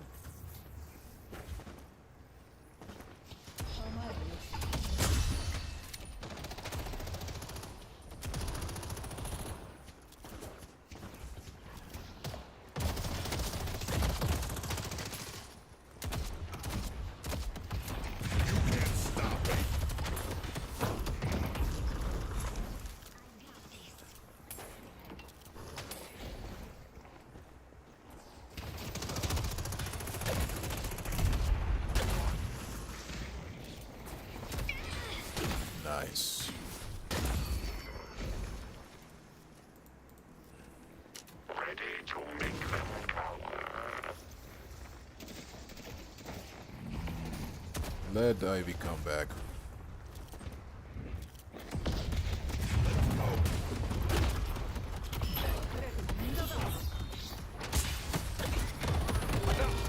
That was stupid. I tried to kill her. She parried me. Fuck me, man.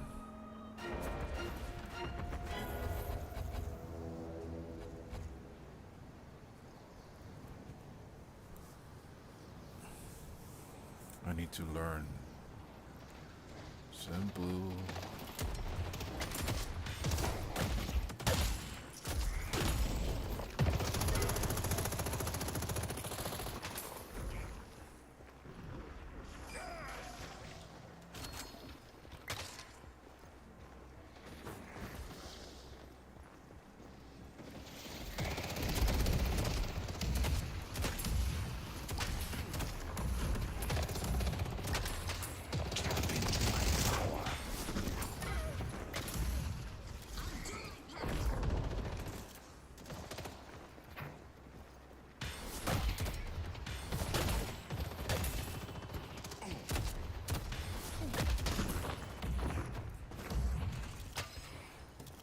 I can afford new gear. Get one of those for the missus. Big fan.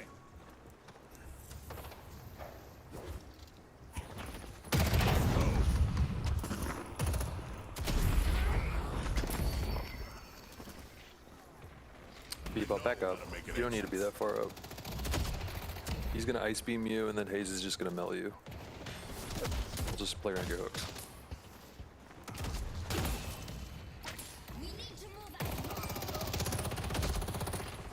Yes, Vindicta.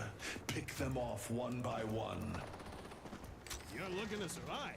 You came to the right place.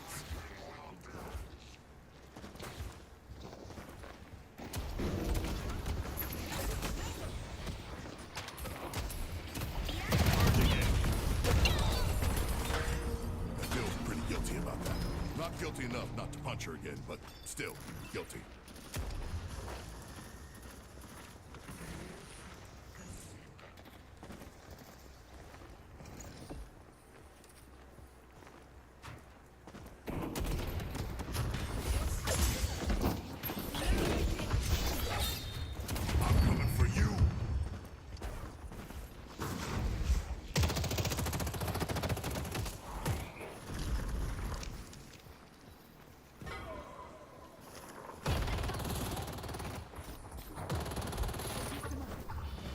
Have fun. Don't get dead.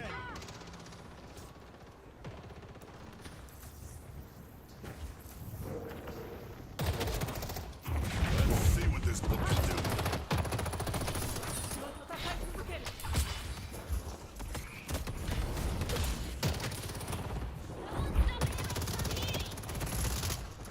You're looking to survive.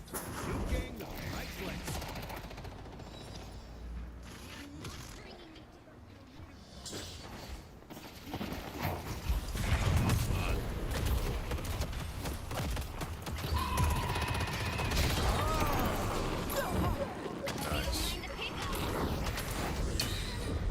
Nice. It's a pleasure watching you work, Seven.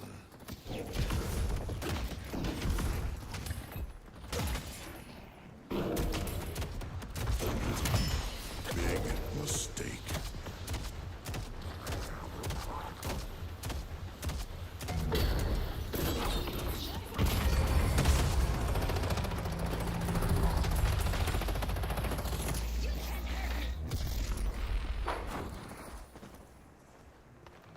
Stay strong, buddy.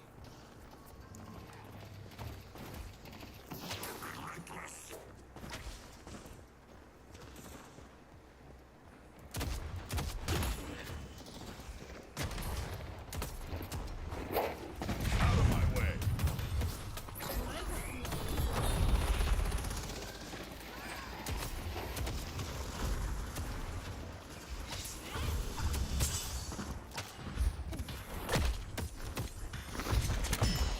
You wanna fight me? Nope. You thought you were gonna keep me down.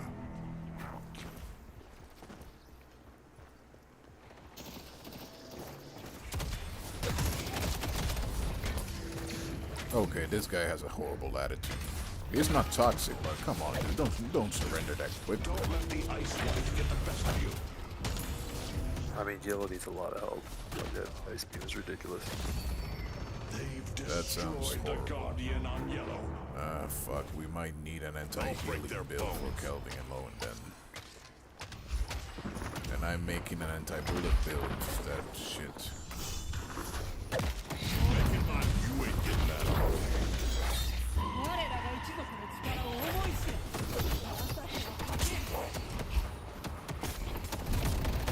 Hayes is taking our farm over here.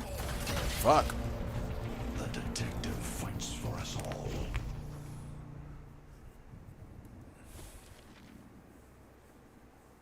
Bro, sorry.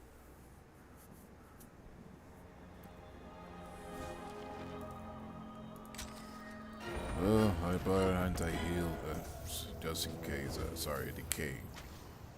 Just in case I have to deal with Kelvin later.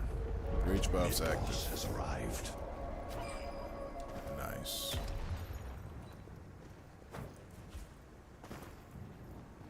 Not so nice.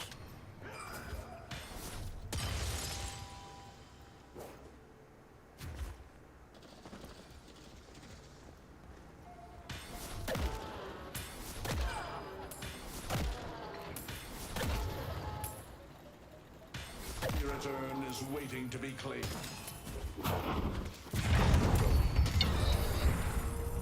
You thought you were gonna keep me down.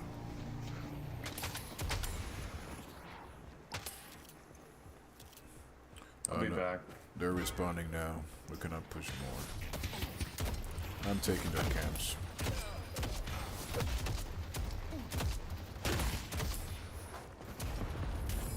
Nice. You earned my favor.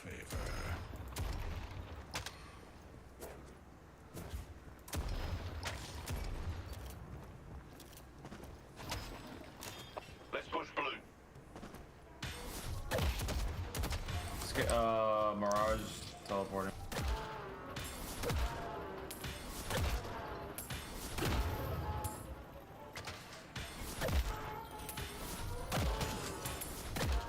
Got enough for the best gear.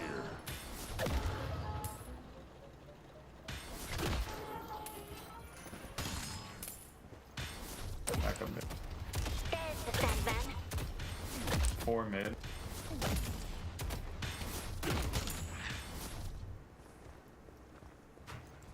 Going blue.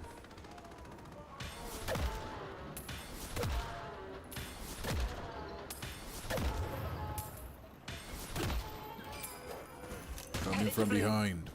Prepare yourselves. Oh no, this might be a bad idea now. Yep. Now it's a bad idea. 1, 5, 10. I don't care how many there are. I'll stand up to them all. They've taken our Blue Guardian. If you like that, I got some other stuff that fell off the truck. Our Blue Walker is under attack. Nice. You won't kill me.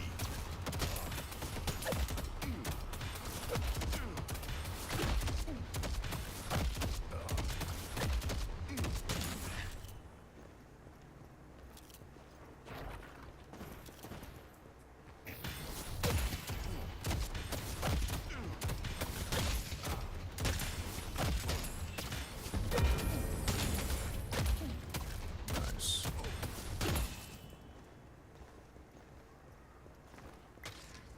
Oh boy. Go in blue, go in green. Shit. Let's go.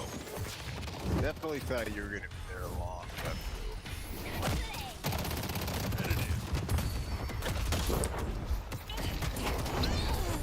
Sorry, was roaming around taking their camp still.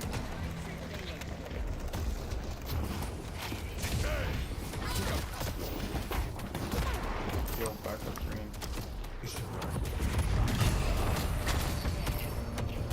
The detective fights for us. We're fighting a little bit too much, but a lot of our camps are up.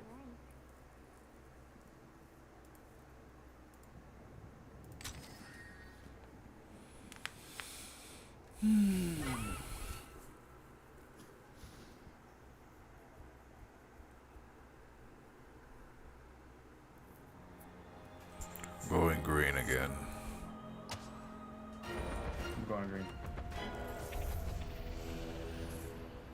Oh, 4. Never mind. Destroyed the Guardian.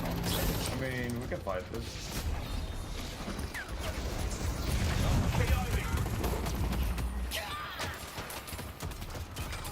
Show them why you are legend, Grey Talon.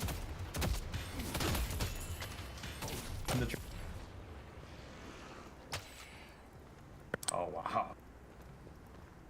How the hell did Mirage survive that shit?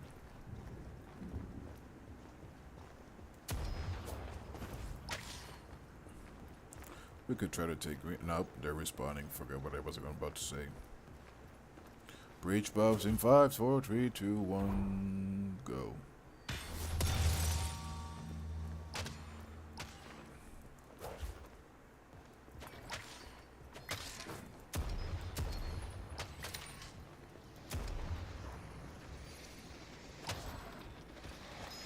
I see Kelvin.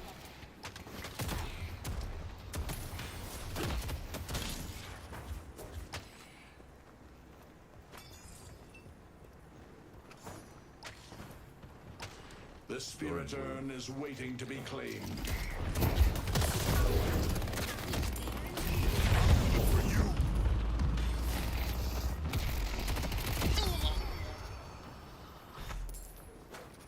Let's stick together. Nice. They will fall one by one. Holy shit, going yellow.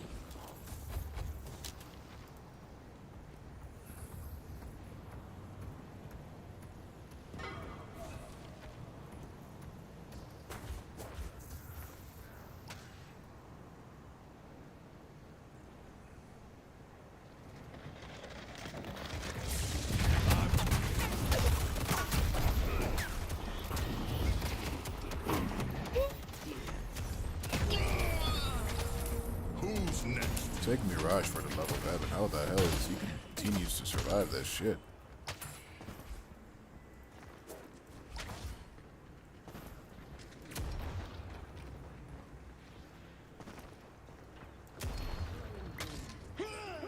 Nice. Hayes taking blue. Is under attack. Fuck, she already ran away. Face me.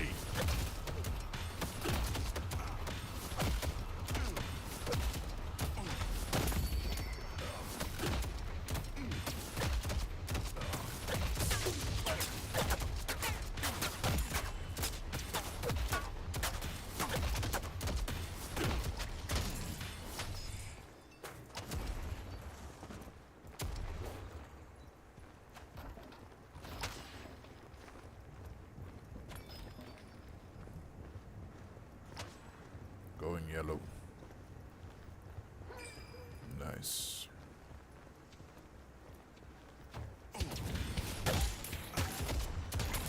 I can get some serious gear. Oh, you actually got him. Nice. They don't make them like me. Green Walker is under attack. Going blue.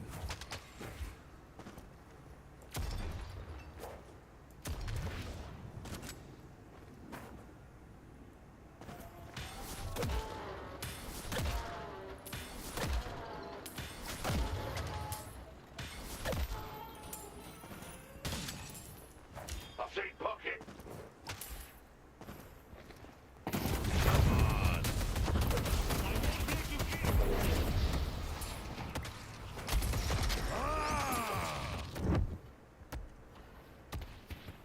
Where did they go?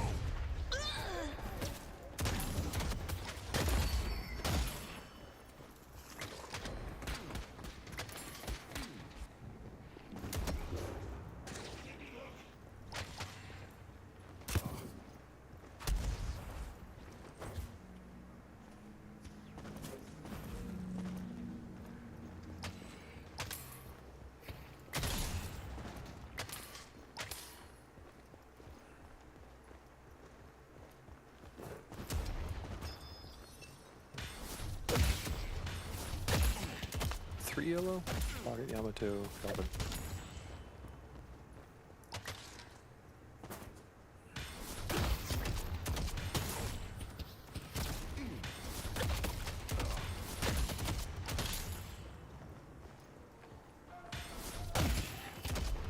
Update Calvin. I see Mirage. Our Blue Walker is under attack.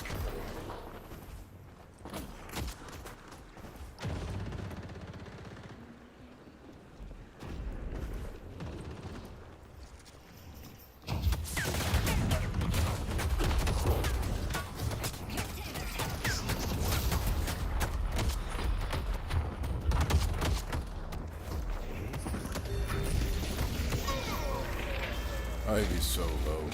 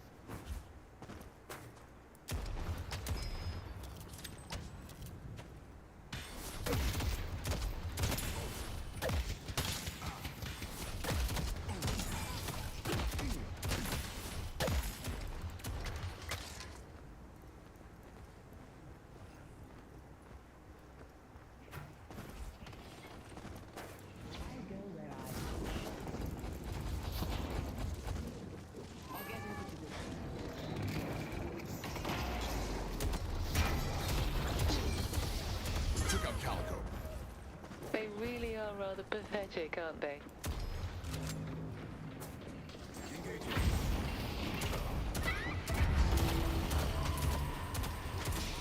Walker is under attack.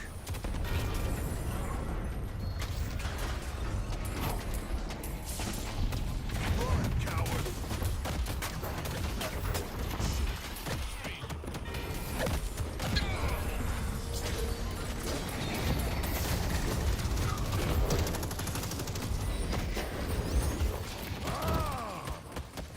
The Walker is under attack.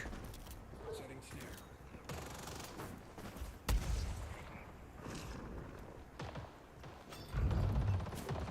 Abrams up! Come. Oh, okay, run. Run, motherfucker! Thank you. You're welcome, although I might still be dead. No, I'm not, thankfully. Forget it, Pockets just saw me, he wants my ass.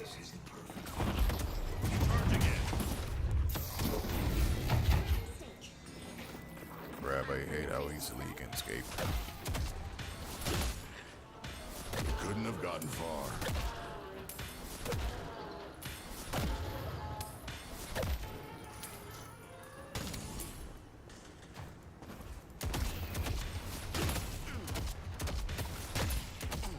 I'll take you all on.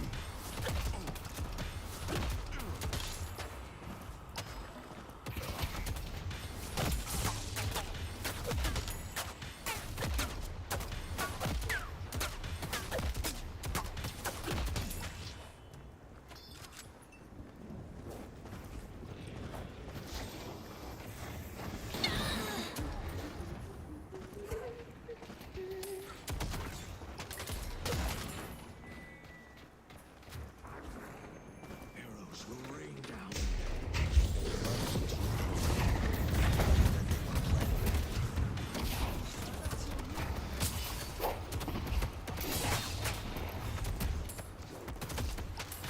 Turn has been dropped. Going back to green for Mirage.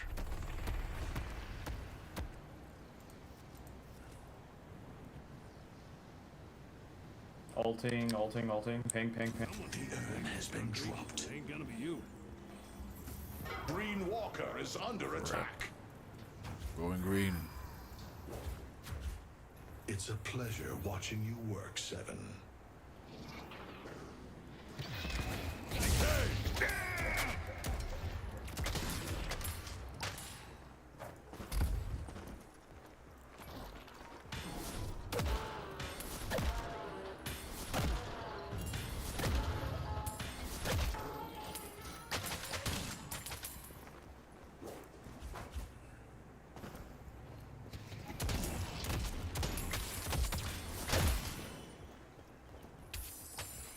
Nice.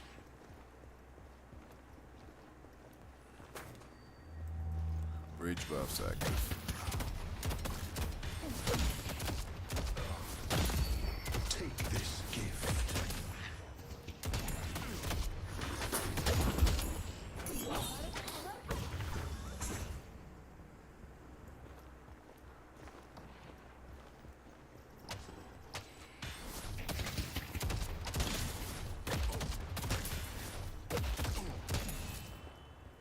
The spirit urn is waiting to be claimed.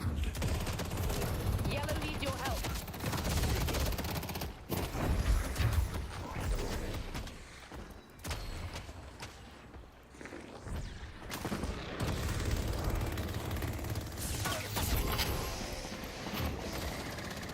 Going up. Took out 7. Whoa, sorry, pal.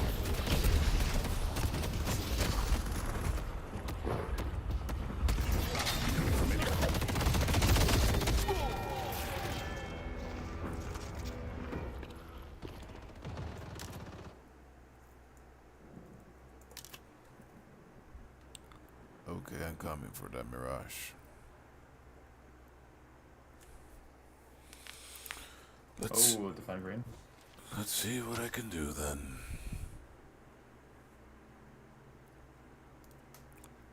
I suppose it's a good thing that I'm going for this build. Okay. 5, 6, all 6 green.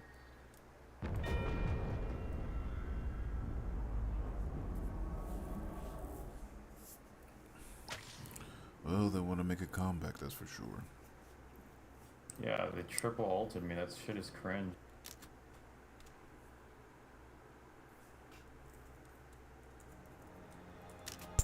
Okay, I'm not going that hard on him then. Going blue.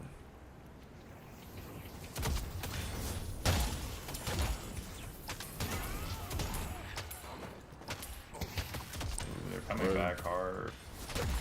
At least we know the majority of them are on their side. My power is yours to wield. Yeah, do our side of the game.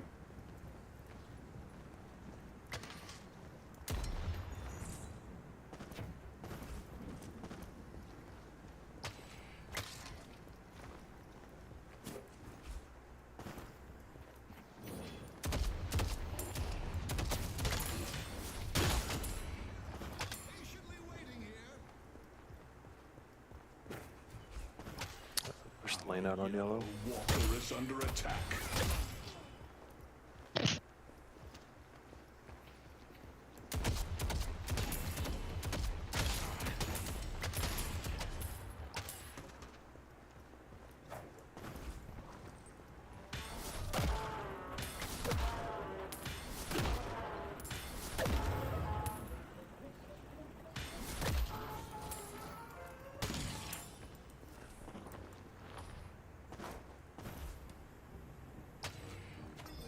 Ready to use those Bring by down. any time.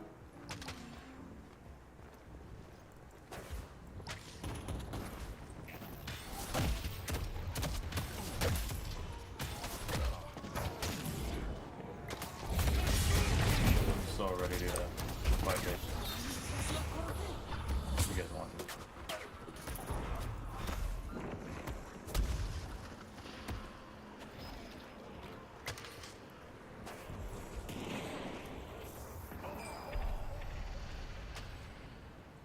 Okay.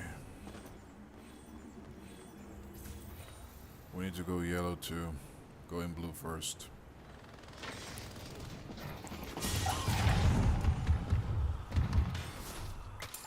Good work.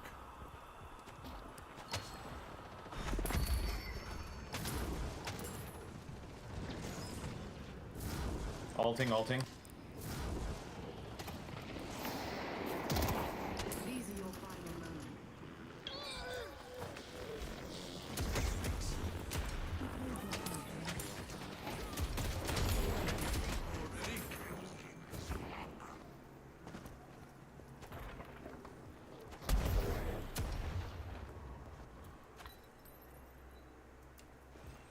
Oh, maybe do mid, boss?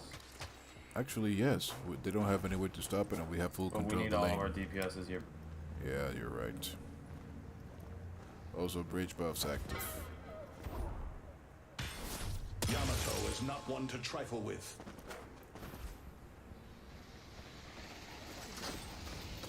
Run, cowards!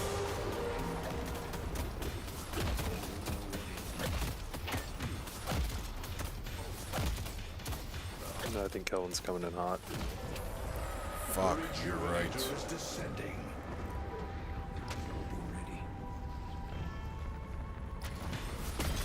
Got it. We have the rejuvenator. Well, thankfully we were faster. Well, we had full control of the lane, so that saved our asses. Headed to York.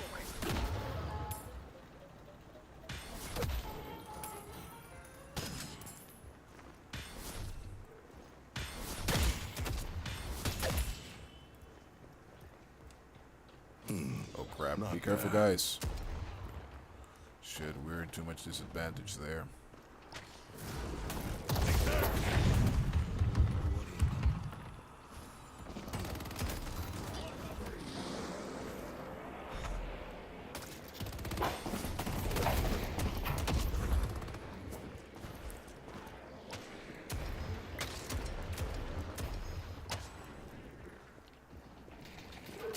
Surprise, motherfucker.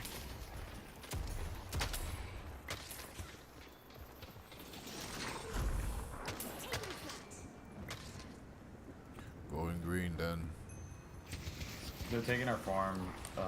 Hayes is somewhere around the level. Hayes is being pursued by Bebop right now, so maybe Oh, somebody else. Yeah, never mind.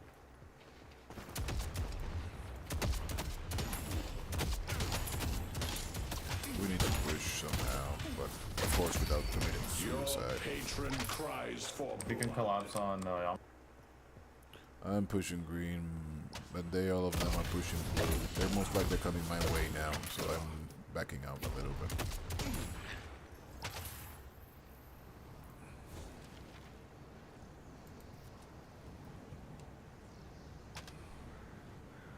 Good luck not getting shot. Somebody's pushing blue, I don't know. Forget it was only creepers. Going yellow.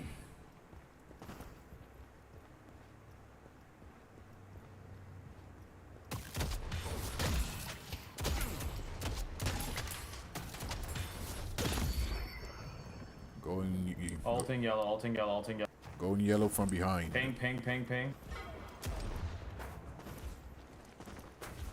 Mirage is here. Forget about it, I cannot do it now. There's still time to push with the rejuvenator. Nah, we gotta back up. We're not grouping up properly.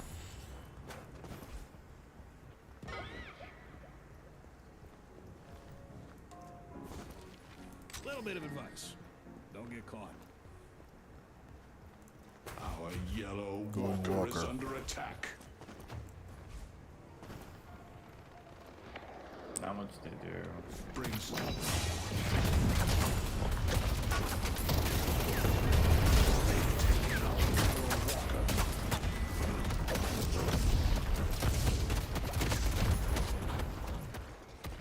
Mirage and pockets are low.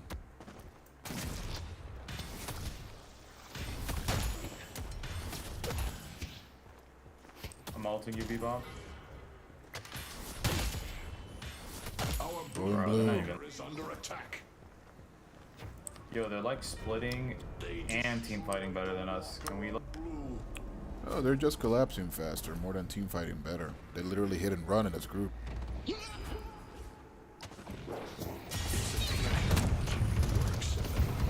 see? This time they weren't fast enough.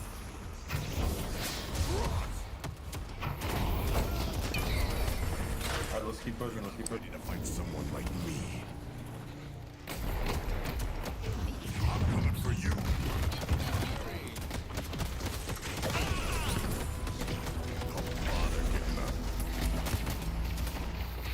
Let's get this flux low. Gigawatt, you set the stage for victim.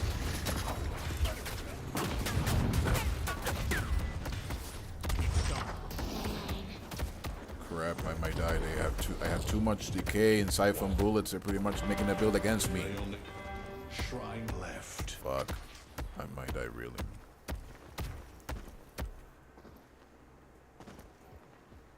Steal their camp.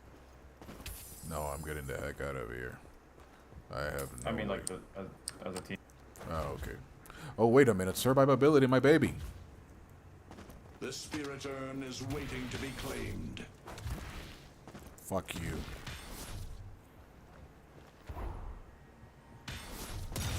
Nice, I can fight again.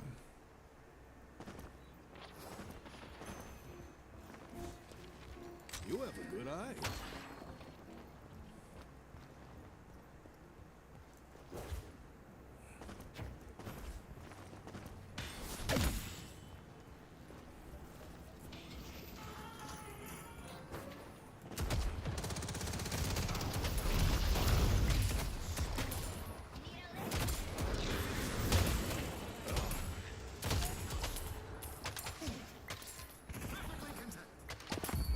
Be bold. I'm with you, Bebop.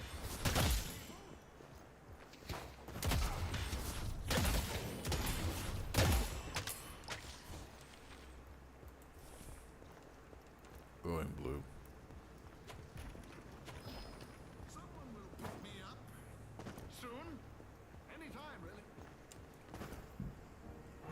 That's gonna help keep your blood on the inside.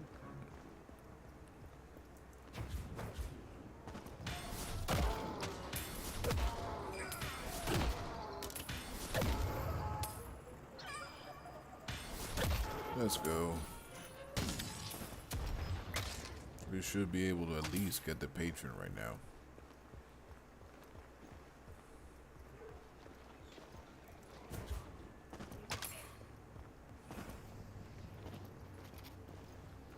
If they come, I'll be ready.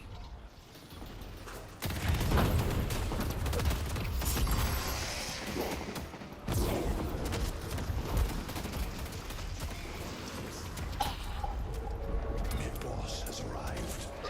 Thanks for having us.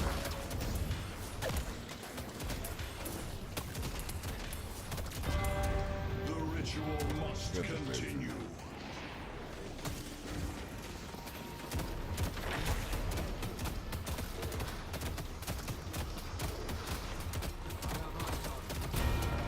It's time to complete the ritual.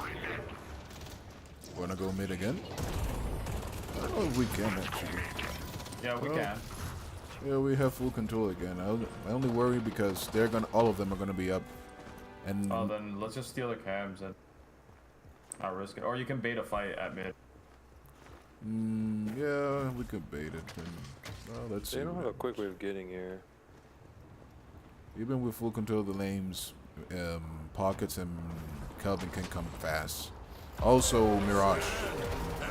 But it's worth it, I think.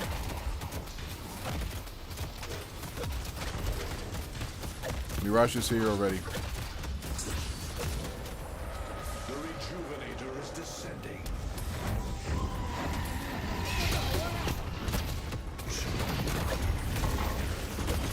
Got it.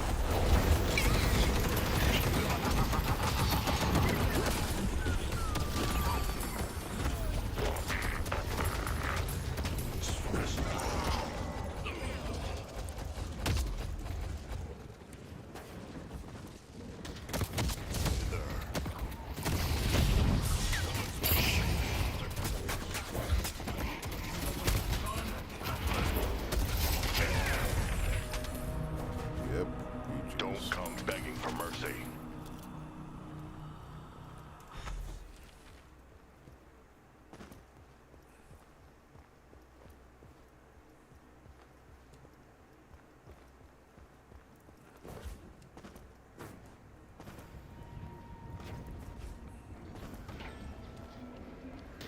Good games, guys. Good games.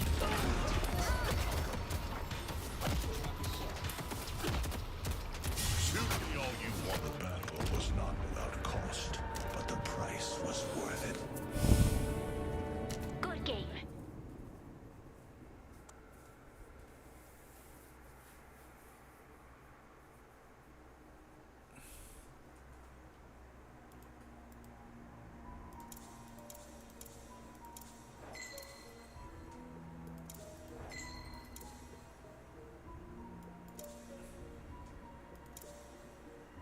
Yeah, you know what? Screw it. Fun game, really.